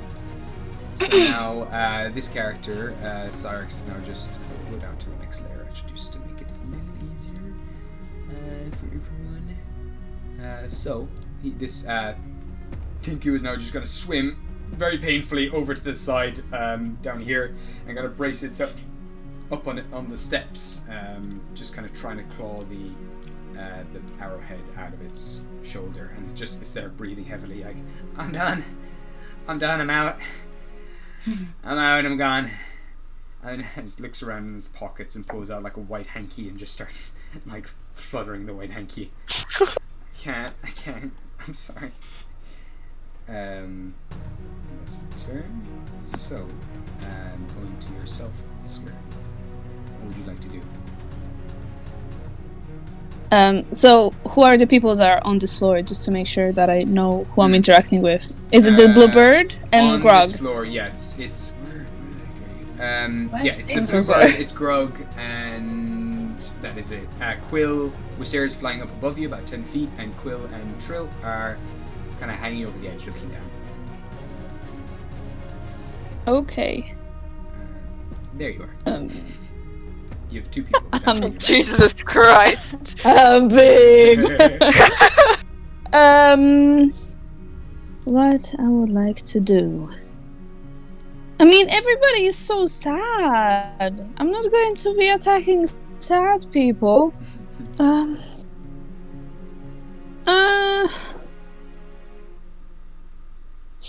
have no clue. The one on your back isn't very sad. Pretty pissed off. Oh, so there is someone on my back. I'm so the sorry. Blue tiefling, who's also on your back. Sorry, I forgot to mention. Okay. There is a blue tiefling on my back. I don't like having people on my back, so I did not give consent. I will. It's on my back. I will fly up and try to hit my back to the ceiling. Oh shoot! Okay. So both Grog and the. Oh, Grog is there as well. He's there, but I guess I'm getting my revenge for it. I'm so sorry. Will you make me? Yeah, we'll do a contested check. So you can say. Actually, no, because they're on the back. Let me think. Give me an attack roll. Yes. Just a generic attack roll, and I'll just roll to see if they can actually get up. What do I add to a generic add roll? Whatever your attack roll is usually as the giant eagle. You mean? What is? Yeah, just make an attack with the giant eagle with whatever. Say it uses claws, for example. Oh, okay. Yeah. So, okay. No, I don't understand. You'll still be adding your proficiency and your strength. Yeah. Okay, so my strength. Okay, cool. Okay, where's my proficiency? Do I have proficiency? I don't think I have proficiencies in anything. Anyway, I rolled a 17 and my strength is 3, so that's a 20 in total. I don't know how much is the proficiency of an eagle. No, so the pair of them don't get off in time. You just shoot up like in a matter of seconds and crush them to the back of the wall. Yes. So roll me Just my big wings are spreading on the ceiling. you just smear them on there. Can you Peanut butter, baby. Yeah. Can you roll me a damage for that? Okay. As if it will be a regular Yeah. melee attack? Yeah. Okay, so that's 1d6 plus 3. So that's an 8 for the first one, piercing damage. So we'll just That's... Okay. We'll stick with that then, because Okay. yeah. So Cool. as you kind of just squash him to the back, you hear like a cracking noise, and the rest of you watch as that ice armor on top of him now explodes and now shoots shards of ice into your back, and you take 20 points of cold damage. Do I still... Am I still resistant to cold damage, or was it just for that turn? I need to check. The reaction, so it only lasted for that one round. Okay, so it lasted, that You take round. the full That's 20 points, and there is little shards of ice still on his body. I drop my form. I'm out of HP. Oh no! So all three of you are gonna start falling. This is stupid! Oh, but there's also the barrier from Zavion. So you all start falling for a split second, and now the three of you are just floating there, hovering above Zavion's spell. Wait, could I recast it again while I'm falling, or? You use your action. You haven't used your bonus action, so you can use another wild shape. Yeah. Yeah, I'm gonna do that. Okay. Because even Oscar has very, very low HP right now, so even I'm then you start gonna die. falling and then burst back into an eagle. We'll say that you're just above them at this stage. Because we'll say they land back on your back again, just the pair of them. Okay, cool. Nice. Didn't die. Nice. Cool. So that's now back to the top of the round. We'll go to, you know, at this stage, I'm gonna say, no, this guy's actually he's a fucker. He's gonna keep attacking. Grog is just going to slap this bitch. She's fuck you. I love him so much. I love the voice of both of them together. They're both on top of Oscar like, no, fuck you, fuck you, no, fuck you. It's like, hey, what's your name? Ezekiel! Fuck you, Ezekiel! Hey, what's your name? Oh, they're not on my back anymore, I think. They landed back on your back. They both They get landed up. back on you. Oh, they landed back Yeah, on me! Grog now goes to slap the thing, but then catches one shard of ice, and as it does, he does the damage. However, as he slaps It's him, like fleas. the last bit of ice explodes, and the two of them go flying back. And Grog goes soaring off in one direction, tumbling over here, unconscious now, and the tiefling tumbles off in the other direction, exploding this way. And now he's looking pretty beat up. He's looking really, really shitty. And he gets up, his mouth still frothing.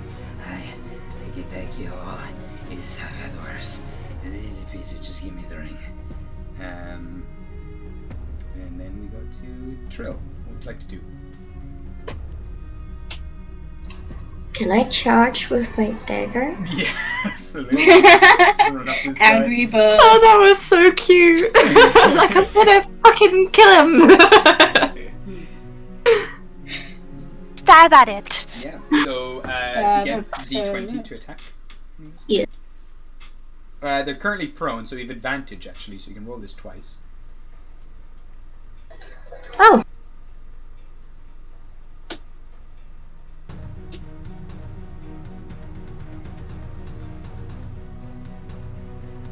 Oof, 17. That's gonna hit. Yeah. So he's getting up. He's like, I can keep going. Roll me 3d6 and your d4. Holy crap. Oh my He god. better die from this. I think he is. Oh, the fuck he does! Just saying. 3d6 and one. What was the last? 1d4, so a 4-sided dice, and also add your dexterity modifier. I think this bitch gonna be dead.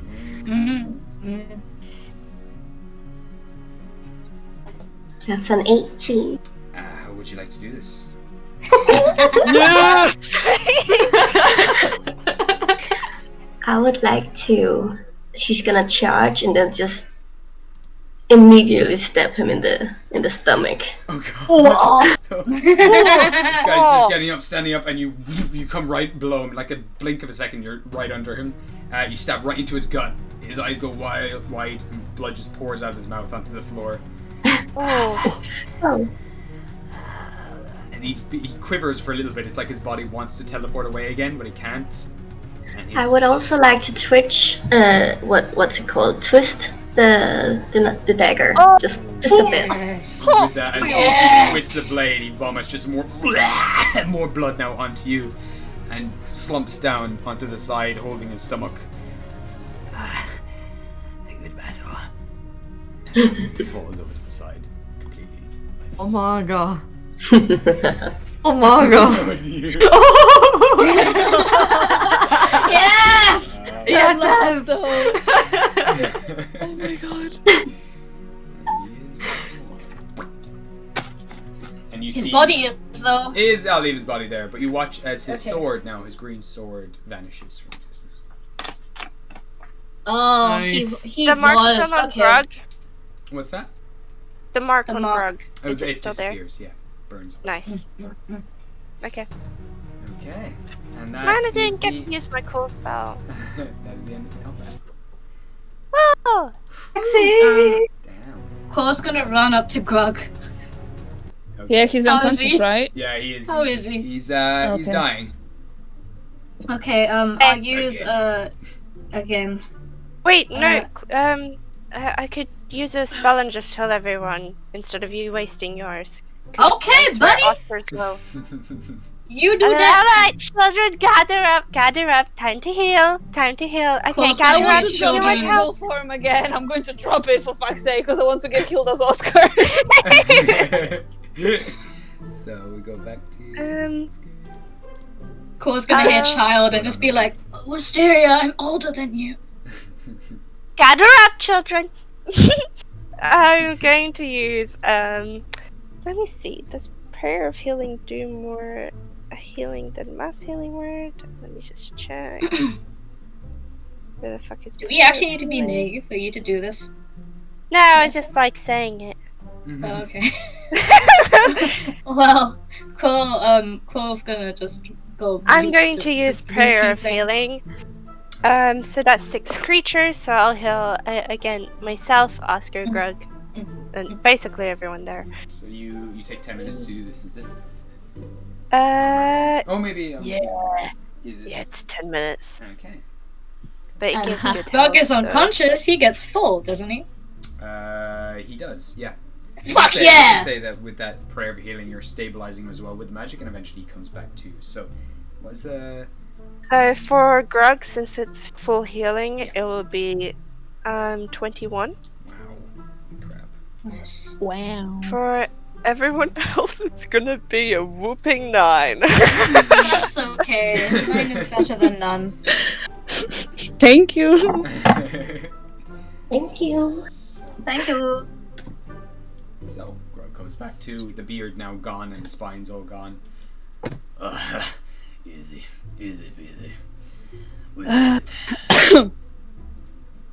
Hey, Greg, let's What not is do that again, happening? Okay. What is happening over here, guys? I just came to alarm you all because there was a gigantic frosty yeti downstairs, which I was fighting by myself. You were That was fighting so great. too? We were just coming up here, and then we saw Medusa in the floor below, and we saw Melody. If we want answers, we do who is have a that? living person beneath us. So remember how I became stoned and like we were fighting Lilith, and I was like, stoned. So yeah. it was because of Melody, the Melody? guardian of the. That's a beautiful name. I know, it's such a cool kid. Anyways, so, Oh no! excuse me. The dungeon master book is on the floor. That's that was Melody downstairs.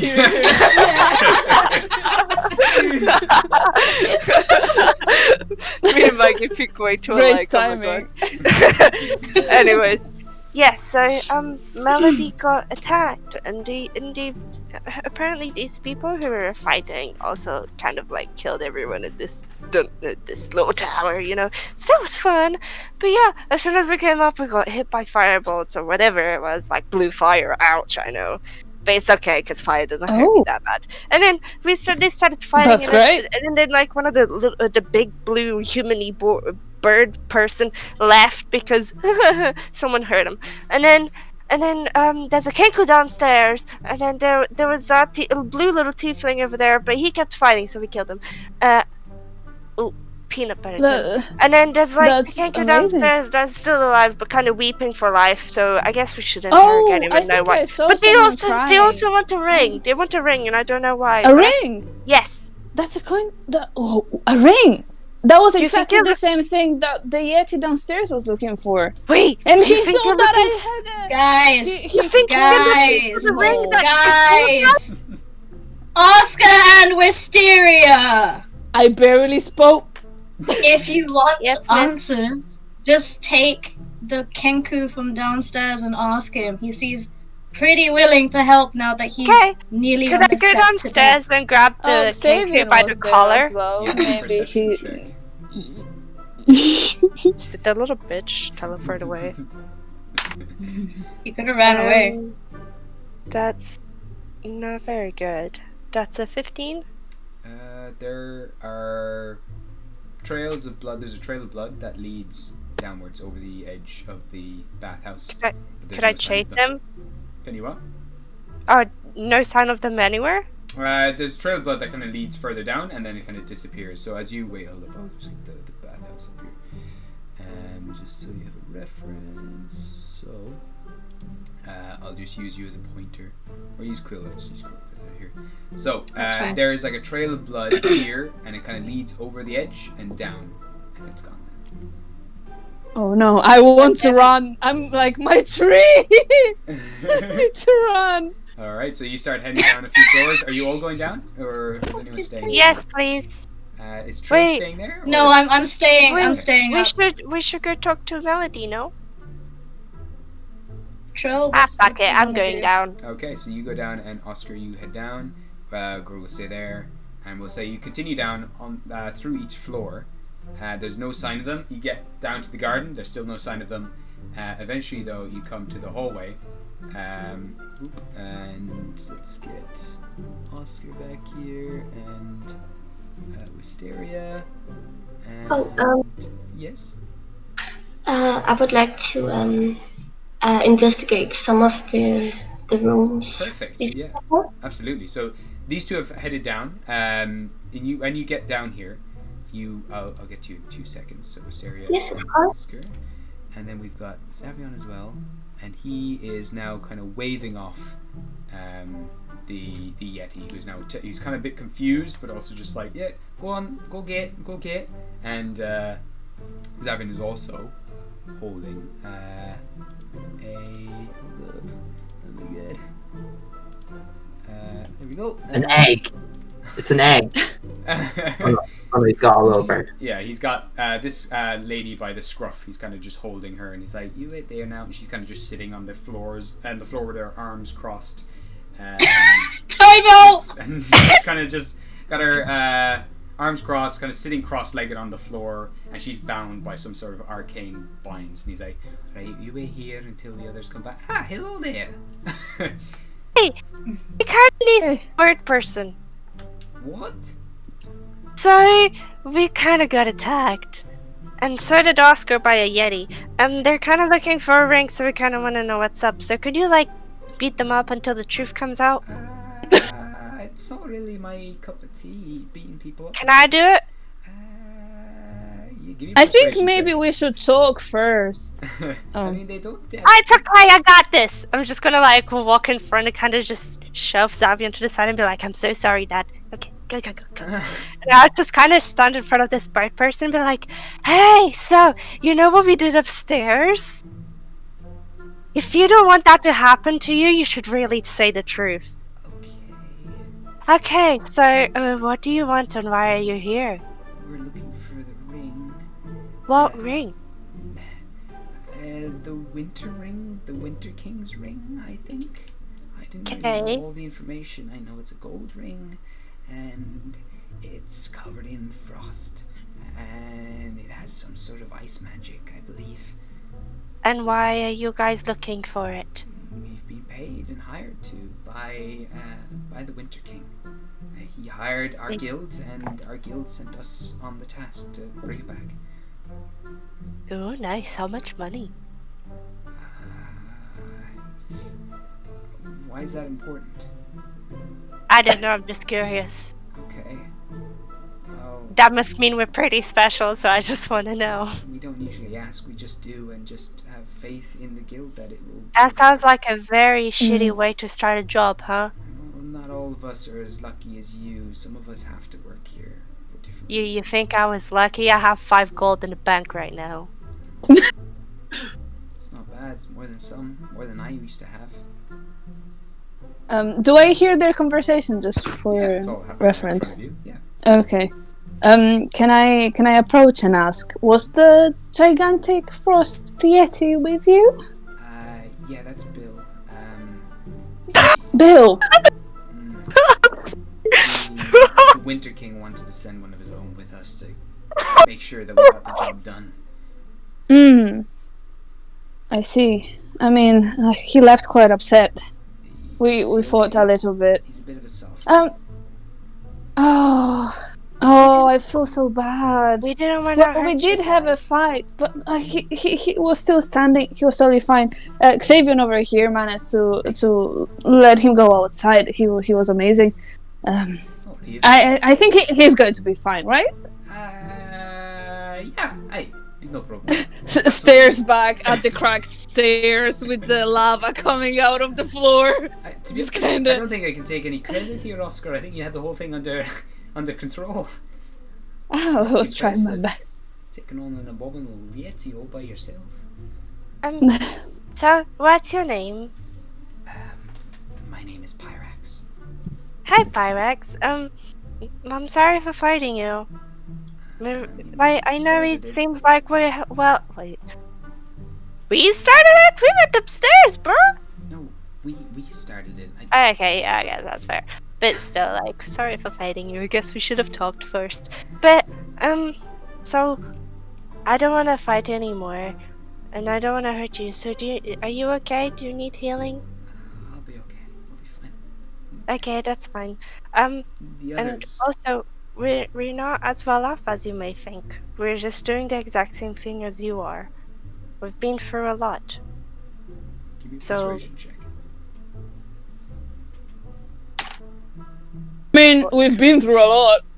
That's a 13. She kind of nods and she's like, "Sure. I mean, we all have." exactly. So don't judge us because we look a little better than you do. It's bad. I'll go back up and heal the little bird that's looking really bad. The blue tiefling kind of passed on to better things. Sorry about that. Yeah, he kind of did. Sorry. But yeah, I'll go back up and I'll heal the little birdie and bring him back to you. Does that sound good? Or should we kill him too? If you can find him. I mean... If you don't like him, we can just get the job done, you know. I do. You can see there's almost like a bit of desperation in her face. Her face looks much softer and scared all of a sudden. Please, Okay. Cyrix is a bit of a loss, so I need to make sure he's okay. That's fine, I'll go upstairs and then heal him. Do you have any other information that you could give us, or is that all you have? That's kind of it. I mean... Actually, I have a question, if that's okay. Okay. Why do you think the ring was in this tower? We were told that either Lilith had it, or a bunch of individuals that were described to us, you lot, that you might have it. Particularly a purple tiefling.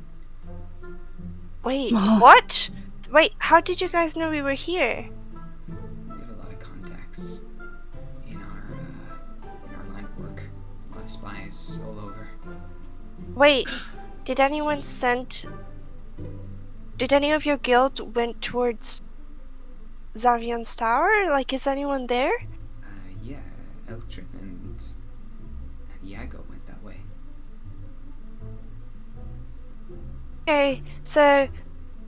Trouble. Okay, nice. Okay, thank you very much. I'll go upstairs and grab the little, stupid little bird and I'll bring it back to you. Pause you there, and we're gonna go back up to the tower. Okay. Here. And while that's all going on, you wanted to do some investigating, did you? Yes.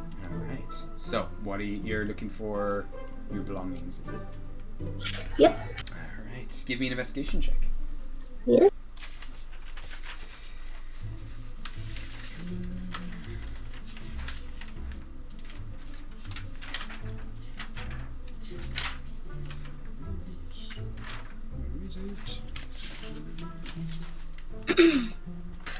Well, I rolled an 18 plus 5, that's 23. Fuck. Okay. That's amazing. Okay, so as you're looking around, you're kind of rummaging through everything, just pulling out pots and pans, looking at all, and observing everything as well, like only, I guess, taking stuff if you need to take it out, but you realize there's nothing here that belongs to you, but then you notice there is a small hidden panel just up behind this desk as you're looking at the desk. Same desk where you found the instrument before, and as you pull the desk away and kind of push into the panel begins to slide back. You manage to pull it through, and in here you find a bunch of different things. You find your bag of stuff in a box, and the box is labeled the Vermilion Bird of the South. Oh. And in brackets it says Saffron. Saffron. Oh man. Can I open it? You can. So inside there you have your bag of skulls and any other belongings that you had. There's like thieves' tools, and there's a few keys for several different houses and places that you've broken into before, and there is 200 gold pieces. Lovely. I'm taking everything. Is that possible? Can I take everything? It's all yours. Yeah, absolutely. Yes. Hell yeah. Also, you notice there are three other empty boxes. Two empty boxes. One that says Azure Dragon of the East. You had the Vermilion Bird of the South, and below the Azure Dragon it says in brackets Sora. And then you have another empty box which says White Tiger of the West, and in brackets it says Bawn. And then you see one last box, and it has labeled Black Tortoise of the North, and in brackets below that it says Brian. Oh. Well, I don't. It's probably not possible to carry everything on me, but do you think I could just pick up the boxes and stack them on, and just carry them then downstairs to the others? Yeah, you can kind of like push them out. They're quite large boxes. They're enough to fit your bag in, but you can stack them all on top of each other and start pulling them out from behind the desk. You kind of bring the desk out of the way, start bringing the boxes around. All of them are empty except at the bottom of the box for the Black Tortoise, which has labeled Brian. There's a map, and it's the map of an area that's labeled Tavenlock, and on it has an X, which marks, has a little note written down saying Hidden Tower here. I will take. I know even though the boxes are empty, I will still, take them with me. So yes, I would. Yes. Okay, so you have all your stuff. You have a bunch of stuff. Yeah, that's kind of everything you have. So you start bringing around to the others. Quill, you're there with Grog as well. I'm not sure what you were doing at the moment while Trill was. I'm checking the blue tiefling's body. Okay. So Anything on them? give me an investigation check. What a fucking asshole. I would like to use my inspiration. Sure. Oh, thank you, natural 20. Alright, shit. So you can tell this character's wearing some really nice black leather armor, strip-strapped all over their body. They have in their boot a very small light crossbow, like a hand crossbow essentially. This very small, delicate piece. They also have in their other boot 2 daggers hidden inside the boot itself, like a hidden compartment. And there's a plethora of small bolts as well in the same boot, around the rim of the boot, which had the crossbow inside. You also find this character has a harmonica. Nice. And they have a bandana that is stained red with blood. Their own blood, or just in general he has it? You don't really know. It's kind of hard to tell. It looks like the blood is really, really old, and this thing is just it's kind of gone like a dark brown, but you can tell it's blood. The investigation. That's not healthy. Okay. But there's also some dark, awful aura coming from this. You can sense a lot of sadness and a lot of anger. From the bandana? From the bandana, yeah. It's enchanted with like dark memories. Seems to be something. I'll remove the bandana from the dude's head. He actually had it tucked away in one of his pockets. Okay, I'll remove the bandana away from them and just kind of chuck it against the wall and be like, yeah. That's not healthy for you to have at all. I'm gonna look at Grog and be like, Grog, are you up for another burial? Sure. Thank you. He picks up the body and throws it over his shoulder. He's very light. Maybe hollow bones are like a bird. They're all birds. I hate birds. Most likely. You thrilled me with bird. He sees you now with the box, kind of pushing him over to the side. Just struggling with like 4 boxes. Yes. I'll go back and get the bandana, but I'm just gonna hold it between my fingers away from me, like, Kind of reeks with necrotic energy. I'm getting rid of this. Cool. So the rest of you now head downstairs, do you? Yeah, am I able to find the smaller bird that ran away? Give me a perception check.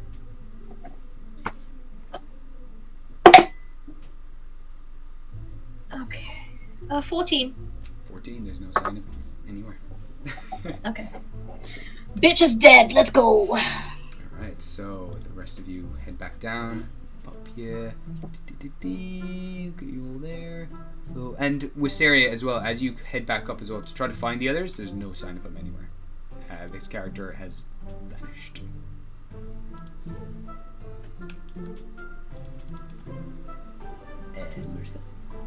Marissa? I didn't realize I was muted. Oh, yeah. I would like to formally apologize. Yes, sorry. So, yeah, you notice that as you do go back up looking for the bird, there's no sign of them anywhere, unfortunately. Bird left. Okay. I'll come down and I forgot the Pyrex? What's the Pyrex. bird's name? Pyrex. I'll look at Pyrex and go, like Wister is kind of fidgeting, looking at Pyrex and going, I don't know what to tell you, but the bird is kind of gone. She has a smirk on her face. She's like, that's funny. It's typical too. They'll be okay. Is he alive? I'm sorry. Probably. He's a bit of a Okay, that's stubborn good. bastard. Do you know where he would be? Just trying to survive and get away. They want freedom. I'm strong. I guess I'll make it. Maybe we can say though that they died today. If anyone else. Would all of us be downstairs for this? Yeah. Okay. Would you prefer us to tell if anyone asks? I think if anyone asks, you let them know that the Kenku died. I think Cyrax would like that very much. They've been trying to get out of the guild for a very long time. The guild will hunt them You down. want to get out of the guild? Obviously, I would if I could. Tell you died. And you can escape. And like, dye your wings red or something. Yeah, and if anyone asks, I can. We can say just you say died. that I saw you as a ghost. I have that thing. Yeah, and look, so you can survive in the wild. Here you go. And now I'll give them 2 of my medicinal plants. And go, if you find a Kenku, you can also give him some of this and heal him up. So, we'll let you go now. You've been very helpful for us and we don't want to hurt you anymore. So you can go and take those plants and try find the Kenku birdie. She looks at these and you can see more tears in her eyes. And she's like, wow, I've not really been shown any kind of kindness like this in my life. I'm so sorry. I'm so sorry. Oh, I'm so sorry that I injured your friend. I feel really bad about it. I was so scared. Here, hold on, where's my bag? And I just You're gonna give them a pie! No, I'm going to give her 20 gold pieces. Oh my gosh. I'm so sorry. They immediately just start crying and filling like their eyes. No, don't cry. I'm so sorry. I'm so sorry. It's my fault. I'm not gonna kill anymore. No more killing. I just promise. I'm gonna start a good life. I promise.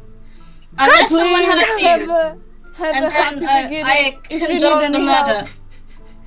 Mr. just kind of like flying between the both, kind of putting the hands kind of down, being like, okay, stop crying!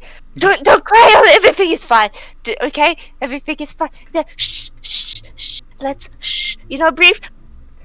If you need a new job, I'll make sure. If you want a new job, I can contact my parents. We can find you something. Don't work for people that underpay you. And for all artists out there, come off. You nod and she's like, I'll do that. Oscar, right? That's correct. So sorry, my manners. Oh my god.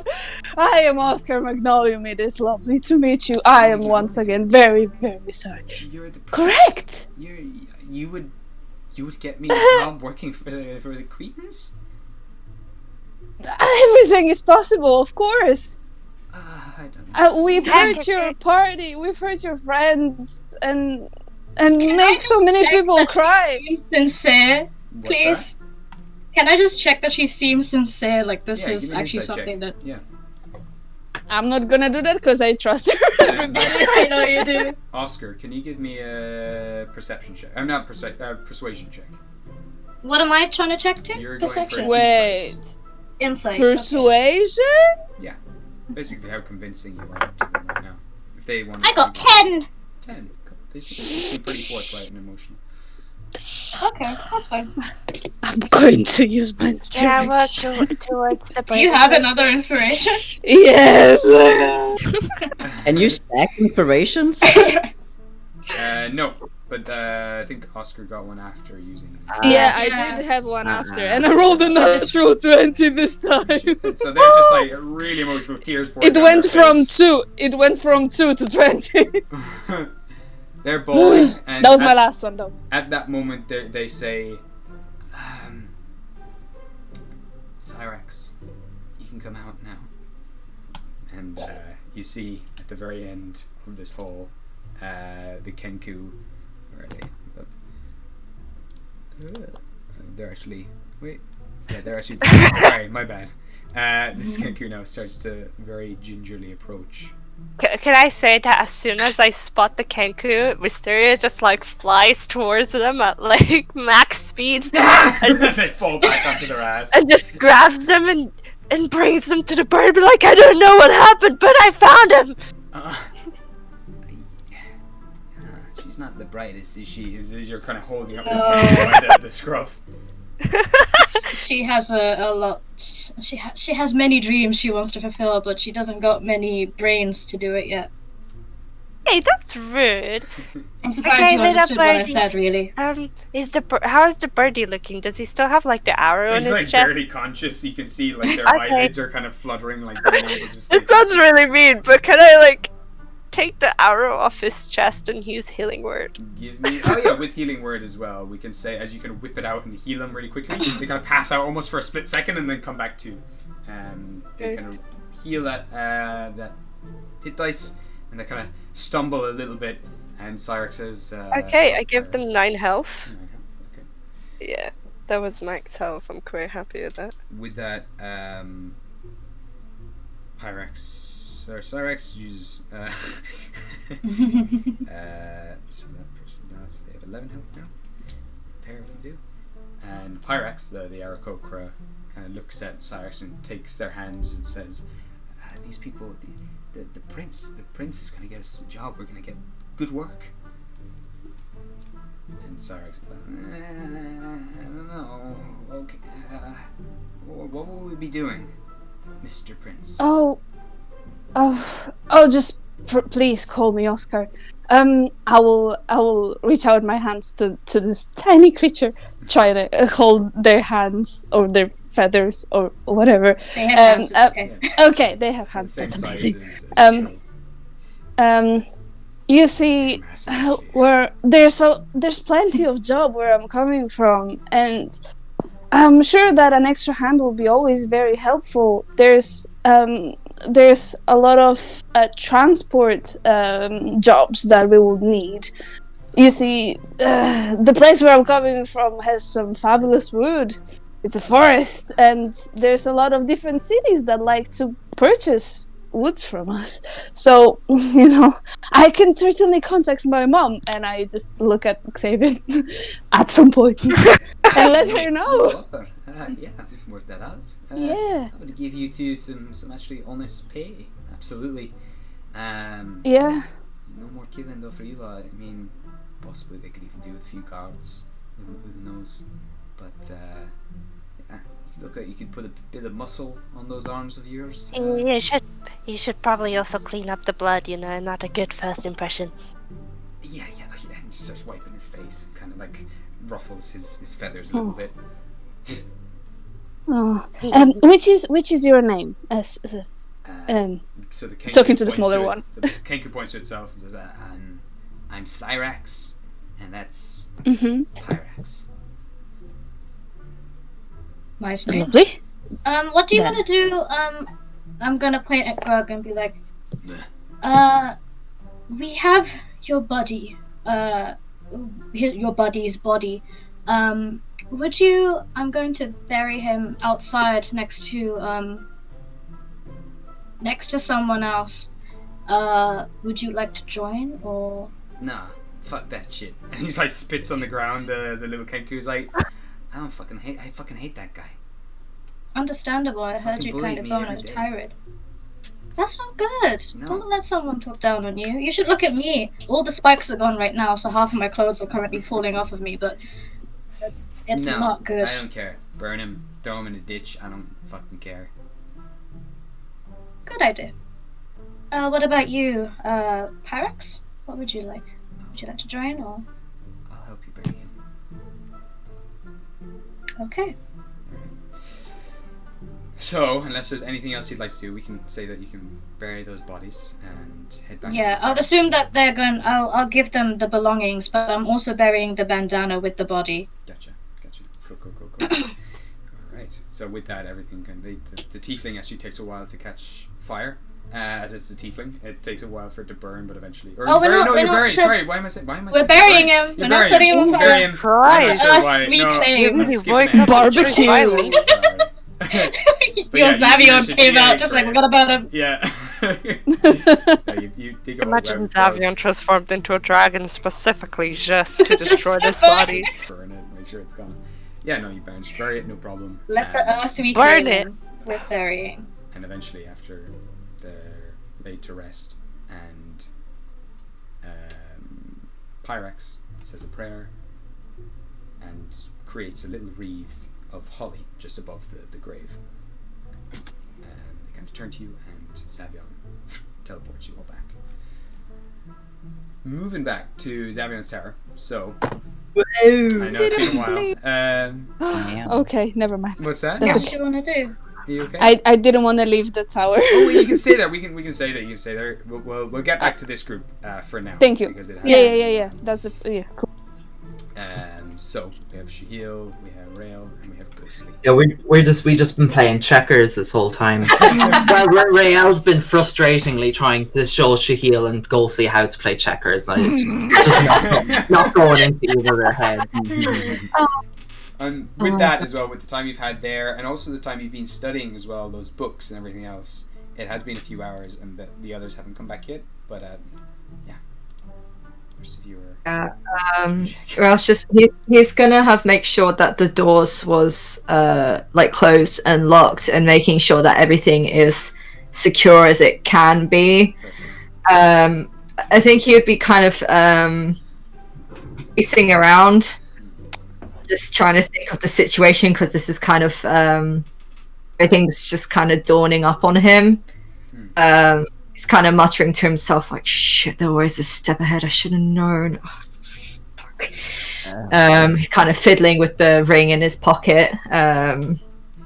He's healed Shahil as well, just letting you know. I'm giving you 20 HP. Oh, epic. Thanks, bro. Hold on. Did Shahil hear that, that Ghosty was gonna make pancakes? You would have probably just about heard it, echoing, because, Okay, so Shahil is just kind of gonna glance at Rael as he's just walking around, and he's just gonna, like, tap his cane a little bit, and then just kind of stretch his one of his arms, like, oh, I could really eat some pancakes right now, and he's gonna glance over at Ghostly, see if she gets it. Now that you're finished fighting that cat and that priest and that, I could get started on some pancakes. Maybe the rest of them will be hungry when they get back too. Yeah, that'd be lovely. You should start some pancakes, Ghostly. Second sister cooks. I'll do that. Yeah. Okay. Let's see if we die. So Ghostly's gonna come to the kitchen, yeah. For Ghostly, I'll get you to make a sleight of hand check, but if you use your wisdom modifier as the base stat.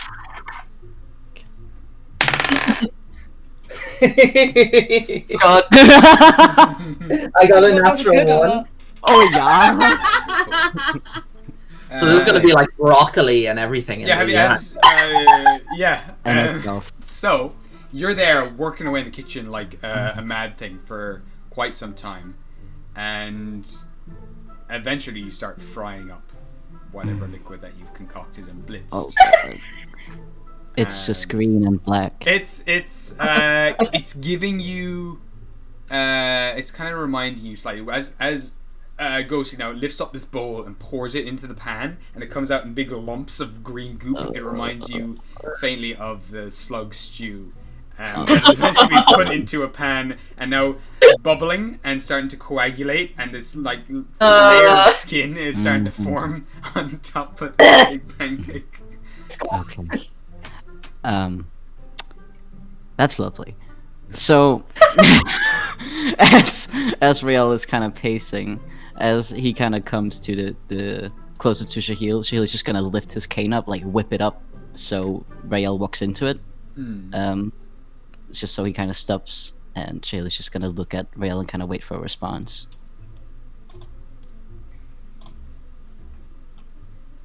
He's just gonna. I'm guessing it's kind of like hitting his thighs or something like that. Yeah. Just gonna stare at it for a second and just very gently place his hand on it and just push it down. Just very gently, not in any aggression or anything. Just gonna just have eye contact with Shahil for a few minutes, and then his head's kind of all over the place at the moment. He doesn't really know what to do or say. Riel, sit down. He'll sit down. I'll cooperate. And Shayla's just kind of gonna hold. I forgot to fucking frogs for that. Yeah, she's starting to migrate towards the cooking, starting to slip through there. Oh god. Shayla's gonna just hold his cane, place his other hand over it, and then just kind of lean rest his chin on his hands, tapping his other hand with his what the fuck is it called? Little finger? Is that pinky? Yeah. Pinky. Little finger, lol. So pinky finger, you're just kind of tapping, and he waits a bit, and I assume Rael isn't gonna say anything. They're just kind of sitting, and after a moment of silence, Sheila's just gonna tilt his head so he can look at Rael. He's like, "You're not gonna tell me, are you?" This is a situation I was not expecting. At least not now.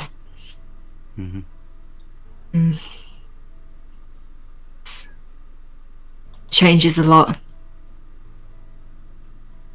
It isn't safe. And I have a deep feeling that the others might be in danger because of it. They're not people to be messed with.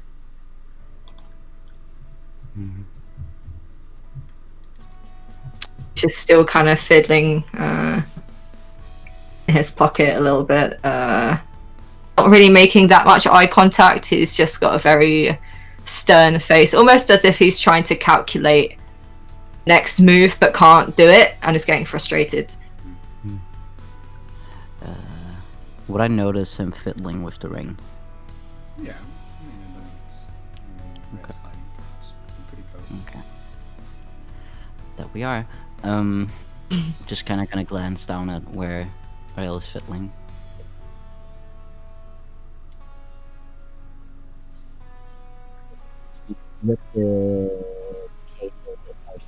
Oh, Cass, your mic's gone weird. Ah? Oh, he's back. Oh, now you're back. Sorry. Your mic went a bit weird. Sorry, I didn't hear any of that. Apologies. So what the fuck did I even say? So he's kind of well, thank you. So he's gonna grab the cane a little bit harder, and gonna just and then look away from Riel and just kind of stare at the table in front of them. I assume that's the table at least. Just kind of gonna. So, who was that guy?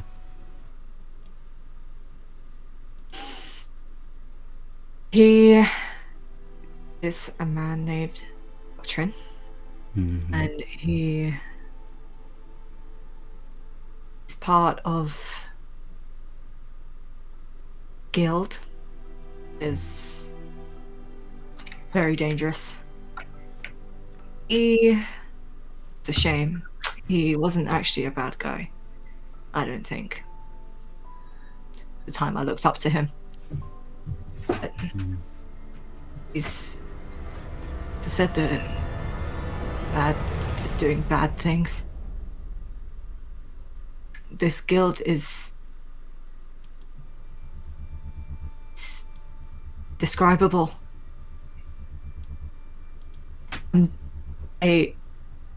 didn't think they would be as... I didn't think they'd go so far as to know where I am. Where any of us are. Changes things a lot. Well, at least they're dead now. Yeah, 2 of them. That's how many they've got. It's fine. We'll be leaving soon anyways, won't we? Yeah. I don't know why they want that ring. It worries me. Wait, would Shahil know that it's about? Oh yeah, because he said it. Okay. Yeah, he did. Yeah, shit. Shahil's just gonna kind of. Well. So funny. He's gonna open his shirt a little bit, so the ring of the circle of the ice is kind of shown, and he's just gonna be like, "Well, they can certainly try, can't they?" I don't want them to try. It's not the point of this. Ring or no ring, if someone has it in their possession in any way, shape, or form, they are the type of people to get what they want. Anyone's expense.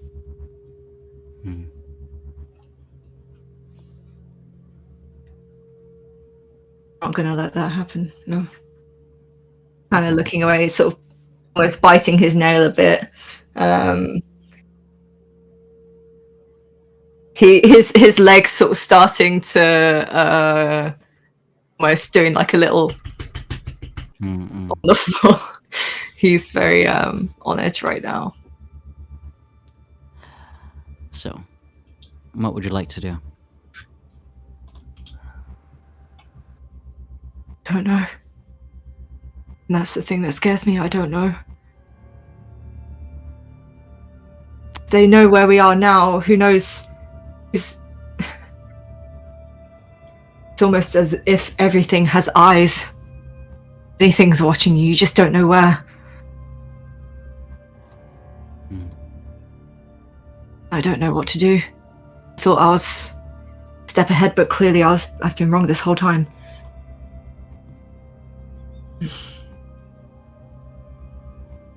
Anna puts his hands clasped together, sort of elbows resting on his knees, and a chin resting against the top of his hands. Sheila's gonna kind of see that this stupid boy doesn't really know what to say. She's kind of. Sorry, your mic's gone a bit, Cass, again. Fucking bullshit, lads. Sorry, I think you're going a bit too far away from it. I am legit just leaning back in my chair, bro. Okay, well, Yeah, I'm just sitting. I'm just gonna be sitting, just whispering into the microphone as I should. Oh my god. Yeah. So, Shahil doesn't really know what to say. Stupid boy. So he's just gonna lean back in the sofa, or the couch, or whatever the fuck you call it. And he's gonna very gently start playing with the ends of Rael's hair, just not in a like tucking it or anything, just kind of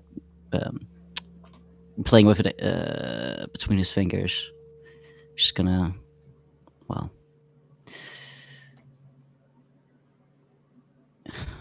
you help me and I'll help you. Yeah, we'll figure something out.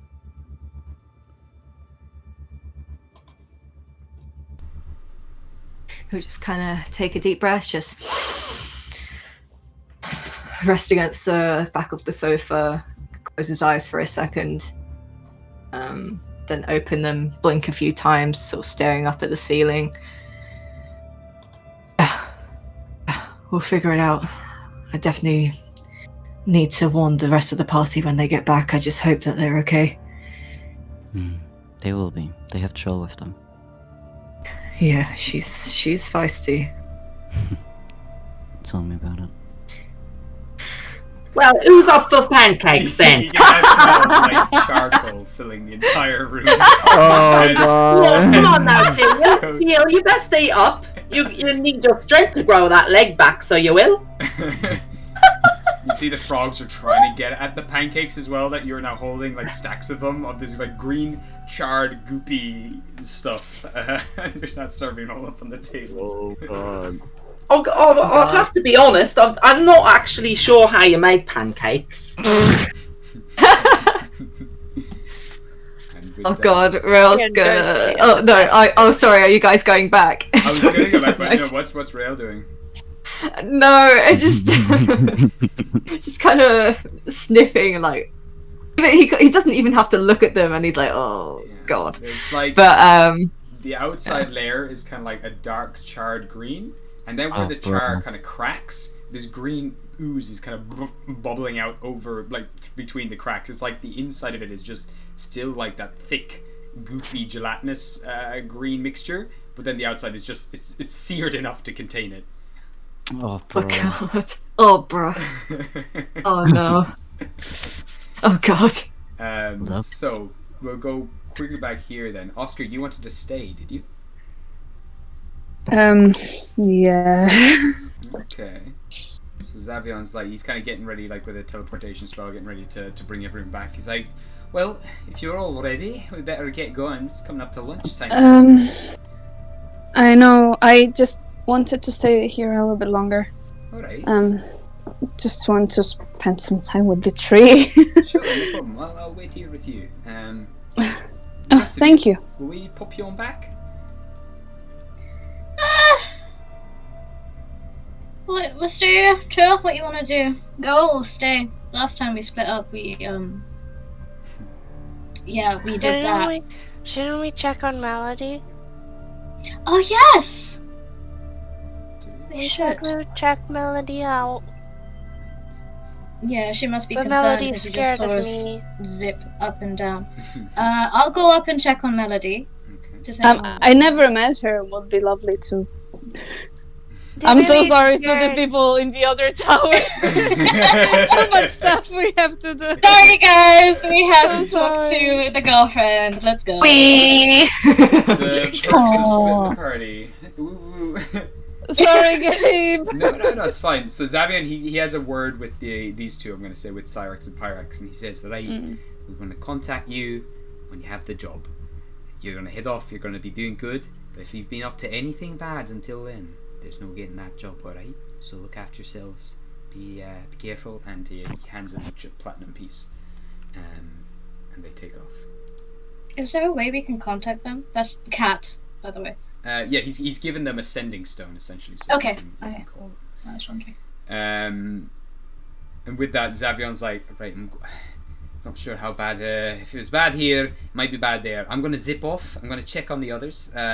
Just don't get up to anything too crazy while I'm gone. Right? Okay. Okay. He then throws out like gold thread in every direction, kind of like spider webs, and they shoot out and fill the entire room here, creating like this whole network of gold threads all around the place, and then they immediately go invisible. He's like, okay, just no stepping into the hallway unless something's trying to get you, something bad. So let me know if anything bad is going on. Right, I'm off. How do we contact you? To come pick us up. Oscar has a rock. Yeah. Gives Wisteria a kiss on the forehead, and he dashes off. Man, I was gonna say that Trill was going back as well. Oh sure. Sorry, he's Trill's gonna like, get ready. "Fuck it, I'm leaving." And you can see, he just sees you kind of almost raising your hand or whatever. He's like, "You come back with me?" Thumbs up. Alright, let's go, lass. And he grabs your hand, and the pair of you. If it's gonna start yelling when it's with this group. Yeah, I don't like to interrupt. No, you're perfect. Fuck that. Perfectly fine. No, it's okay. If it feels like it's going on too long, interrupt. That's Yeah. what I do. Yeah, literally Yeah. just go, wait, sorry. Excuse me.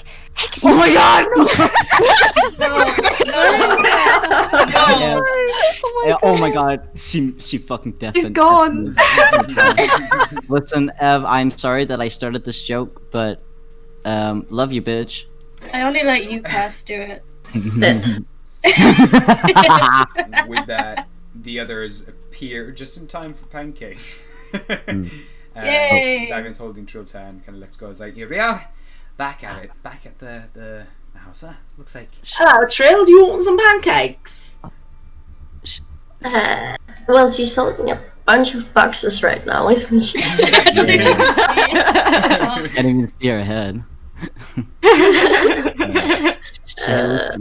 Oh, sorry, no. Carry on. No, well, I don't know. Just go on. Oh, bro. Okay. Shahil is gonna kind of perk up when he hears that Troll's back, and he's gonna feel a little bit of guilt, and he's gonna kind of look over, and he's gonna start being like, oh, shit. I'm sorry, my dear, I didn't get to... And he's noticing that she's carrying all the stuff. She's like, oh, did you find it? She's just gonna, not really answer, but just go, look. Oh, do you need help, my dear? Yes, please. Okay. And he's gonna get up with his cane and take some of the thingies under his arm. Some massive boxes, but they are, you can kind of like lift them. They're all empty, so they're easy enough to carry. I could say, where do you want to put them? Do you want to bring them onto the table, or? That's Trill's choice. I'm just kind of following her. Sure, let's bring them on the table. She's just gonna walk over and, yes. Okay. Yes. So, green one, blue one, or one with books on? What? There's Which table? Pancakes on the green. Yes, yes, that one. Cool. So pop them all these boxes get piled up, and you can now see the same names that Trill noticed written on all these boxes. So do I recognize any of the names or not really? No, you wouldn't. Except for Brian's. You know Brian's. Yeah, of course Brian's, yeah. Okay. Actually, give me Trill, as you're arranging the boxes as well. Give me an investigation check. Okay.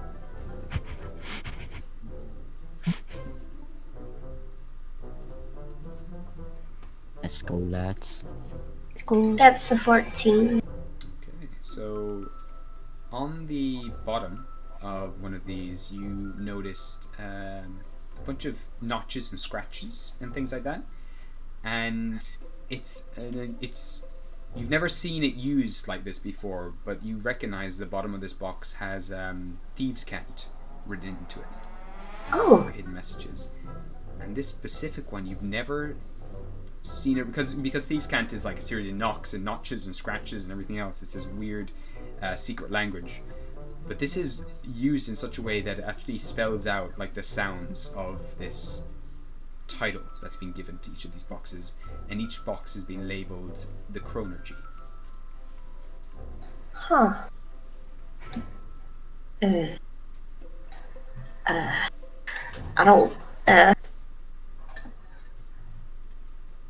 So that's what it says in Thieves' Cant? Yeah, in Thieves' Cant it says the Chronergy, and it seems to be a title that's been given to. It seems to be linked to these four characters. I see. I don't know what that means, but well, she doesn't really know the word, so I don't know how she would tell the others about that. Oh wait, she can write it down, can't she? Yeah, she can, absolutely. Hell yeah. Is there papers on that blue table over there? Can she walk over and grab some? Absolutely. So you can just grab a bunch of kind of charcoal and pencils and stuff from the box there, and there's an empty notepad that you can just write it all down. Yes. So she's gonna write it down and then hand it over to Rael, just casually, not really saying anything. What's this? And he'll read it. And just raise his eyebrow a bit. Chronergy? What's this? Is this something to do with those? And he'll kind of gesture to the boxes. She's gonna nod. Yes. Rael's just gonna hold the paper and also show it to Shahil. But I know he can't.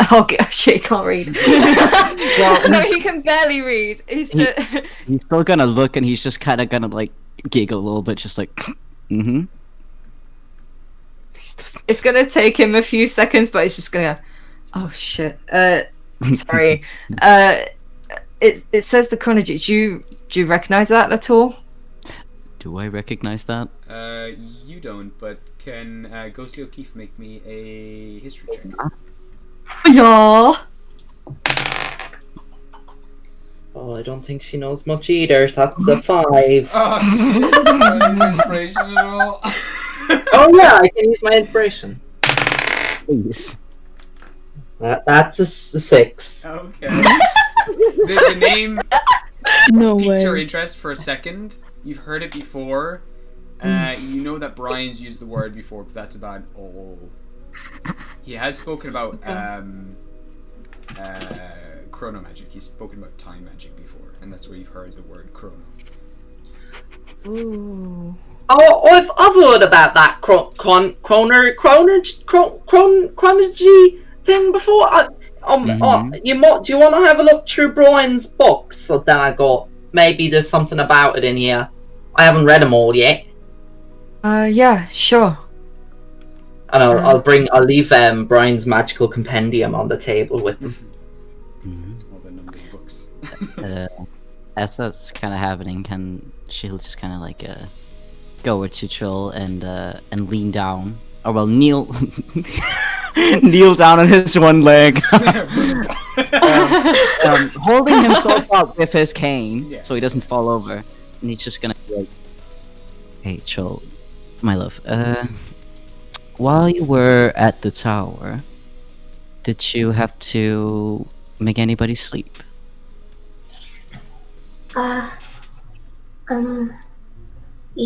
Yes. Okay. Good. Are the others okay? Just gonna nod and do a little. Rail's just gonna sort of shuffle. Well, I know he's kind of shuffling round to face Trill a bit more properly. Trill, do you remember what the people look like? Were they wearing anything in particular? You can draw it if you want, my dear. If that's easier for you. She's gonna give a little nod and then kinda reach her hand out, to Rael to like get the paper, kinda like a grabbing motion. Grabby hands. Yeah, he'll give the paper back. Good. Yes.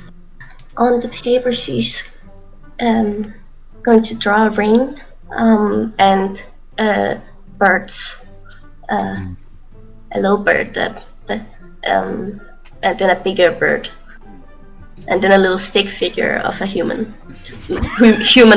thingy with a weapon. Okay. Would Rail be able to decipher it? I would be able to decipher it. Well, give me a sleight of hand check for Trill. Do I have to roll to understand it? If it's We'll low? see what Trill gets first. Yeah. Okay. And then Okay. we'll see. Go from there.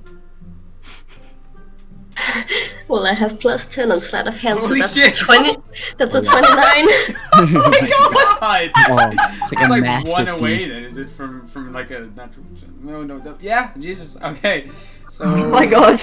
You spend a little while, it starts off as the stick figures, but then you start to flesh them out really, really quickly, your hands moving like lightning all across the page, and eventually you actually give wonderful, like you flesh them out completely, and you kind of bring it away, and you've actually drawn like almost identically each one of those characters. So he'll just gonna like ruffle her feathers a little bit, and he's gonna glance up at Rael, and he's gonna like smirk. He's gonna be like, "That's my girl," like just like a very like a very, very proud parent. Just kind of look at Rael like, "Yeah, look at this bitch." True. You've forged things before as well. You've copied documents, but you've never used it so much to maybe you have, but in this moment you haven't really like fully utilized your actual copying skills in your brain. You've remembered exactly what they look like, and you've taken them down exactly. Damn. Be it.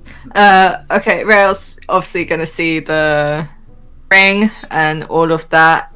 He's just gonna pinch the bridge of his nose, just sigh a little bit. Okay. Thank you, Trill. This is really helpful. Thank you. And he'll just give her hand a little pat. Actually, give me a history check as you look at this document. True. Okay, sure. Yeah. That was 17. Trill's gotten the likeness down pretty well, and you remember the last target that you were sent to go after. Shit. And the likeness of the young Kenku that she's drawn is very similar to this character. Oh, shh. Okay. You saw like who this character was with, and the young figure back then that you saw this character with looks like a basically grown-up version of that. Right. Okay. He's still gonna thank Trill, but he will stare at the piece of paper. Just kind of gently put it down on the on the table. Sorry. He'll look at Trill with a small smile, just say, "Thank you." He's gonna get up.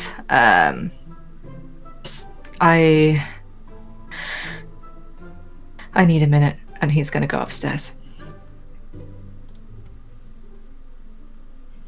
Ghostly's gonna have a look at Trill's drawing as well, kind of with a bit of jealousy, and take out her own drawing that she does, and just kind of, she's not really showing anyone, but she's kind of doing her own little comparison from a distance. Bless her.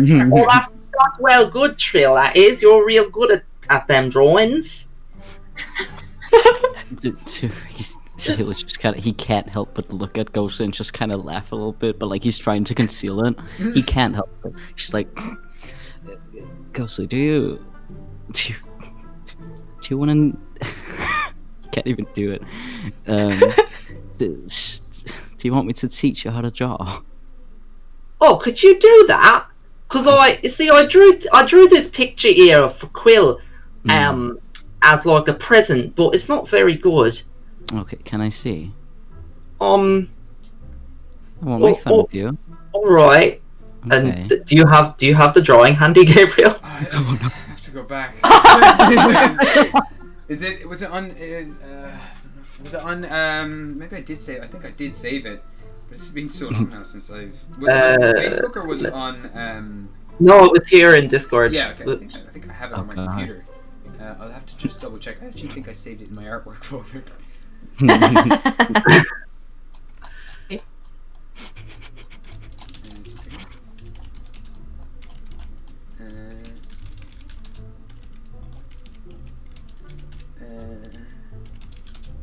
You can do it, bro. Yeah. I've just boosted it in our chat here. Nice. Okay. That helps. Oh my god, yes.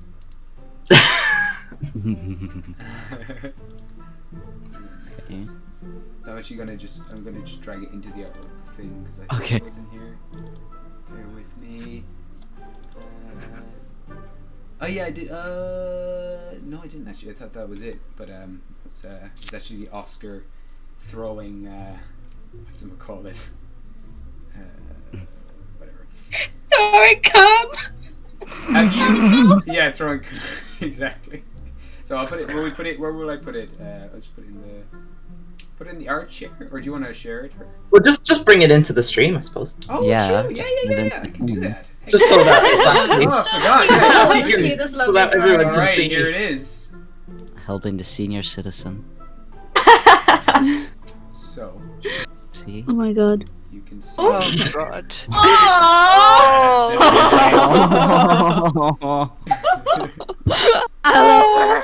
That is That's so such cute. a good drawing! This is just cat. I love it. Amazing. She was just gonna look at it. He's gonna, for a second, his eyes kind of soften, and he does a smile as he looks down as he looks at Ghostly. Oh, sorry, hold on, my neighbor's fucking banging on my door. Get the fuck away. So, anyways, as he smiles at Ghostly and kind of looks at her, and he's like, "Yeah, I can teach you. No worries."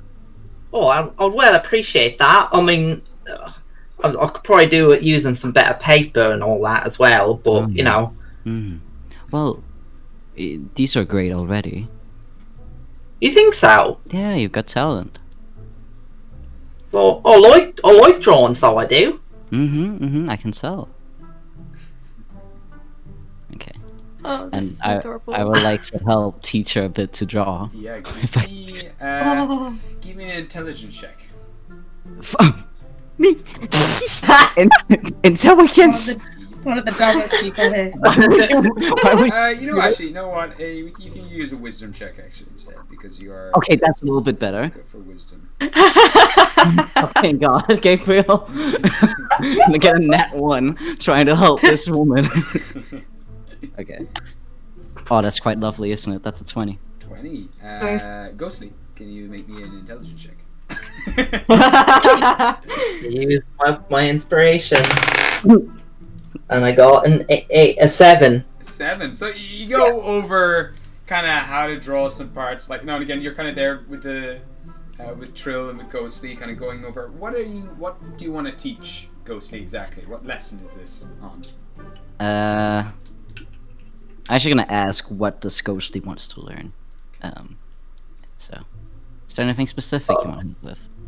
Oh well, maybe like making the drawing look like what I'm trying to draw. You know, like Yeah. Brian, you have to kind of squint a bit to see that it's Brian's ghost. Well, I can tell it's Brian. But let's work on your shapes for a bit, okay? All right. Okay, we're gonna work on that. How to, make shapes that are not just scribbles. Yeah, so you go over this for an hour or so, going back over that, like trying to just help Ghostly draw a circle and a square and things like that. But you notice Ghostly's hands tremble a little bit as she draws. They have this slight shake to them, and you notice all the scars all over her hands and up her wrists. But eventually, Ghostly, you do kind of manage to create a nice enough circle, square, and triangle all side by side. After many, many attempts, you do kind of get there with Shahil's guidance. Oh, thanks for that, Shahil. You're welcome. I think that helps a lot. I think I understand a little bit better now. I'm glad. We can continue sometime else if you want, Ghostly. Oh, I'd love that. Should one of us go check on Rael? He seemed a little upset. He didn't eat any of his pancakes. No. I'll go talk to him. Okay. You can keep drawing with Trill if you want. I'm sure. All right. Okay. So you head off, and as you do, you pass by Zavern, who's stuffing his face with these pancakes. Just oh god. Oh god. It's really good. Like a true father, he's eating what his daughters create for him. You see him smile, and a little tear trickles down his face. No. My daughters are so talented. Alright, so the rest of you heading back through Lilith's Tower, checking on.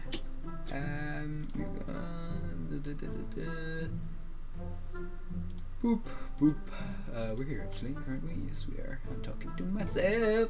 La la la la la. That's okay. Sugar. Hi. Hi. Hi. Okay. Are we there yet? Sorry, Gabe. That's a long sesh we have right here. It's okay. We're wrap it all up because we're coming. Are you okay? I'm fine as long as you all are fine. Okay. But we're coming to the end of it now. So as you do kind of make your way up to this lair, you see the Medusa kind of huddled there. She's kind of now dozed off to sleep, still got the sword in hand, and she's just leaning against the wall of the tower, still kind of trembling. And as you do approach her, she kind of blinks awake and pulls out the sword, like still quite weak and injured looking. She says, can anyone remember what her accent was? No. She didn't really have an accent. She just had quite a soft voice. So as you do approach her, she says, hello. Again, you've come back alive. Hi. Sorry to disturb your sleeping, but just wanted to see if you were okay. We said that we'll come check after we got rid of them. I cannot believe you heard. You are all in one piece. This is all that is left. No, I'm not. Well, technically, my clothes are like her clothes are like ripped on one side, like Todoroki in My Hero Academia. Every time he uses firepower, it's just completely fallen off. I feel like Melody asked, "Is this all that is left of us? Not of your clothes." I know. That's Just fine. saying. Just saying. Well, no, there's the rest are fine. We got rid of the fuckheads. What would you like to do, Melody? Also, my friend wanted to introduce himself. Oscar. Hello there, new friend. My name is Oscar. Lovely to meet you. She fixes her own kind of rose-tinted glasses, the kind of dark purpley glasses. She fixes them and looks up at you and gives a wave. Hi. You seem okay. I hope. It's lovely to meet you, though. My friends have been talking about you. How are you doing? She kind of holds. She's holding her side. Give me a medicine check, actually, yourself. Okay. Medicine plus 7. 24.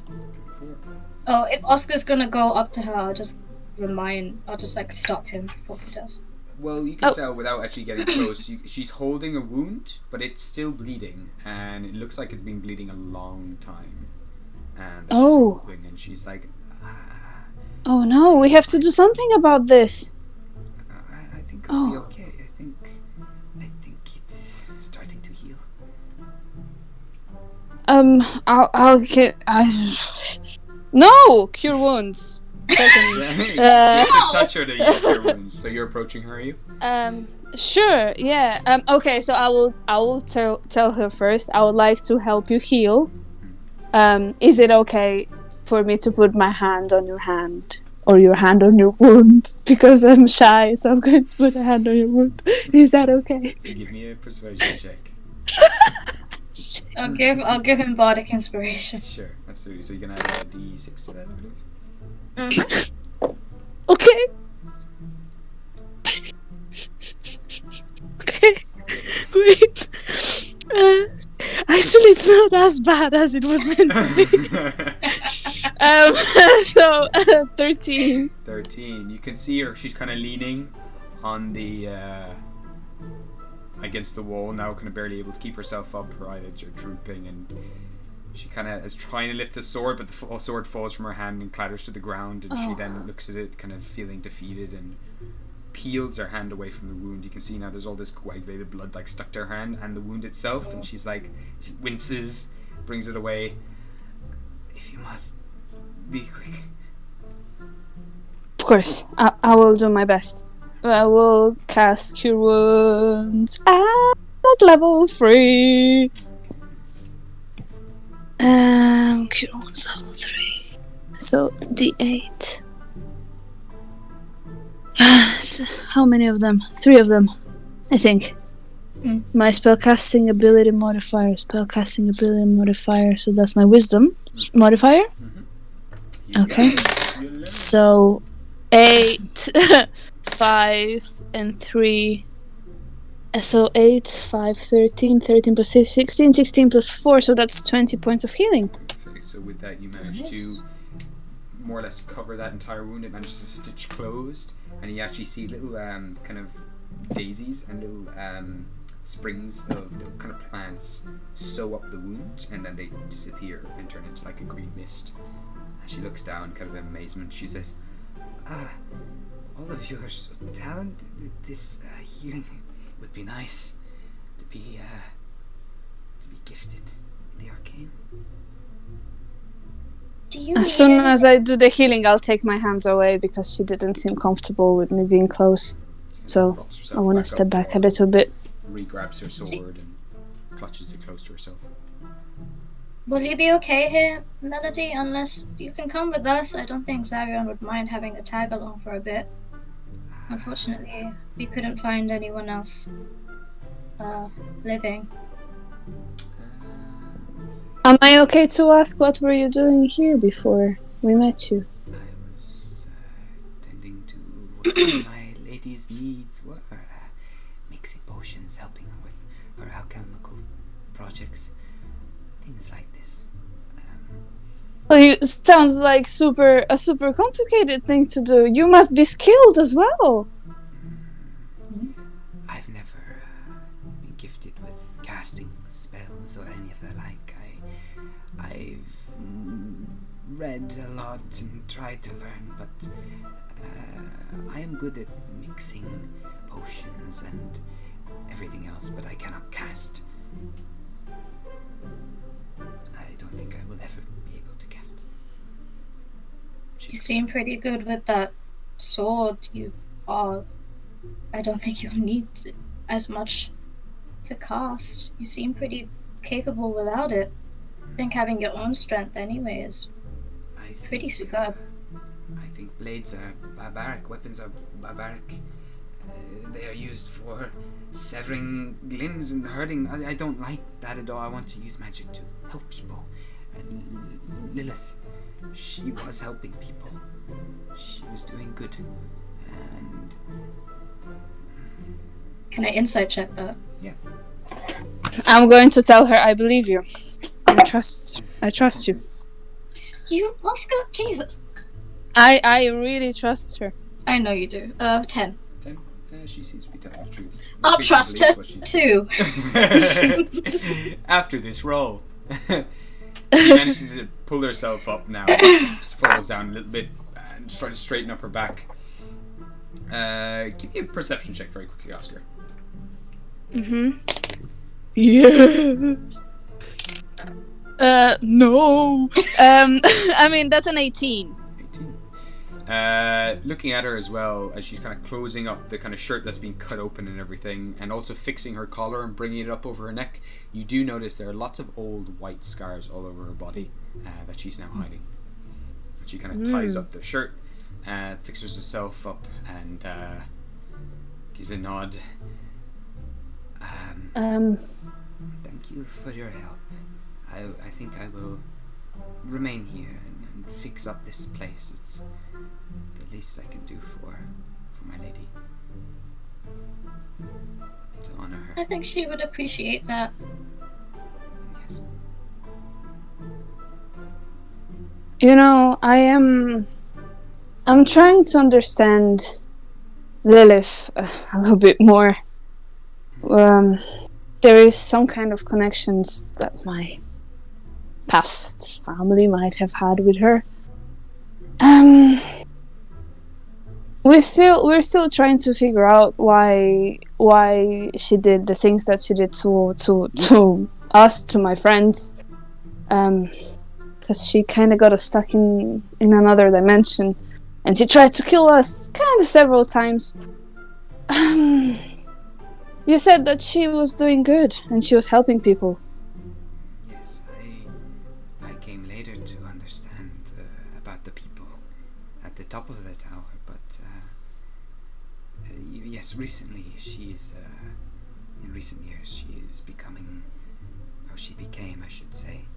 You see kind of like her tear up a little bit, wipe her eyes. Becoming more and more obsessed, trying to prevent this inevitable Ragnarok. Kept saying it again and again. She needs more souls, she needs more people, she needs a trap. This contain it. I just understood everything she had done so far. I trusted her all these years.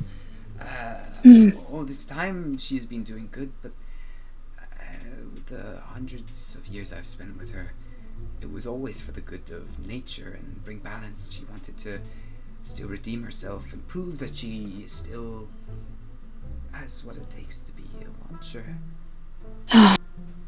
But yes. Something, she found something, and it was changing her slowly. Very, very slowly. Do you know what it was? No.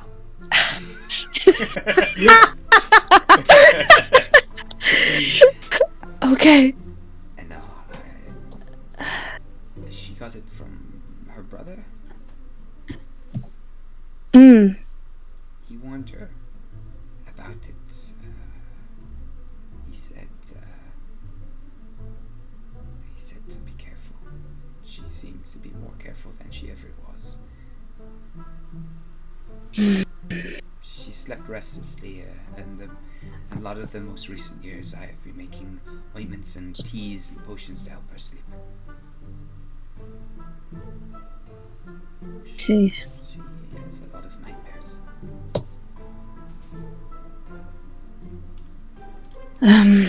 Well, that's not something I'm familiar with, but I will try to get to the core of this, whatever it was. Thank you for sharing your information with us. You know, in this moment she's not here.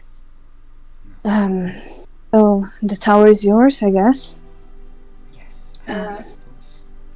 Cole's gonna come up to the front and come up closer to Melody and be there's a small grave outside for Lilith. I felt it was something that she would enjoy. But I don't think this would be the last time you may be seeing her. She seems like a hard nut to crack. Give me an insight check. Oh, is it? Yeah, wait, what? Hold on. That's not the correct one. That's the correct one. Wait. Okay, insight. 21 altogether. You notice her eyes widen when you say that that's probably not the last of her. And then she gives the slightest of smirk. She can't help but her lip curls up a little bit and she gives a nod. That would be nice, wouldn't it? I think she would appreciate keeping the tower tidy while she's away. Unfortunately, we don't have enough hands to clean up everyone that lost their lives, but if you would like, I wouldn't mind giving them a burial as well. Sure, yeah, I will help.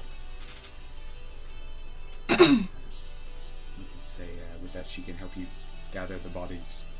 You can spend all the Kuatoa, everyone that used to work there. Just make a after- little grave site outside of her house. Absolutely, you can say after several hours, she seems to be able to move around a lot more now with her wound, and you mentioned you actually realize she's actually really strong, and she managed to help dig a bunch of these holes, and between all of you, managed to bury them, put them all to rest, and then kind of like sweating, kind of wiping her brow. She's like, "Well, it has been nice meeting all of you.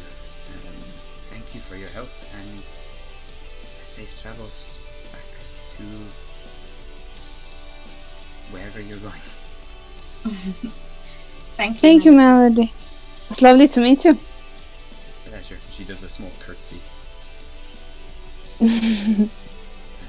And I like to think that Mr. is just behind Krug, like, I don't want to scare her, so she'll just go out with that. Bye. Just wave bye. Okay, cool. I forgot you guys couldn't see me, so I'm still waving at the air. I've done that so often. And then after I explain, put into words what I'm actually doing, I'm like, Perfect. So we can say then as well, Zavion is there waiting for you. He's kind of waving his little sending stone. He's like, "I got your message," and he decides to bring Can you all we back. go? Zavion, if you're going to teleport us, can we teleport outside your house? I didn't actually get to see what it looks like. I mean, out there. No problem. Absolutely. Yeah, sure. You can enjoy the snow for a bit as well. Oscar seemed to. I did. Helped a lot. Very exciting. And with that, you double back. We'll get rid of these bibbles just for a moment. So just for the sake of this, there's the tower and there's. But as you do teleport back here, I'll just put here. This is you lot, because it is getting kind of late now. So yeah, we'll just say we can end it here. We can just say that we end up teleporting back here. And it's just dead bodies surrounding. Yeah, well, us. there is no dead bodies when you get here.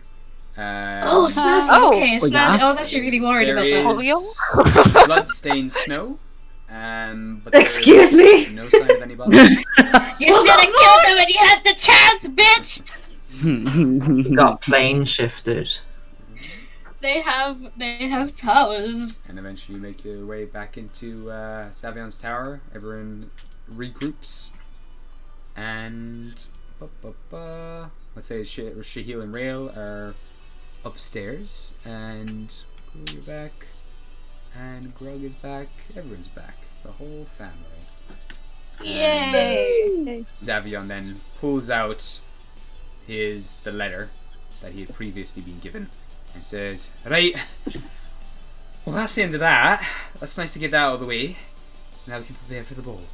And he pulls out the message and he says, well, our escort should be arriving in a couple of days, so we best get looking for costumes, looking for dates, and all the like, as we shall be attending the masquerade of Ignis Ostentatious Ubella Dragnella the First. My god. That's a mouthful. Yeah. Ostentatious name, I could think of. A very pretentious fucker who I used to study with back at the time. We both were in the running to become watchers, and for about 20 odd years we did date. So this is going to be interesting. Ew, she could be a potential mom. Oh. Potential father, my dear. Was it the second that you just said? Eh? Ignis first. Ostentatious the second? Sorry, The first. Apologies. Inigo on Ostentatious. Inigo. Ostentatious Ubella Dragnella the First. Yeah, you missed like 3 names there, Kat. Okay. He's trying, bro. I only need the one, I ain't gonna care. I just need the number. No, seriously. So, wanted to help. Watch us get a copyright strike because of that. so I guess we'll leave it there. And Yes. it looks like what was this? Their friend Audacity will be collecting us in a couple of days. Audacity! Never heard Oh, that just for before. anyone watching on stream, characters don't know who Audacity is. We do. Yeah, we do though. We Yeah. do. We're If you over want to find Audacity. out more about Audacity, they'll be playing in the Evil Bottoms group on Tuesday. Wow. Yes. Go join them. Alright, that was Let's a go. big session. Big Snazzy long That was a guys. huge session. 5 Thank you, hours. Gabriel. Oh, no worries. Yeah, I I need hope Thank it's you, the Gabe. point of view. Oh, yeah. It's a lot going on. Thank you for the people that made it this far. Remember to Absolutely. follow us on Thank you. Instagram and Twitter and Discord. Yeah, join us on Discord Yeah, for put it in the daily chat. memes, All the memes, all the chats, all the simping. all the All the simping. unnecessary drawings that we all do. share some fan art, and yeah. Goodbye, everyone. Yeah. Let's go. Auf Bye. Wiedersehen. Have a nice See week. you next week. Bye. It's Bye. No.